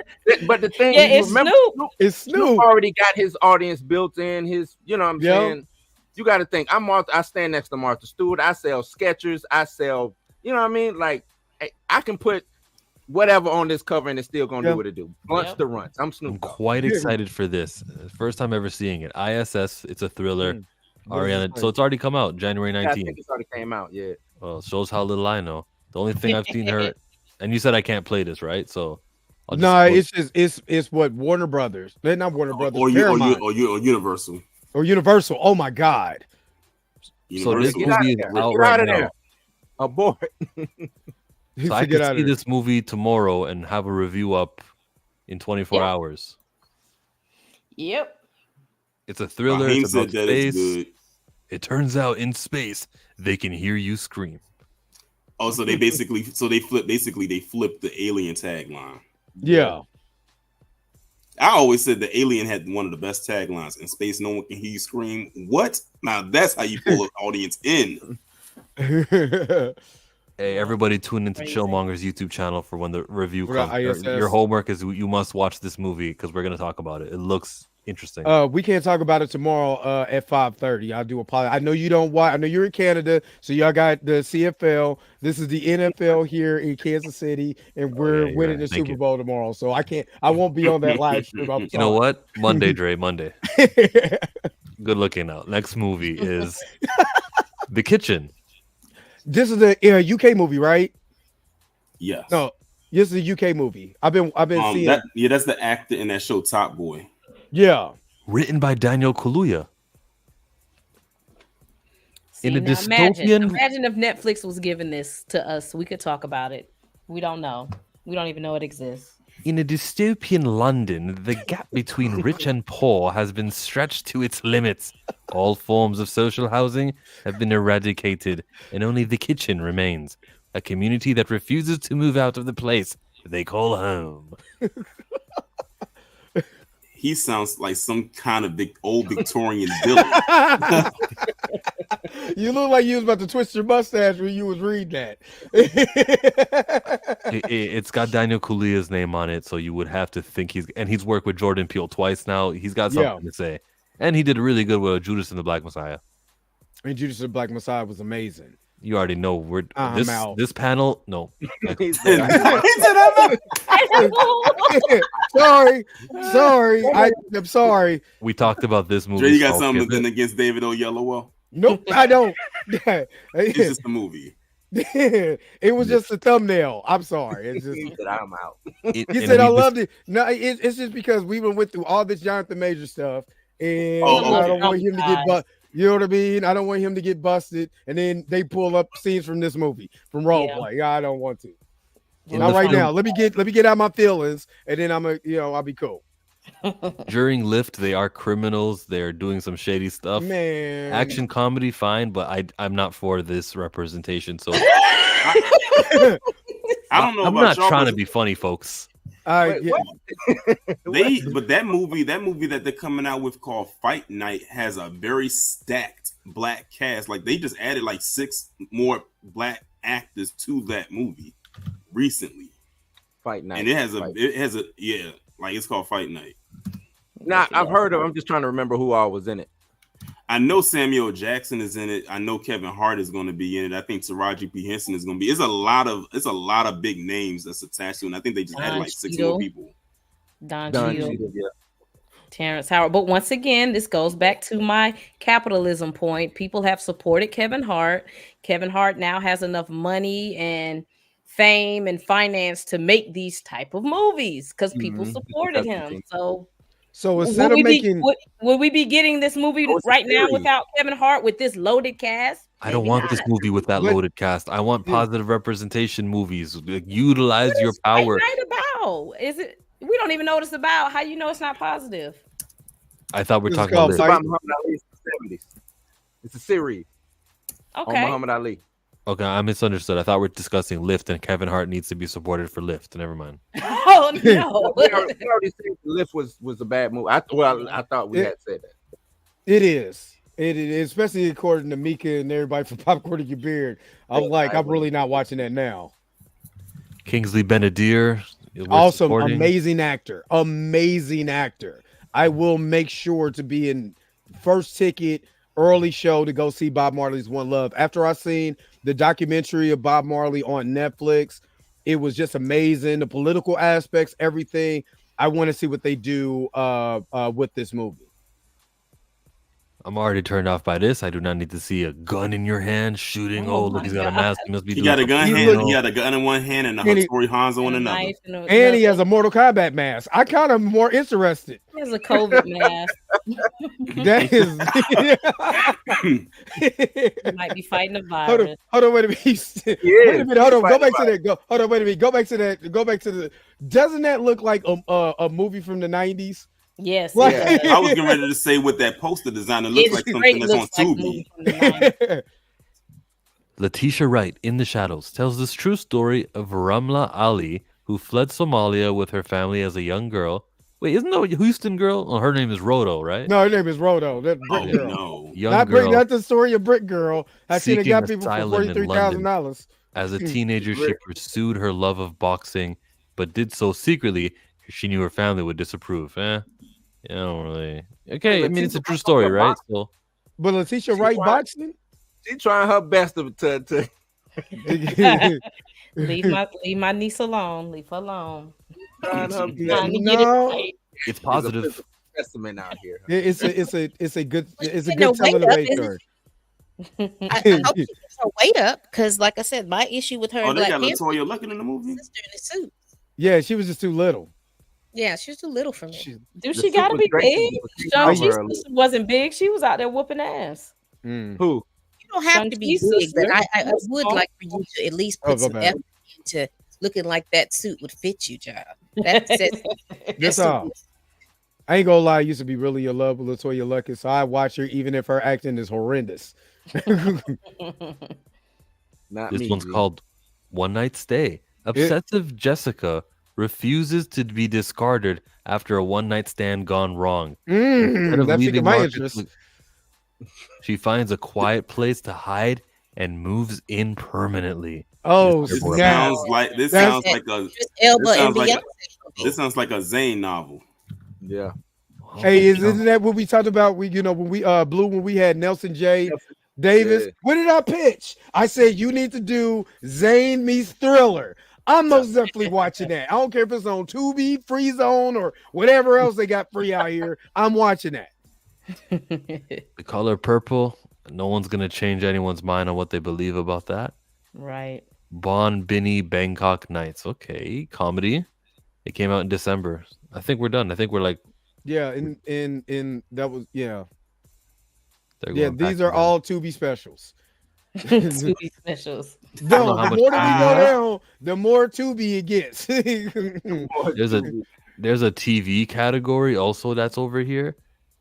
Vince Staples show. What's with bruises on their faces? Like that's a lot. Oh my god. That's been staples, man. The ones who live Walking Dead. I never got into The Walking Dead, so Me I'm not neither. going I couldn't get there. I I couldn't. stopped watching after they killed Carl. When they killed Carl, I was out. That was my tap out right there. Yeah.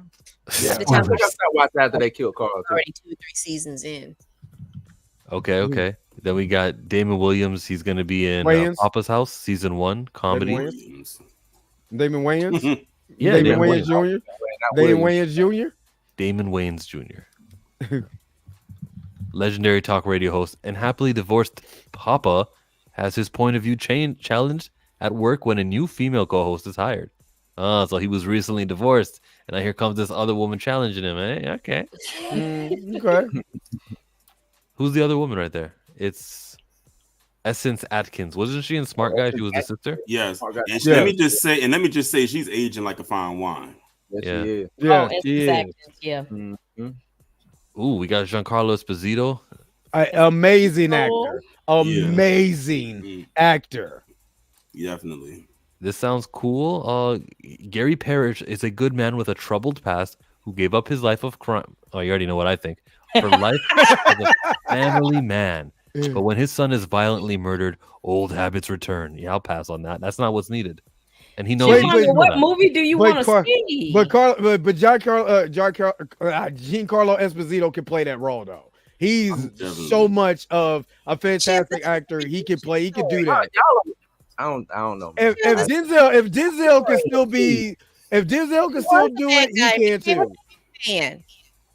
Chill, I want to know what movie Chill wants to see. See, it's not a ridiculous ask to say that a guy who's had a life full of crime needs to not be watched. But when I looked at the radio host, look, this guy's got a profession. The one with Damon Wayans, profession. He's divorced, which that not every family is going to be happy and rainbows, but still, he divorced. He sees this new woman. She challenges him. So it sounds like she's going to be pretty intellectual and smart. And this is like a good premise for a show. So I just like promoted one, and then I'm saying this is bad. I don't think I'm being ridiculous. I just think that the world we live in is ridiculous. Balance, man. Like Thanos. Yeah. Here we go. Iwaju sounds a cool. bit of both. A comic-styled animated sci-fi series set in Lagos. Where's Lagos, Dre? In Nigeria. Yeah, I'm about to say West Africa. Yeah. Don't do that. Don't. I tell you one time my DNA, and then this is when I get every. Okay. So look, it's this Lagos. Somebody was saying something. No, I was speaking of Disney. Did any of y'all see this movie that came out from them a few years ago called The Queen of Catway? Nah. Yeah, I didn't see it. I seen it on Disney. It was a movie. It was based on a true story. Chess. That's the movie. Yes, that was a good movie. I'm not even gonna lie. That movie at the end actually like pulled the little thug tear out of my eye because I don't want to spoil it for you, but you gotta watch it because it's something that's very inspiring that happens at the end of that movie. But Lupita is in that movie. She plays the main character's mother, but it's basically about a girl who's from Nigeria. Who basically she comes from poverty and then she goes on to be a chess champion. And it's a true story. Like it's a real story that actually happened. And I like that at the end of the movie they actually highlighted the real people who this actually happened with. Got it. I'm putting it on my list. But unfortunately, and the thing is, it was made by Disney, but it didn't get no push. Gee, I wonder why.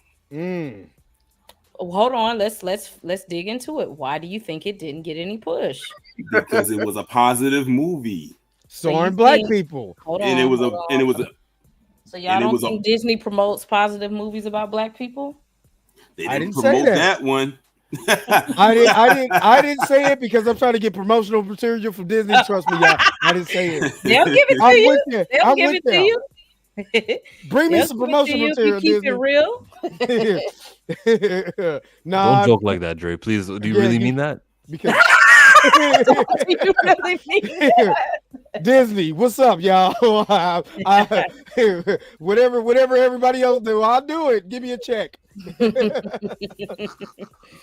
Iwaju, I'm gonna say thumbs up on this one. I say thumbs up on the movie prior to that. He was a man that reformed.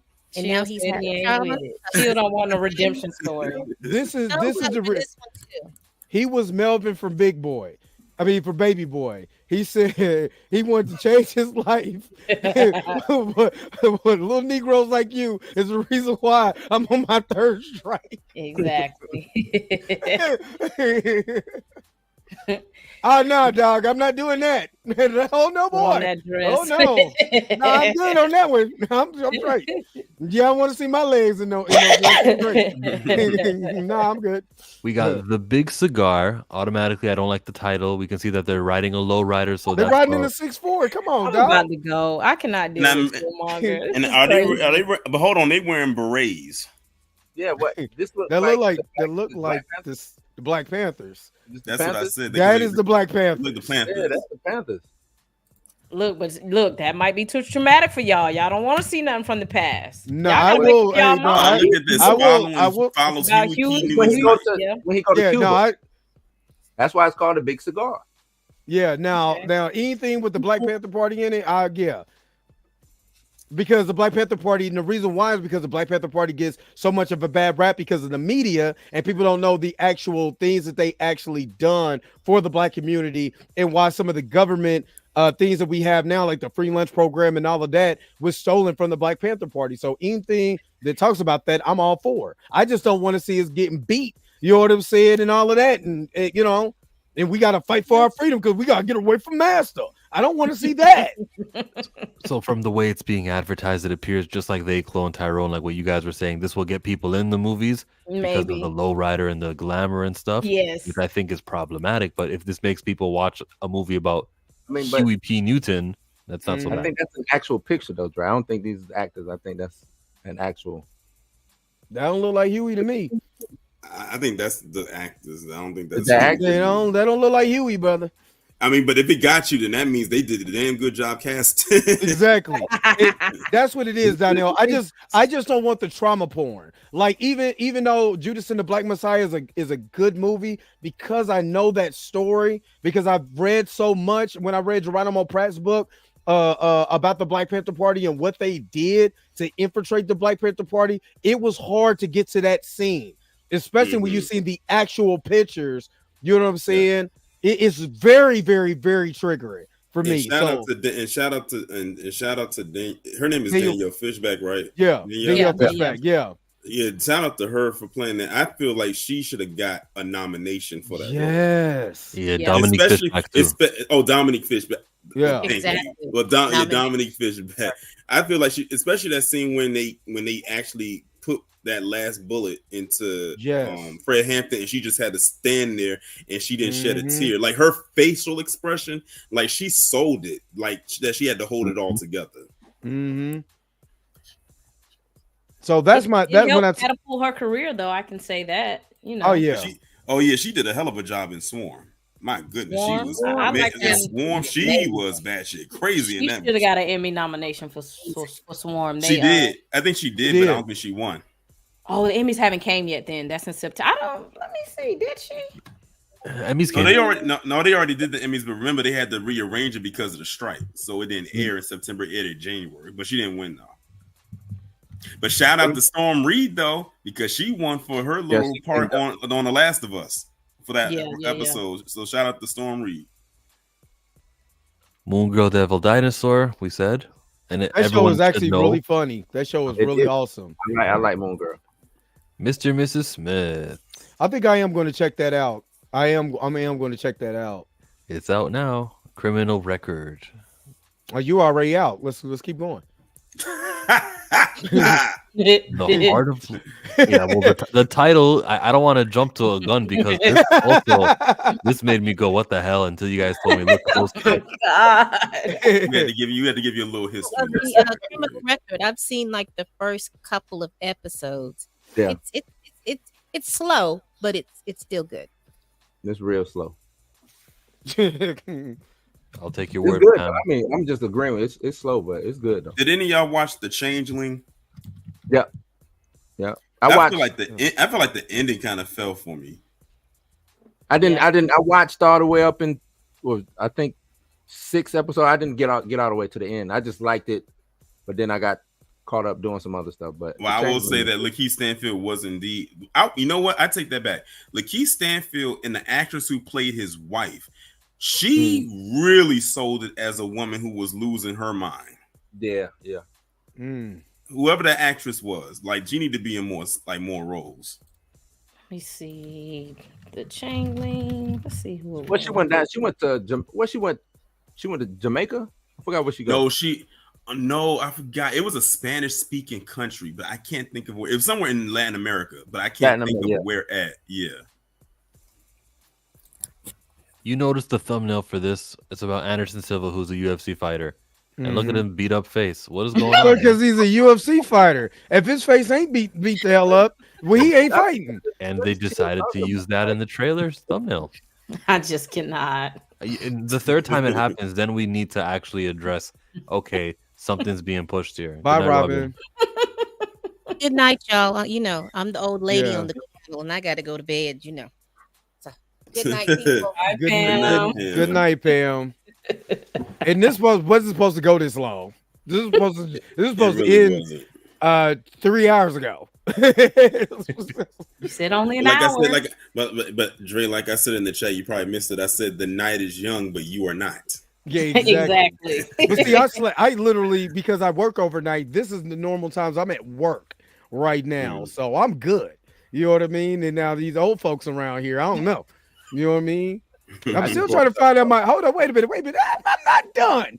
Because I'm trying to find out what the hell my theme is, though. Blue. I've been waiting. What is the thing, Blue? What is it? You want to know what your theme is, Dre? What is it? Yes. Empire, Power, right? All of these shows. Like, what's wrong with these shows, man? What's wrong with these shows? Because I'm a 80s baby that was affected by the things of the 80s and in the 90s. I don't I give you, I know Snowfall was an amazing show. Right. But because my family was directly, you know what I'm saying, affected by drugs and the crack cocaine and all of that, I don't want to rewatch that because I was a product of that. You know what I'm saying? And the things that happened to me that changed my whole entire trajectory of life because of crack cocaine and Ronald Reagan and all of that. So no, I don't want to watch that.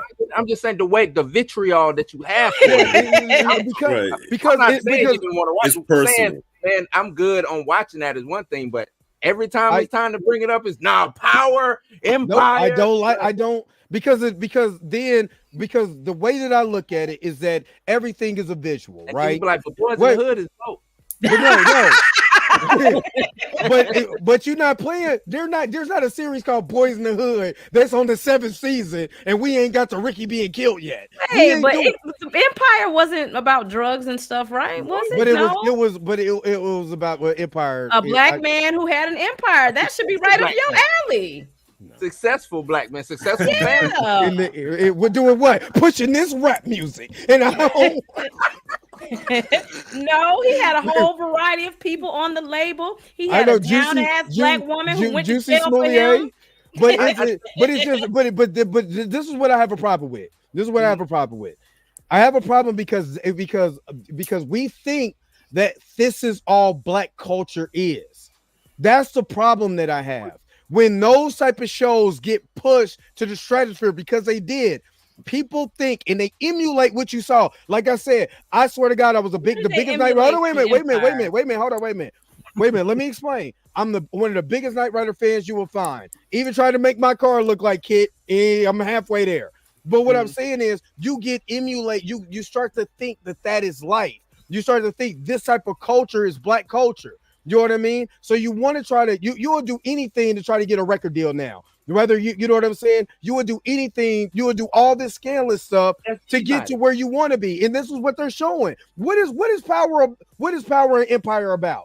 Doing anything you got to do to get power, to get to this empire. No matter if you got to step on other black people's toes or not. Okay, that's cool. Well, guess what?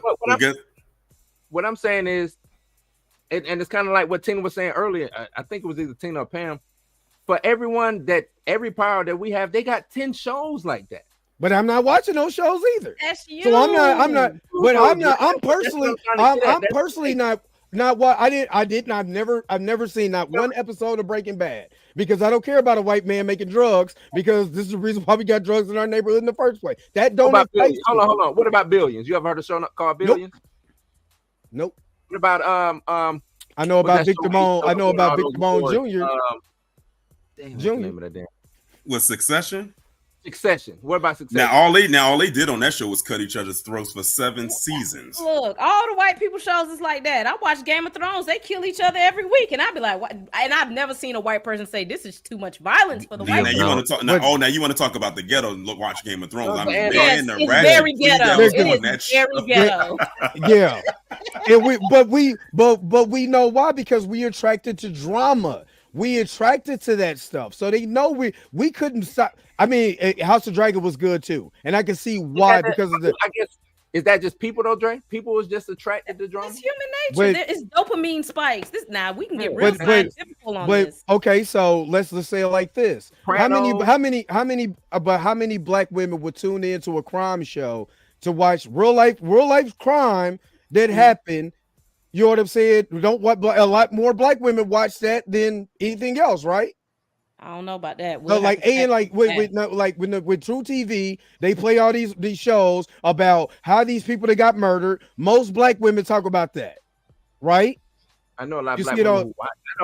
I don't know what the ratio because to it's the drama. But because it's the drama. What I'm saying, it's the drama.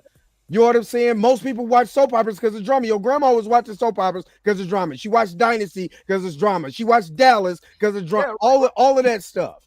But you're right. This is the entertainment industry. It's entertainment. Where is it? But what I'm saying is, where is the difference? Where is the other stuff at? What other stuff? Besides the drama, where is the other? Where's the other? Where's the opposite of drama? Well, here's the thing: the drama and the stuff is always going to sell more, and the studio execs know that. That's why they keep pumping all of that out there all of the time. It's not saying that they are not going to put out other stuff, but they're not going to put it out in droves because they know that's not going to make them any money. They're going to go with what makes them money. We live in a capitalist society, right? And they're going to go for what pays, not for what you feel like putting, because feelings ain't going to pay the bills. Right, which I understand that, but what I'm saying, we gotta go support Dre. You want to see those? But I'm personally not going to support Snowfall. I'm personally not going to support that. I'm not. Agreed. But guess what, Dre? You may not have supported Snowfall. You didn't support Snowfall, but millions of other people did. So much, in fact, that it got how many seasons? 5 seasons? Yeah, I know. Let them support it. Let them support that. It's trash representation. No matter how many What About White people also have these shows, no matter what, they don't have the problem. Okay, how good is representation if it's not being seen? Because the whole thing is with representation is being seen. But it's a visual though. It's a visual. So if always because to be seen, it needs to be seen. Well, you know where they can see it at.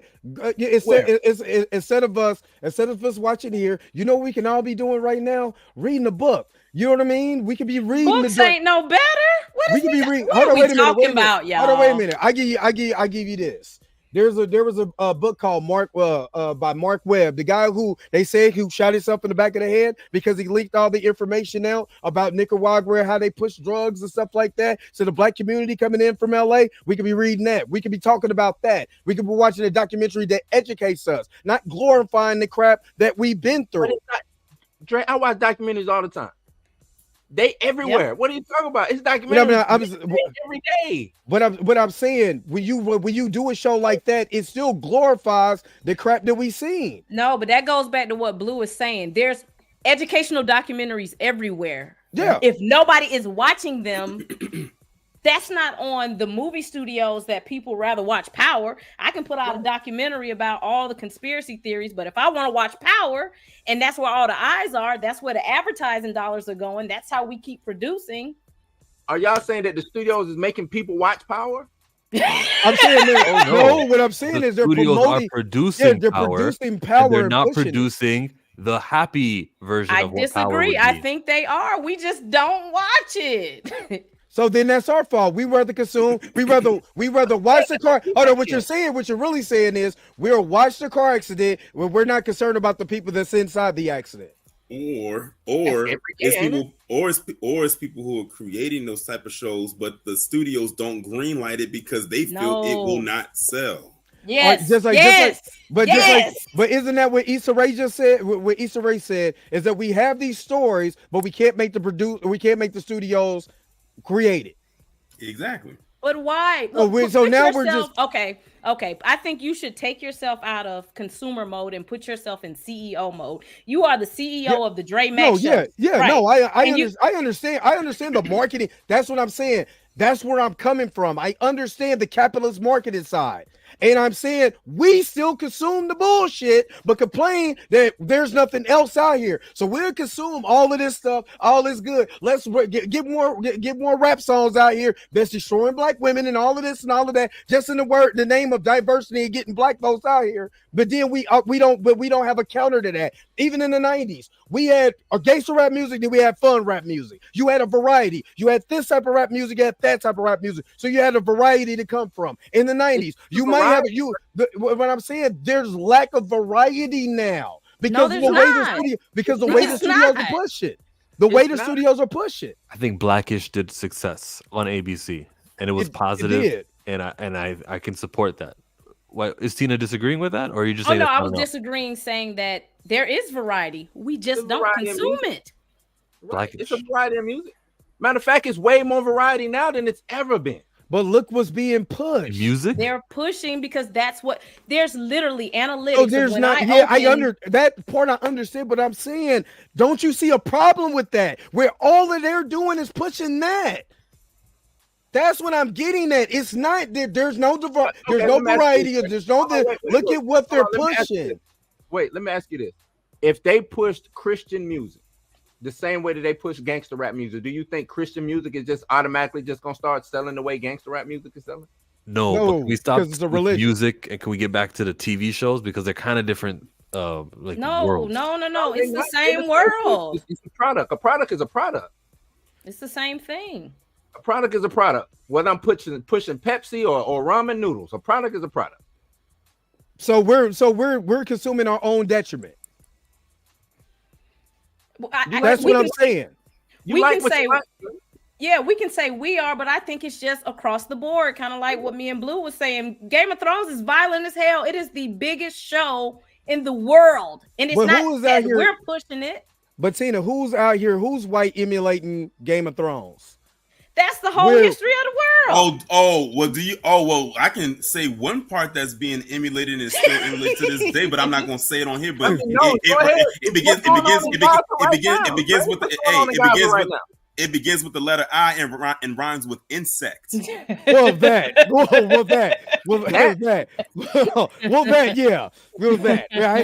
I'm not denying that. I'm saying the way that I look at black culture, the way they try to push black culture, that we're just hip hop. We're all we are is hip hop dancers, entertainers, people that got whole like Chill was saying on the thing. We promote the pimps, bitches, and hoes and whatever, but we don't promote just a regular just being black that does not look like that.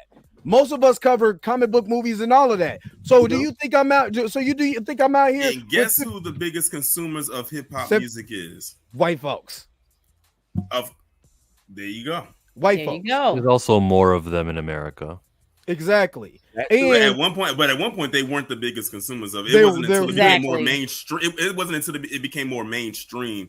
They were John and Jane come lately. Like hip hop was already out for like 20 years before they discovered it. Aisha. Yes, Aisha. We're still at it. We're still at it. We're not screaming. We're just loudly raising our voice about pushing positive things or whatever, but it's money. Show up when they do push something positive. We got to show up for that. If you want to see that return season 2, season 3, show up for that, because I agree. You want to see balance on the mainstream scale. I think that's what you guys are saying. You want to see balance on the mainstream scale. Show up when Moon, like when last time you talked about Moon Girl? Exactly. Look, that's why I said you are the perfect product of this, because you sit and talk about Jonathan Majors every day because you know it gets views. You know that's what pays you. But I can talk about Black Panther. What is that part? But I talk about Black Panther too. You can. But I have. It ain't that I did. What I'm saying is, but I you have. as the businessman, you're smart enough to know what is going to bring these views in. Well, yeah, but if that's the case, I just changed it to the Jonathan Major channel, or just changed it to the Drama Field channel. You know what I'm saying? Where anything that come out, because I could have talked about Diddy, and I could have talked about this, I could have talked about that. I know that my channel got 353 views when I did my Black Panther number 7 video. You know what I'm saying? And I also know that my live stream for Jonathan Majors, when we were actually live streaming the show that morning, got 12,000 views. So I know, but I'm still going to push the products that I like when I have the time to push the products that I like and I want to talk about it, because Chill does the same thing. And the studios aren't doing that. When I see the Jonathan Major stuff, it's you. Tina, you can't just laugh at everything as if to discredit it. Like, you gotta have because it's not true. That the studios they don't have the intention of getting the best creators with the same effort to do those videos. Because I could say, when I do my videos that have nothing to do with Jonathan Majors, I'm still trying, I'm still putting thought into it, I'm still doing the same effort. And sometimes it's positive. It's about the Black Panther comic book or what have you. I can't remember everything I've done, but there's effort there. Studios don't. They'll go, well, let's get them off our backs. If we get, let's get 1% of the budget. And I agree with that. I don't think that we said that racism or things like that play a part, but also as a studio, I got a budget. So it's me.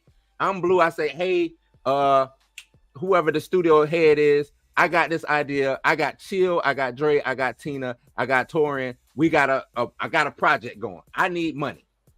So they go through their books and they say, well, I don't know. They not finna hit me with 200 million. They're not gonna give me a $200 million budget to put this together. Remember, Tina, you posted this, you know what I'm saying, a minute ago. What did the former not CEO, but what was the former co-director of Disney thought about Black Panther and women movies? Oh, Isaac Perlmutter. What did he? They don't sell. But then what did a positive? This is why I'm fighting so hard. Not fighting against Yao, but this is just a conversation I'm having. We say that, then Black Panther goes out and makes $1.5 billion. Right. You know what I'm saying? You have positive Black representation. You have a man that's in here that's the king of Wakanda that Torrin has on his thumbnail. You know what I mean? But you know what I mean? And he gets pushed. You know what I mean? That's what I'm saying. I don't think he was pushed. No, he was pushed from Civil War. So they already knew, because everybody in the trailers, I will never forget, in the trailers, the biggest thing, oh snap, we about to get Spider-Man, until they seen Black Panther in Civil War. And Chadwick Boseman got the most. They was like, damn, did y'all see Black Panther in Civil War? We can't wait till his movie come out. His movie comes out, $1.5 billion. Positive Black representation. Even though he wasn't even the main character in his own movie, still positive Black because look at the screen time. But positive Black representation. And what do they do? Nope, snatch it. You know what I'm saying? We'll sell you your death before we sell you another positive Black image. And then it was like, well, Dre, this is what I will say. They didn't snatch it. Oh, Rand Coogler and Nate Moore snatched it. Yeah. But somebody could have. Sure they would have loved to make another $1 billion. But Kevin Feige could have overruled that. He was never involved in the beginning to overrule it. He wasn't gonna overrule that. He's the head.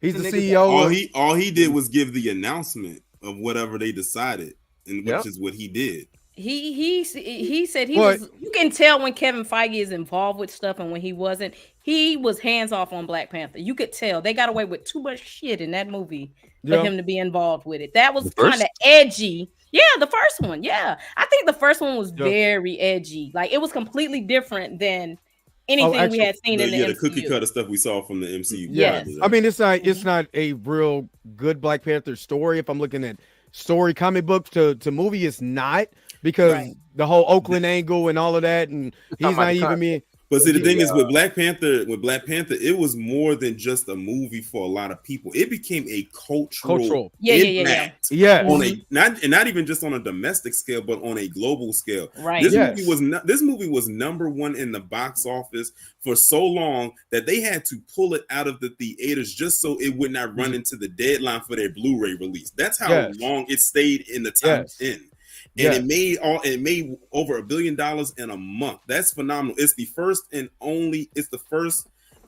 solo-led MCU movie to crack $1 billion without a team behind it, like no Avengers or anything like that. That is phenomenal. You had so many people doing Wakanda Forever every single day for over a year. Let me ask you this. Black Panther costumes flew off the shelf. I got a question about the first Black Panther movie. You think that movie came out in 2018 August? They would have did the same numbers. August is just passed. No, of that year. Of that.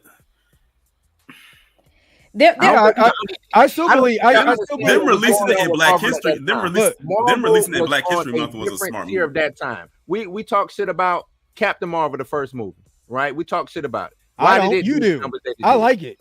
No, I'm not saying no, that ain't what I'm saying. Yeah. I'm just saying, why did it what Ike Perlmutter said, right, about women-led or black-led movies don't make money, right? And then we always show, well, Captain Marvel proved them wrong, Black Panther proved them wrong. Cool, I totally agree. He proved it, that proved them wrong.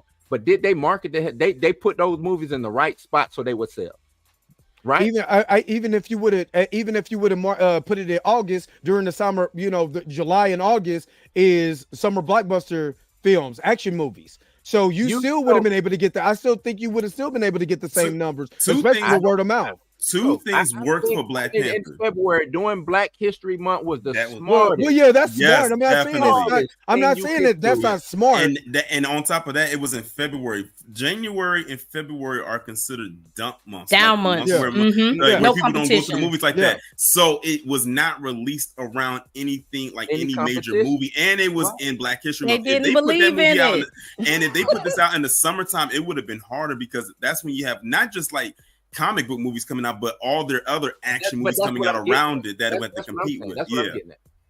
I understand where y'all coming from, but I think because of the word of mouth and look how you said it was a cultural icon, so you couldn't stop the inevitable. So if this was so much of a wait a minute, Blue, hold on, wait a minute, real quick. So if it was so much of a cultural icon, if it was so big, everybody going around talking about Wakanda Forever and doing salutes, and you got white people doing salutes and black people like stop that shit, it still would have made the same amount of money because the global I believe that's what I'm saying. I believe the global impact. Black History Month. That's what I'm getting at is.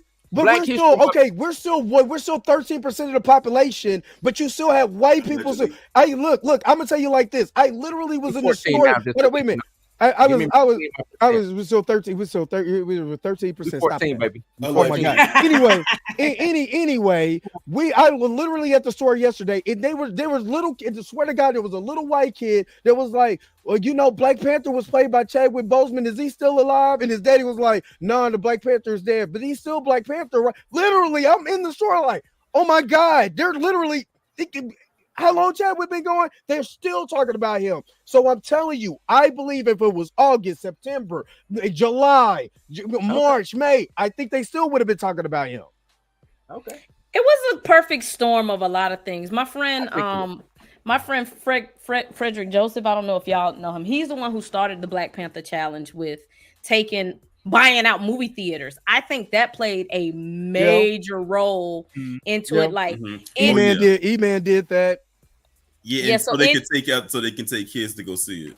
I bought out a movie theater, so that was something that was kind of unheard of. I don't think I've ever heard that a movie came out and on the scale that it was on, that people were buying out theaters to make sure kids and their parents saw it. So there was a lot of little perfect storms with Black Panthers. But I called out of work to go see it on that Thursday night. I will admit it because I don't work there no more. So I'll say it. I called out of work that day.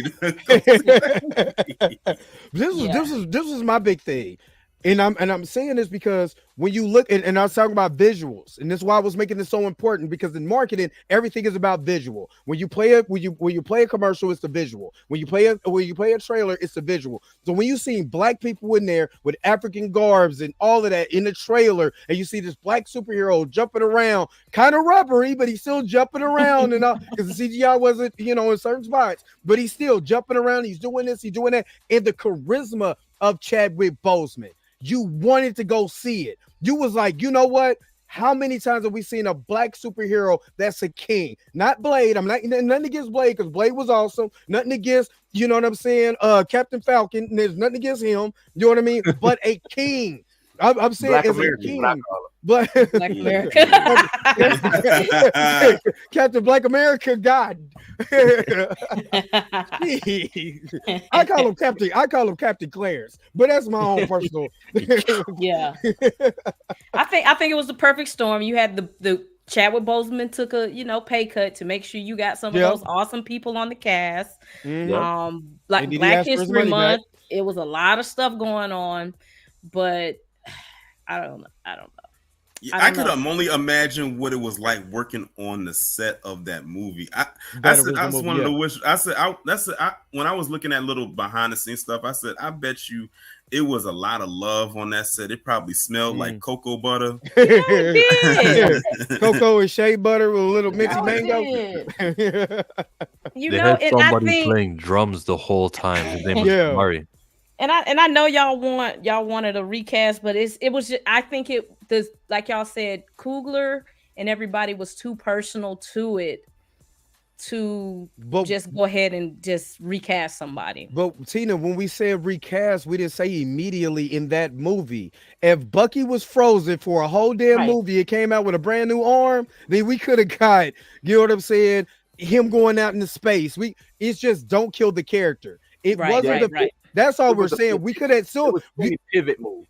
Yeah, this is what I would say. I would have still took that movie if we didn't have the death of Chadwick Boseman marketed for political, you know what I'm saying, for capital gain. You know what I'm saying? And they didn't kill the character. They could have just sent him out on an adventure, and then he could have came back and seen the devastation that happened in Wakanda.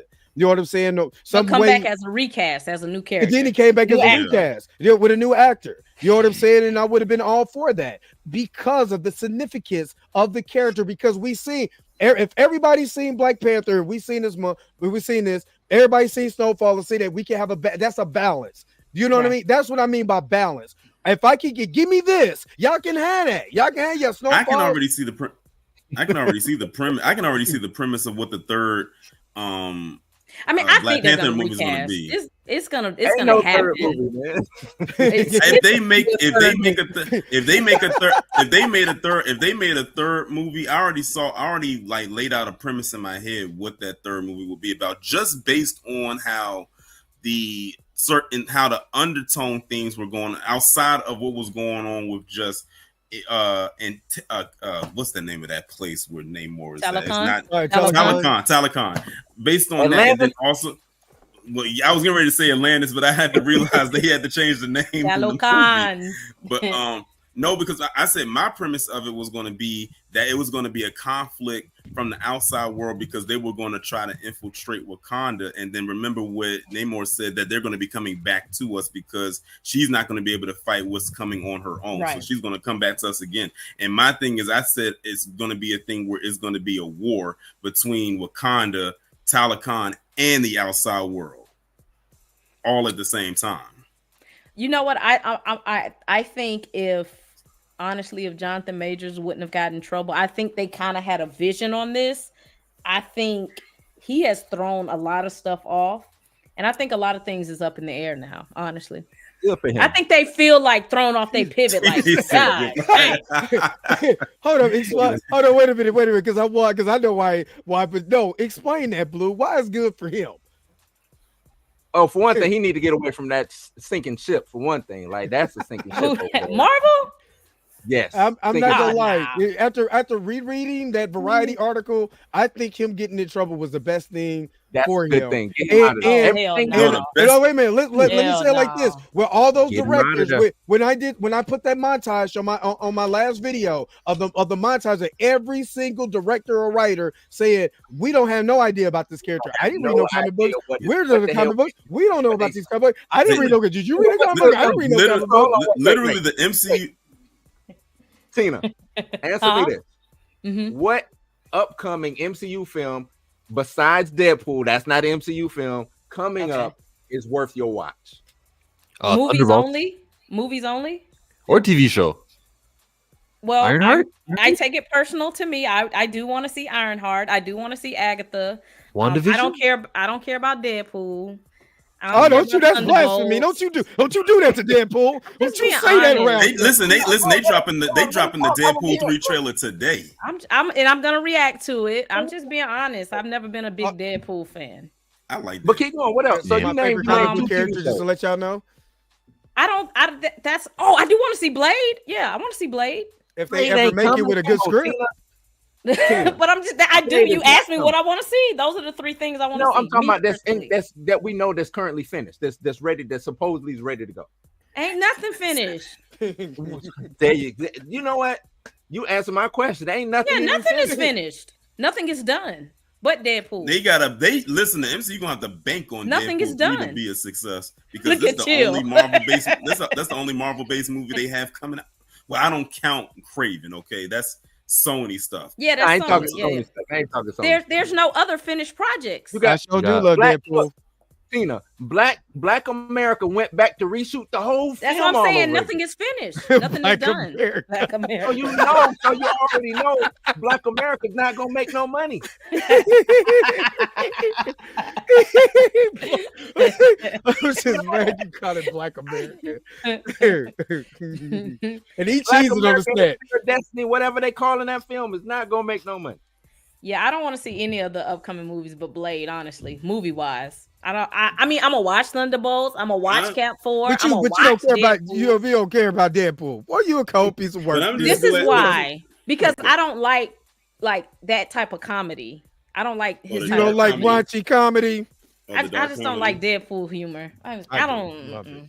I mean, because it's Ryan Reynolds, so they turned it up a notch. Well, how about Well, how do you feel? Well, how do you feel about Wolverine going to be in this movie? I don't feel no type of way because I know it's a Deadpool movie. I don't Hugh Jackman should have retired a long time ago and let somebody else take the reign. And I love Hugh Jackman as Wolverine. I'm curious though because when they casted all of these people for this new Deadpool movie, I think I know what direction they're going with this. They're killing off the Fox universe. I disagree. It is. They've been saying this for. I disagree. They've been saying this for the leaks for almost a year. That is Deadpool kills the Marvel, not the Marvel Cinematic Universe, but the Fox Cinematic Universe. How do you do that? Easy. You already got incursions. Like I know how you do it. Like you literally got incursions. And one I of the know pictures how they you actually do it, but I see. It seems like they would want to send them off better versus killing them. Why you want to kill Halle Berry? And one of the pictures. Like, what is that? I would not come back for that. Now we know. I would not come back for that. They said they're killing Halle Berry. Wait a minute. Kill Halle Berry. What she do to y'all? Huh? They died in her that movie already. She did. She died because she had that fake African accent. So they was like, you gotta go. No, that was another universe.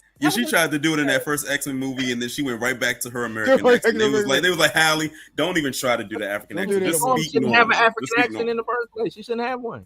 Of course. I think that's what everybody's saying, but I don't think they're gonna kill those folks. Because like I said, remember so disrespectful. Remember all those names they kept saying, oh, this person is casted in Deadpool 3, and it was like next week 10 more people was in it, and they were all these characters that was attached to the Fox universe. So I truly believe that's the direction Are they gonna kill them, or are they recruiting them to bring them to Battle World? I think they might be killing them. I think but I don't know. But I don't know. We'll have to see. On payroll for a little while longer because they don't know what the hell they doing going for. Exactly. Now I can agree with that. That's what They don't know what they're doing.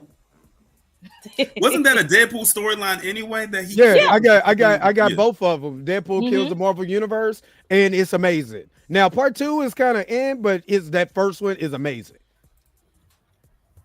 But you know, that's who I got a whole collect. bunch of killed. Punisher kills the Marvel Universe. Wolverine kills the Marvel Universe. They got a whole bunch of those though. It ain't But I like think that's Deadpool's part though. of Deadpool, though. Yeah, it's not because it's part of his illumination. So you know what I'm saying? I mean, he went back in time and killed like Benjamin Franklin and other like writers and stuff like that. So it was part of all of that, and then it accumulated with Deadpool kills Deadpool. So it's all a illumination. It's a real gigantic story arc.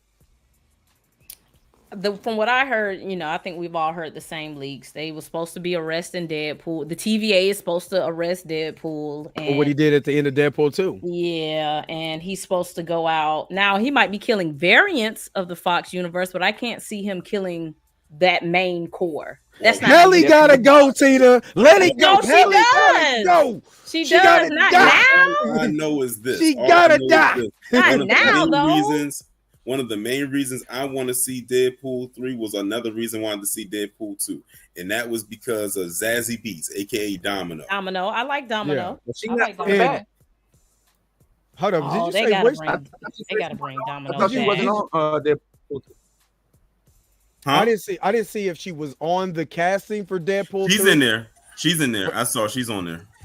Let me see. She's But a I- surprise. Yeah, I know people had a problem with her because they said that she was blackwashed from the comics until Rob Liefeld came out. I was like, I originally intended this character to look like this, and we still changed her to white anyway. So Rob That doesn't Liefeld matter is- to me. What matters is what you went Rob with. Liefeld is a liar, dog. Never mind. It says that she confirmed that she's not going to be in it. What the hell Yeah, is she going can't on here? They gotta bring Domino back. So did Domino's Andrew fire. Garfield. But that Yeah. report that report went out back in June of last year, so I don't know. I'll take that with a grain of salt. Yeah, you gotta bring Domino. yeah, and then You got to he bring her. didn't You want- got to bring her back. and then they didn't have a lot of leaks because Ryan Reynolds came out and said there was way too many leaks, so he started making false leaks. You know what I mean? Like, All the leaks they had was that one fight. I don't even know. No. What they were talking about leaks. Yeah. but then there was One another thing- one where they had like Steve Urkel in the background, and Yeah, I saw that. Yeah, people started to like Photoshop different people. They was like, Yeah, well, he let's was put doing this the person Urkel in here. Let's dance. put this person in here. But Yeah. you know what? One thing I will give Ryan Reynolds though is that he has full like creative control over this Exactly. character, and He he loves that he character. knows how to market this character. Remember when Exactly. the first Deadpool movie came out? You had parents taking their kids to go see, and you had all them soccer moms upset. Why this movie is inappropriate? It was so raunchy. I was like, did y'all not know what the Deadpool character was all about? He's really not. He's not kid friendly at all. no. Then you had them soccer moms trying to write petitions to get the movie snatched out the theater. It's like, no, we ain't about to let you ruin our money flow. Right. You know, Rob Liefeld has got his last Deadpool story coming out later this year. He Yeah, I've said seen that. final comic. And He's lying about this same way that J.K. Rowling lied about Hermione Granger. You know, she's intended to be black. this whole Black, time, right? yeah. That's why I made They her hair just curly. cast a white. They cast a white girl, but And I she had never said kinky anything. hair. I never gave her her color in the books. Well, I mean, I do give Rob Liefeld his props because I said thank you, Rob, because he's retired and he reposted my story on his story. So shout out to Rob Liefeld. Okay. He's been real I cool. mean, she do kind of got a black name though. Hermione. Yeah, I was like shocked to find out that Hermione was actually supposed to be black. black or at least mixed. I was talking about Domino though, but yeah, her too. Oh, you talking about what's her real name? Nina. Like I seen the original drawings that Rob Liefeld put up because I've been following Rob Liefeld on IG for years, and I could tell she was supposed to be, but it's almost like the same thing with Kevin Eastman. Kevin Eastman intended his wife, his mixed black wife, to be April O'Neil, and not Kevin Eastman, but Peter Laird was drawing her as first Asian, did a white woman with kinky hair, and then when Kevin started drawing her, he drew her like his wife. You know what I'm saying? Because I have those early TMNT comics. Yeah, she went through a multitude of looks. You know, in those early TMNT comics. Just like Monica Rambeau is based off of Pam Grier. Yeah. Yeah, and if you ever read that comic that Killmonger knows he has, he knows the book, but but yeah, you could tell somebody was having a black exploitation moment when they wrote that. And Foxy, was like, oh shit, who is that? Spider-Man literally stalked that woman the whole comic. He was like, I gotta save her. She's going into the And this is when I knew. This is why I didn't get mad when Zendaya was cast as Michelle. MJ. It was MJ because Peter Parker always had a thing for look at it. Always had a thing for that booty. He always had a thing for the black. He even got his hair braided in Wakanda where Black Panther where T'Challa almost slapped the shit out of him. You don't get hell like this goddamn chair and stop braiding his hair. Oh Lord, yeah, she looked like Pam there. Yeah, she looked like Pam. I mean, you know, they didn't put that other part of Pam on there, but it's cool. They need to pay my girl Pam. Hey Pam. Oh, yeah, they did Pam it right there. Pam need to holler at them about that. Exactly. They got a lot of panels on these older comics. There's like 8 It was panels like each 8 page. panels. Yeah. That's because they wrote good stories back then. It wasn't just gotta have the panels. Look, when I did my whole recapture of Fantastic Four number 52 and 53, it was so hard to get to that because it's so much dialogue. It's like literally it's 7 to 8 panels per page and with it filled with dialogue. But it was a good story, though. I'm not gonna lie, it's a very good story. Just hard to do a review with that much dialogue. Yeah. Knock, says Donnell. Who's there? When we gonna get Blue Marvel? Blue Marvel who? Blue Marvel this. No, I'm just playing. I ain't gonna say that. But, Now, that's another relationship that they could have because everyone, as we all know, we always knew about Storm and T'Challa, but on the back end, you had Blue Marvel and Monica Rambeau. Exactly. Yeah, you can do that. I can see that for John David Washington. Now, if y'all want to talk about a power couple, that is a power couple for in every sense of the word. Yeah, without a book either. Like that could be. Let's give it a shot. Let's give those two characters. Al Ewing can write them because Ultimates. And Blue Marvel is a black creative character. Shout out to Kevin Grevaux. Yep, right. Exactly. Yeah, it is. Is it Grievous or Grevaux? Oh, when I correct someone on a name, Dre. Oh yeah, I'm sorry. Not where's Frank Rambeau. Not where's Frank Rambeau. See, just about to start something. Okay, so what we need to do, like Tina told me earlier, stop tripping on power and all of this. Is support these. They blew in, support these. So when Monica Rambeau's TV show comes out on Disney Plus, we all gotta watch it and support it. So we can finally. I would listen. I will support Monica Rambeau. Oh, most most definitely. Oh, most definitely. Yes. That woman. Oh my God. Oh, Lord have mercy. Let me shut up. Yeah. That woman is fine. Yeah. Listen, she was one of the best parts of the Marvels. I don't know about y'all, but when she was on that water planet, she had on them shorts. She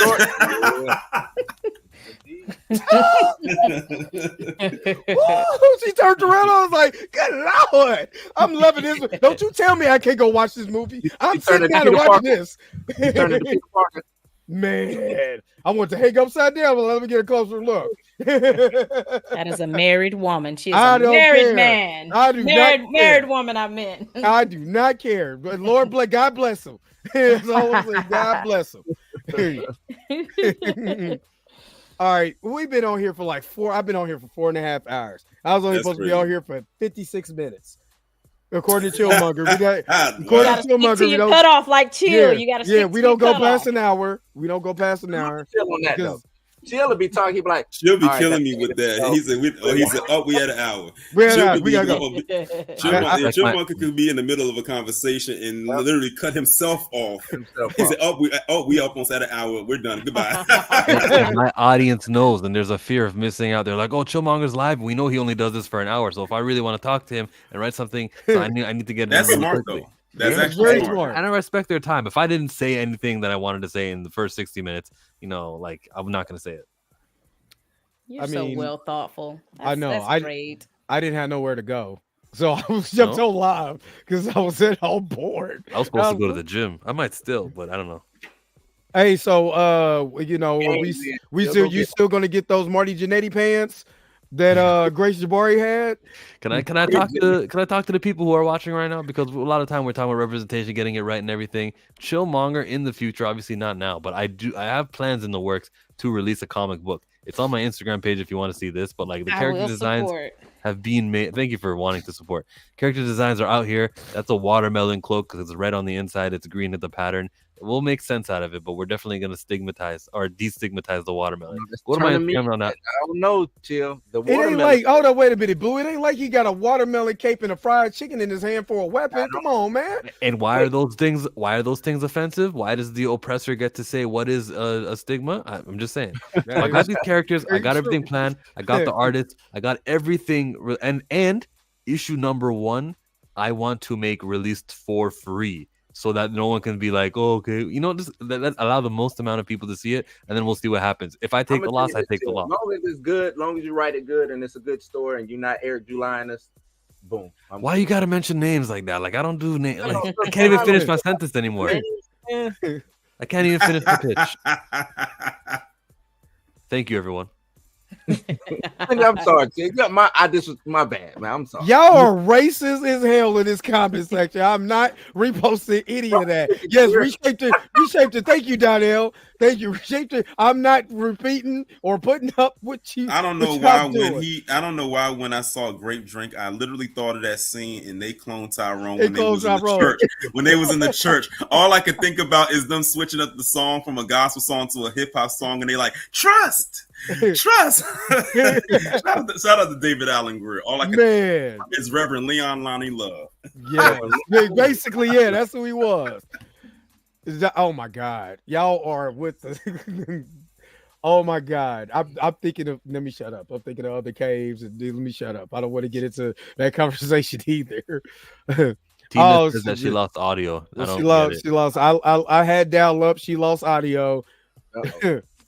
But yeah, I'm gonna go ahead and wrap this up because, like I said, you said Tiana Paris is my new outro now. Tiana Paris is fine. Good God Almighty, she is gorgeous. I remember first seeing her when she was in that movie Dear White People. That was the first time I saw her. Yes, yes. Dear White People was. But I seen it. I didn't like the TV show, but I actually liked the movie. I saw the movie. Yeah, I saw the movie. I didn't care for the TV show like that, but that was pretty good. Yeah, this was a long live. I got to get ready for tomorrow because Kansas City Chiefs is going to win the Super Bowl. I'm only looking forward to seeing the halftime show. Because I know Usher's going to kill. Usher going to win the Super Bowl. Usher going to do Tiny Desk. That's what he's doing. He's doing the Tiny Desk. He's doing the Tiny Desk at the Super Bowl. Dre, stop hating. You couldn't even do one slide on that stage. I couldn't. I can't dance. You'll be up there twisting and breaking your ankles. Dog, I'm be dancing like the Carlton that whatchamacallit did from Friends. Remember how they got the Carlton dance from Friends? No, from old girl that was on Friends. From He-Man. What's the one white actress name? Was it Jennifer and not Jennifer Aniston? The other one. Pretty Cox. When she was doing the Carlton dance, there's a video of her dancing, and that's where Carlton got that dance from. Oh, yeah, that's what it would look like. Put it more perspective. I can't. You need to keep that kind of history down. Like no one needs to know that. That's the Carlton, okay? Right. Alfonso Ribeiro. See, that's why Dre should not be watching Friends. He watching Friends. He knowing all this Caucasian. Right, Dre. Did you even watch Living Single? Yes, I watched it. I love Living Single. Okay, I'm just saying because Living Single. But I said I watched Friends and Living Single. Version of Living Single. But I'm not gonna lie. I'm gonna be real with you. I used to be in love with Queen Latifah, so you know what I mean. She was kind of. Ain't nothing wrong with that. I used to love Queen Latifah. I was more infatuated with Regine though. Shout out to Kim Fields. Yeah, Kim Fields. Yeah, she's a good friend. I got a friend of mine from Hollywood. He's real good friends with Kim Fields. So shout out to my man Charles Allen. So it's the one. Who? Her younger sister. She was on. Alexis Fields. Yo, Yeah, she was on Sister. That's what I remember. It was she was on Sister. I didn't even know that they were sisters when at the time when those were out. Listen, all three of them look just alike. Their mother, and her daughters. All three of them look just. Them jeans are strong. Yeah, Don't get me wrong. I like their mother too, Chip. But man, I still can't get over how she did Penny in Good Times. Yeah, that's right. She did. Horrible. Give me the iron. No, don't do it. No, God. I'm just saying, but like I said, I watched what did Clayton Bisbee tell you not to watch? Don't what is it? Will and Grace. I used to watch Will and Grace, but I like that. I don't know. I'm weird, man. I'm a theater kid. I can't help it. What the dude saying with I watch things out of my wheelhouse too sometimes. You know what I'm saying? Look, I'm not disparaging. What did the black policeman say when John Mayer, Dave Chappelle was playing that song? He said, "Hey man, how you know that song? From the suburbs. I can't help it." I like it. I used to watch Buffy the Vampire Slayer. I watched the other one with old boy and Angel. Yeah, I watched Angel. I couldn't get past the second season. Like after the first two seasons was fine, but I couldn't get past after the second season. I fell off. But Buffy, I watched to the end. Look at these comments though. Donnell says, "Peace, y'all. Talk to you soon." Like they're giving up on us. Like they like, we out. Donnell's been here the whole time. I'm surprised he ain't fall asleep. I used to watch Three's Company too. You know what I'm saying? Now I couldn't get on. Just Friends wasn't it for me. That's all. Yeah, I couldn't get into Little House on the Prairie, but I sure got into Bonanza because my uncle was a big. I like westerns. Yeah, I like westerns because of my uncle. The Rifleman. I'm sorry, the Rifleman was my. Yeah, you know what I'm saying? Gunsmoke because they was in Dodge City, and then I found out Dodge City has no black people in it. That straight Indian that come through. Yeah. Well, yeah, so that was just wild back then, man. They was wild. Man. So I like it's certain white shows that I like. You know, I'm an 80s baby, so there's certain white shows I like, it's a lot of black shows I like. And I'm not even gonna lie. One of my favorites because I didn't understand the puns, but everybody's grandmother and mother probably watched the show, but when I got older to get the jokes, I watched it, and the show was funny was The Golden Girls. Oh yeah. That show is hilarious. Every last character on that show is funny in their own way. Yes. Y'all never watched one episode, you were doing yourself a disservice. And RIP to all four of them. Because Betty White was the last to go. The blueprint for a lot of these new female-led sitcoms that did good. And it was groundbreaking because you had four older women. They weren't four young women. Older women. And they threw shade at everybody. It was shout out to Sophia. Sophia, yeah. I think everybody got a Sophia in there. I think everyone has a woman in their family that's like each of those characters. Yes. Yeah. Oh yeah, Blanche. Oh man, she kept a man on deck. She had a whole Rolodex of men. Right. Okay.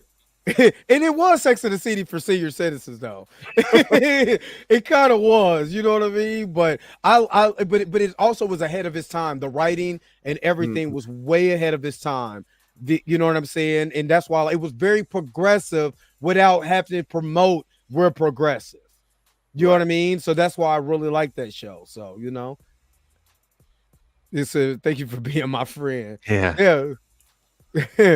So let's go ahead and wrap this up. Torn Reloaded. Make sure that you guys are checking out his YouTube channel right now. You definitely want to check out the video out tomorrow. Speaking of the Super Bowl and the Chiefs, how dare they out there trying to say that the fade is now called the Travis? Even Travis. And wait a minute. Travis came out and said, "Hey man, don't do that. It's Black History Month. Don't you do that. Take me out to chat. Take me out to chat."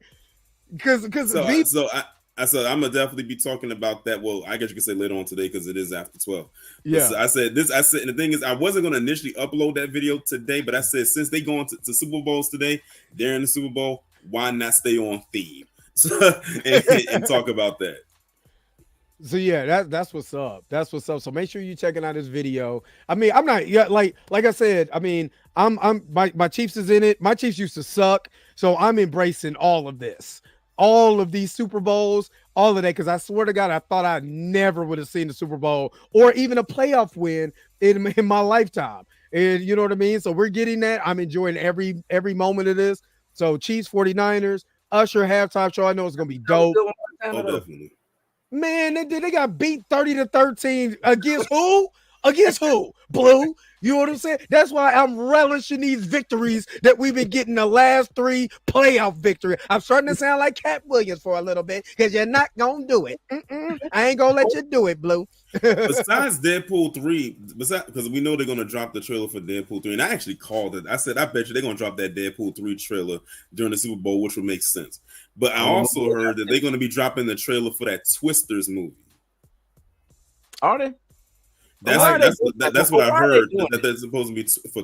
Listen, I'm a fan of the OG Twister movie.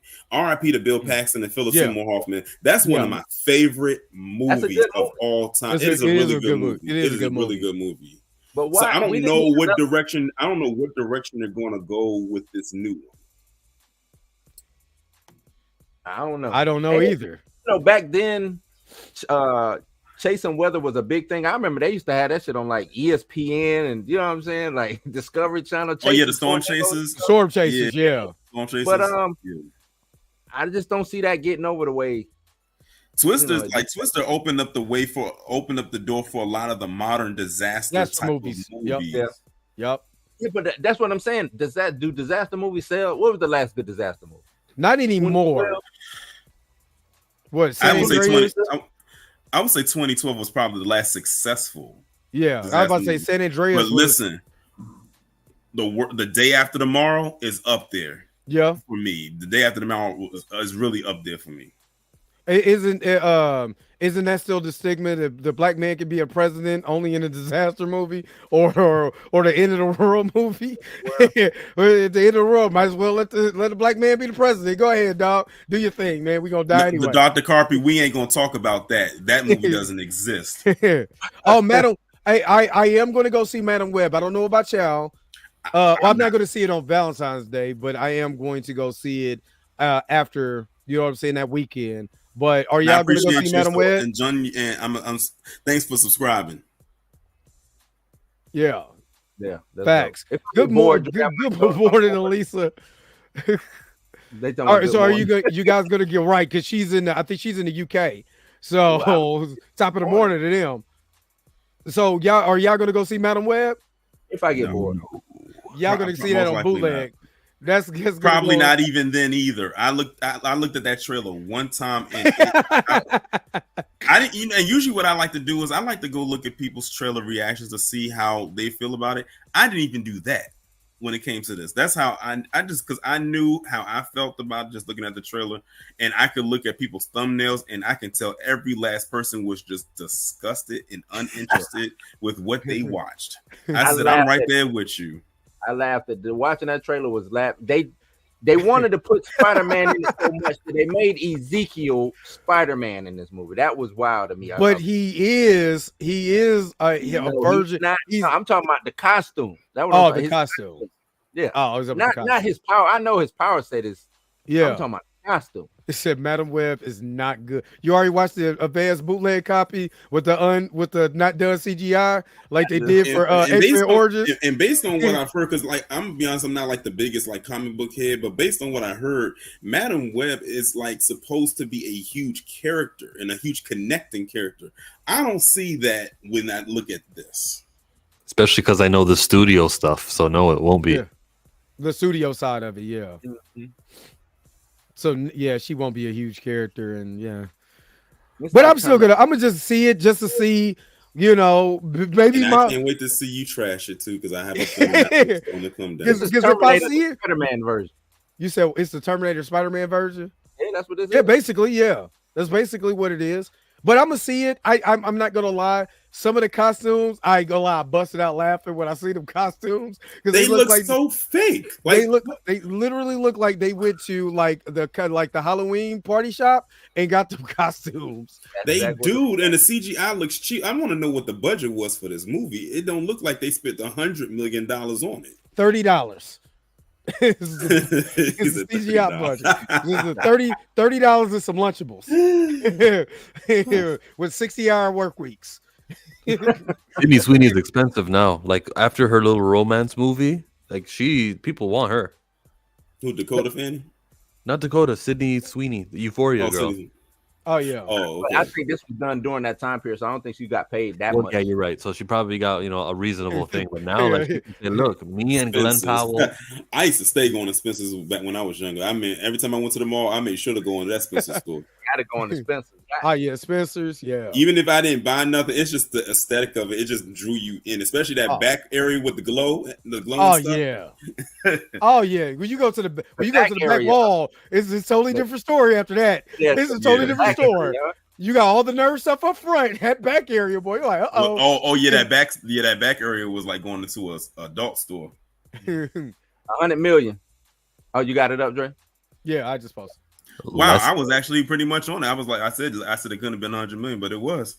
And it looks like it was. It looks exactly. It looks like it was made for less. It might be a success with that. Damn, what snap! What happened to you? Where did you go? He got zapped out when you showed that abysmal budget. But the thing is, though, what's crazy is with that budget, it don't need to make a lot of money. It doesn't. It doesn't make a lot to be successful. So, according to studio heads, yeah, and it looks like it's going to be a one and done anyway. So basically a tax write-off. So the newer comments made her younger. They didn't make her the old woman that was voiced by Stan Lee's wife. They made her younger in the newer comics with a different they remix. They did a remix, kind of like that Jonathan Major story from earlier. I think it was on the other one storyline. I think it was that's right. Storyline. Yeah, the Julia Carpenter's. Yeah, without the eyes, I'm out. I seen that like, ugh, I'm out. Make it look nasty. It's not the white glass. Yeah, you know what I'm saying? You see her actual eyeballs. I don't want to see those. Your white eye. Move with your eyeballs, lady. I don't want to see them. Yeah. But yeah, so anything else from you guys? I done kept y'all on here for me. You're holding us hostage. I'm holding y'all hostage. So y'all got anything? What's coming up on the next day or the week for y'all? What do y'all got going on? Fantastic 452, the debut of Black Panther. We're going to be reviewing that with a bunch of first-time readers. That's awesome. Dope. That's dope. What day are you doing that on? That should be Tuesday, unless Pam and K-Dot change their mind. Damn. I'm at work. Yeah. I also didn't want you. Whatever. I'll check it out. I'll watch it. It's because I say yabba dabba do my team. Yabba dabba do. Tor, what you got going on, man? What you got coming up besides the Usher? Besides the conversation besides Travis Kelce, I got a few videos coming up. I'm gonna be uploading my Lanier review, and like I told you, I'm gonna go in about that ending. God, please, that ending like just like ruined it. Like, and it had, like I said, the movie had a good premise. Like, it was actually a good movie, but that ending was just woo.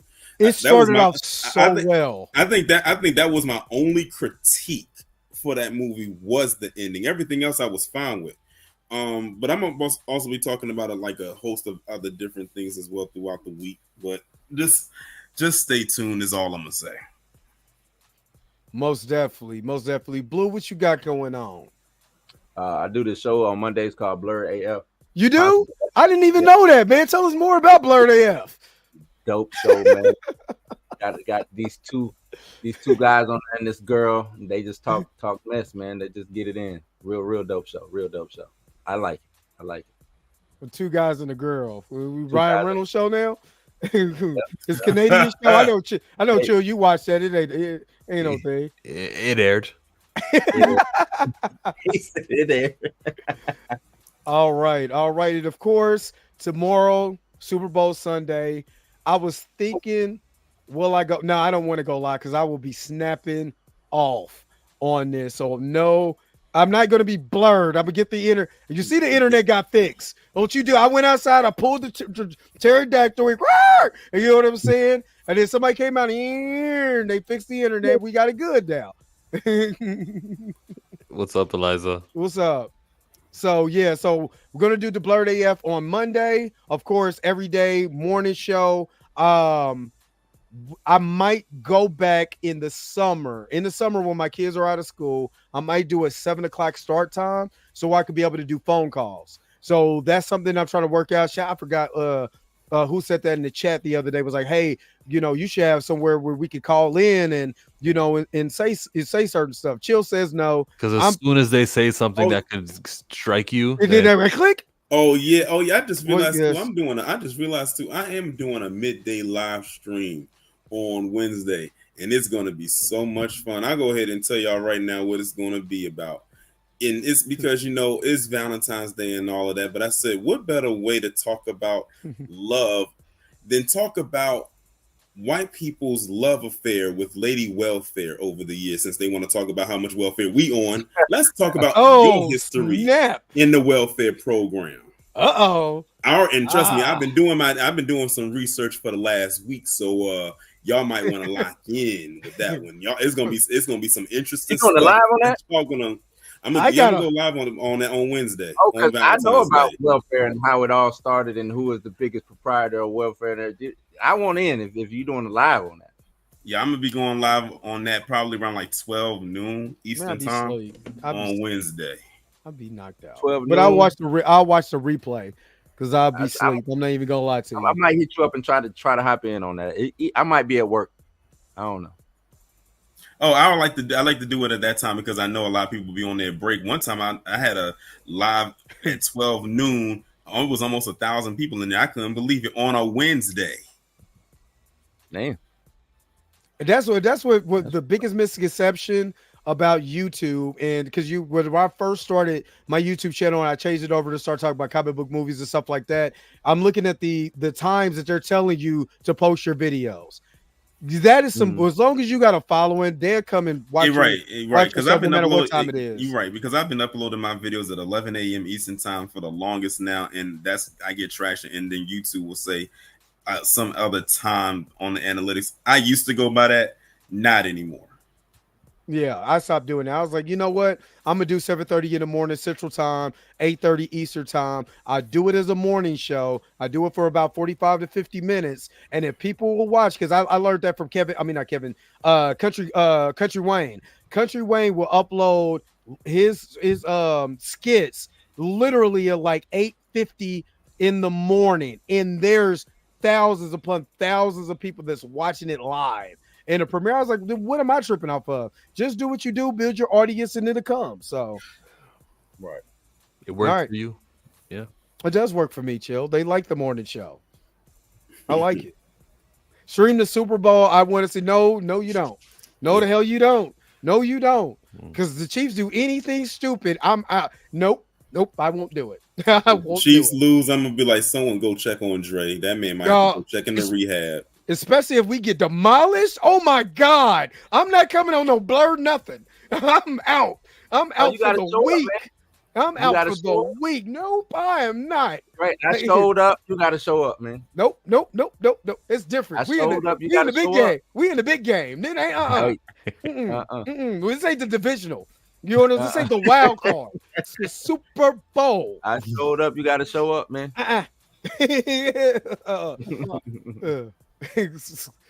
But yeah, so let's get out of here, man. I didn't help these guys hostage. 5 hours on this stream. Thank you guys for tuning in to another episode of the Dre Mack Show. Of course, I'm your host, Dre Mack. Thank you for Chillmonger to come in. Torrin that came in. Appreciate you, brother. You know what I'm saying? I got to get you. You're on Instagram. I mean, not Instagram. Yeah, you're on Instagram, so I got to start hitting you up on Instagram when I'm, you know what I'm saying, when I can get these panels on to see if I can get you on. Of course, Bluminati, Pam came in the house and chilled with us. Tina, she dressed me, came in and started yelling at me, and I'll never forgive her for that. I'll never forgive you. Nah, that's my girl though. I love her debates. It's good stuff. It's good TV. Remember, entertainment. They like the drama. You see, everybody left after Tina left because we're no more drama. No comment. Don't do that to me, sir. And then shout out to Daddy who was in here too. You know what I'm saying? She did a hell of a live stream. She did like a 3-hour live stream for Giant the Majors earlier today. So shout out to everybody who's doing that thing. Mika G who came in, popcorn in your beard. Blues House Live, Chill, all of y'all, man. I thank you so much. Junior Network, thank you so much for your support and all of that. So let's get out of here, y'all. Peace, vibe higher, everybody. Go Chiefs! That's what I'm talking about. Go Chiefs! Oh yeah, where's my outro at? There goes my baby. If he does, I Need a Girl. Well, did he show up too? No. I think he's out. All right, y'all. Let's go. Peace. Wait a minute. You're telling me the video's over? What? Okay, I guess so. If you have came to this portion of the video, thank you so very much for sticking to the end. Don't forget to like, share, and subscribe. Don't forget to hit that little bell notification so you never miss one of my videos. And if you really want to, you don't got to, go ahead and follow the social media links that's down below. Until next time, I'll let you guys later. Peace and vibe higher, y'all. Y'all take care of yourself.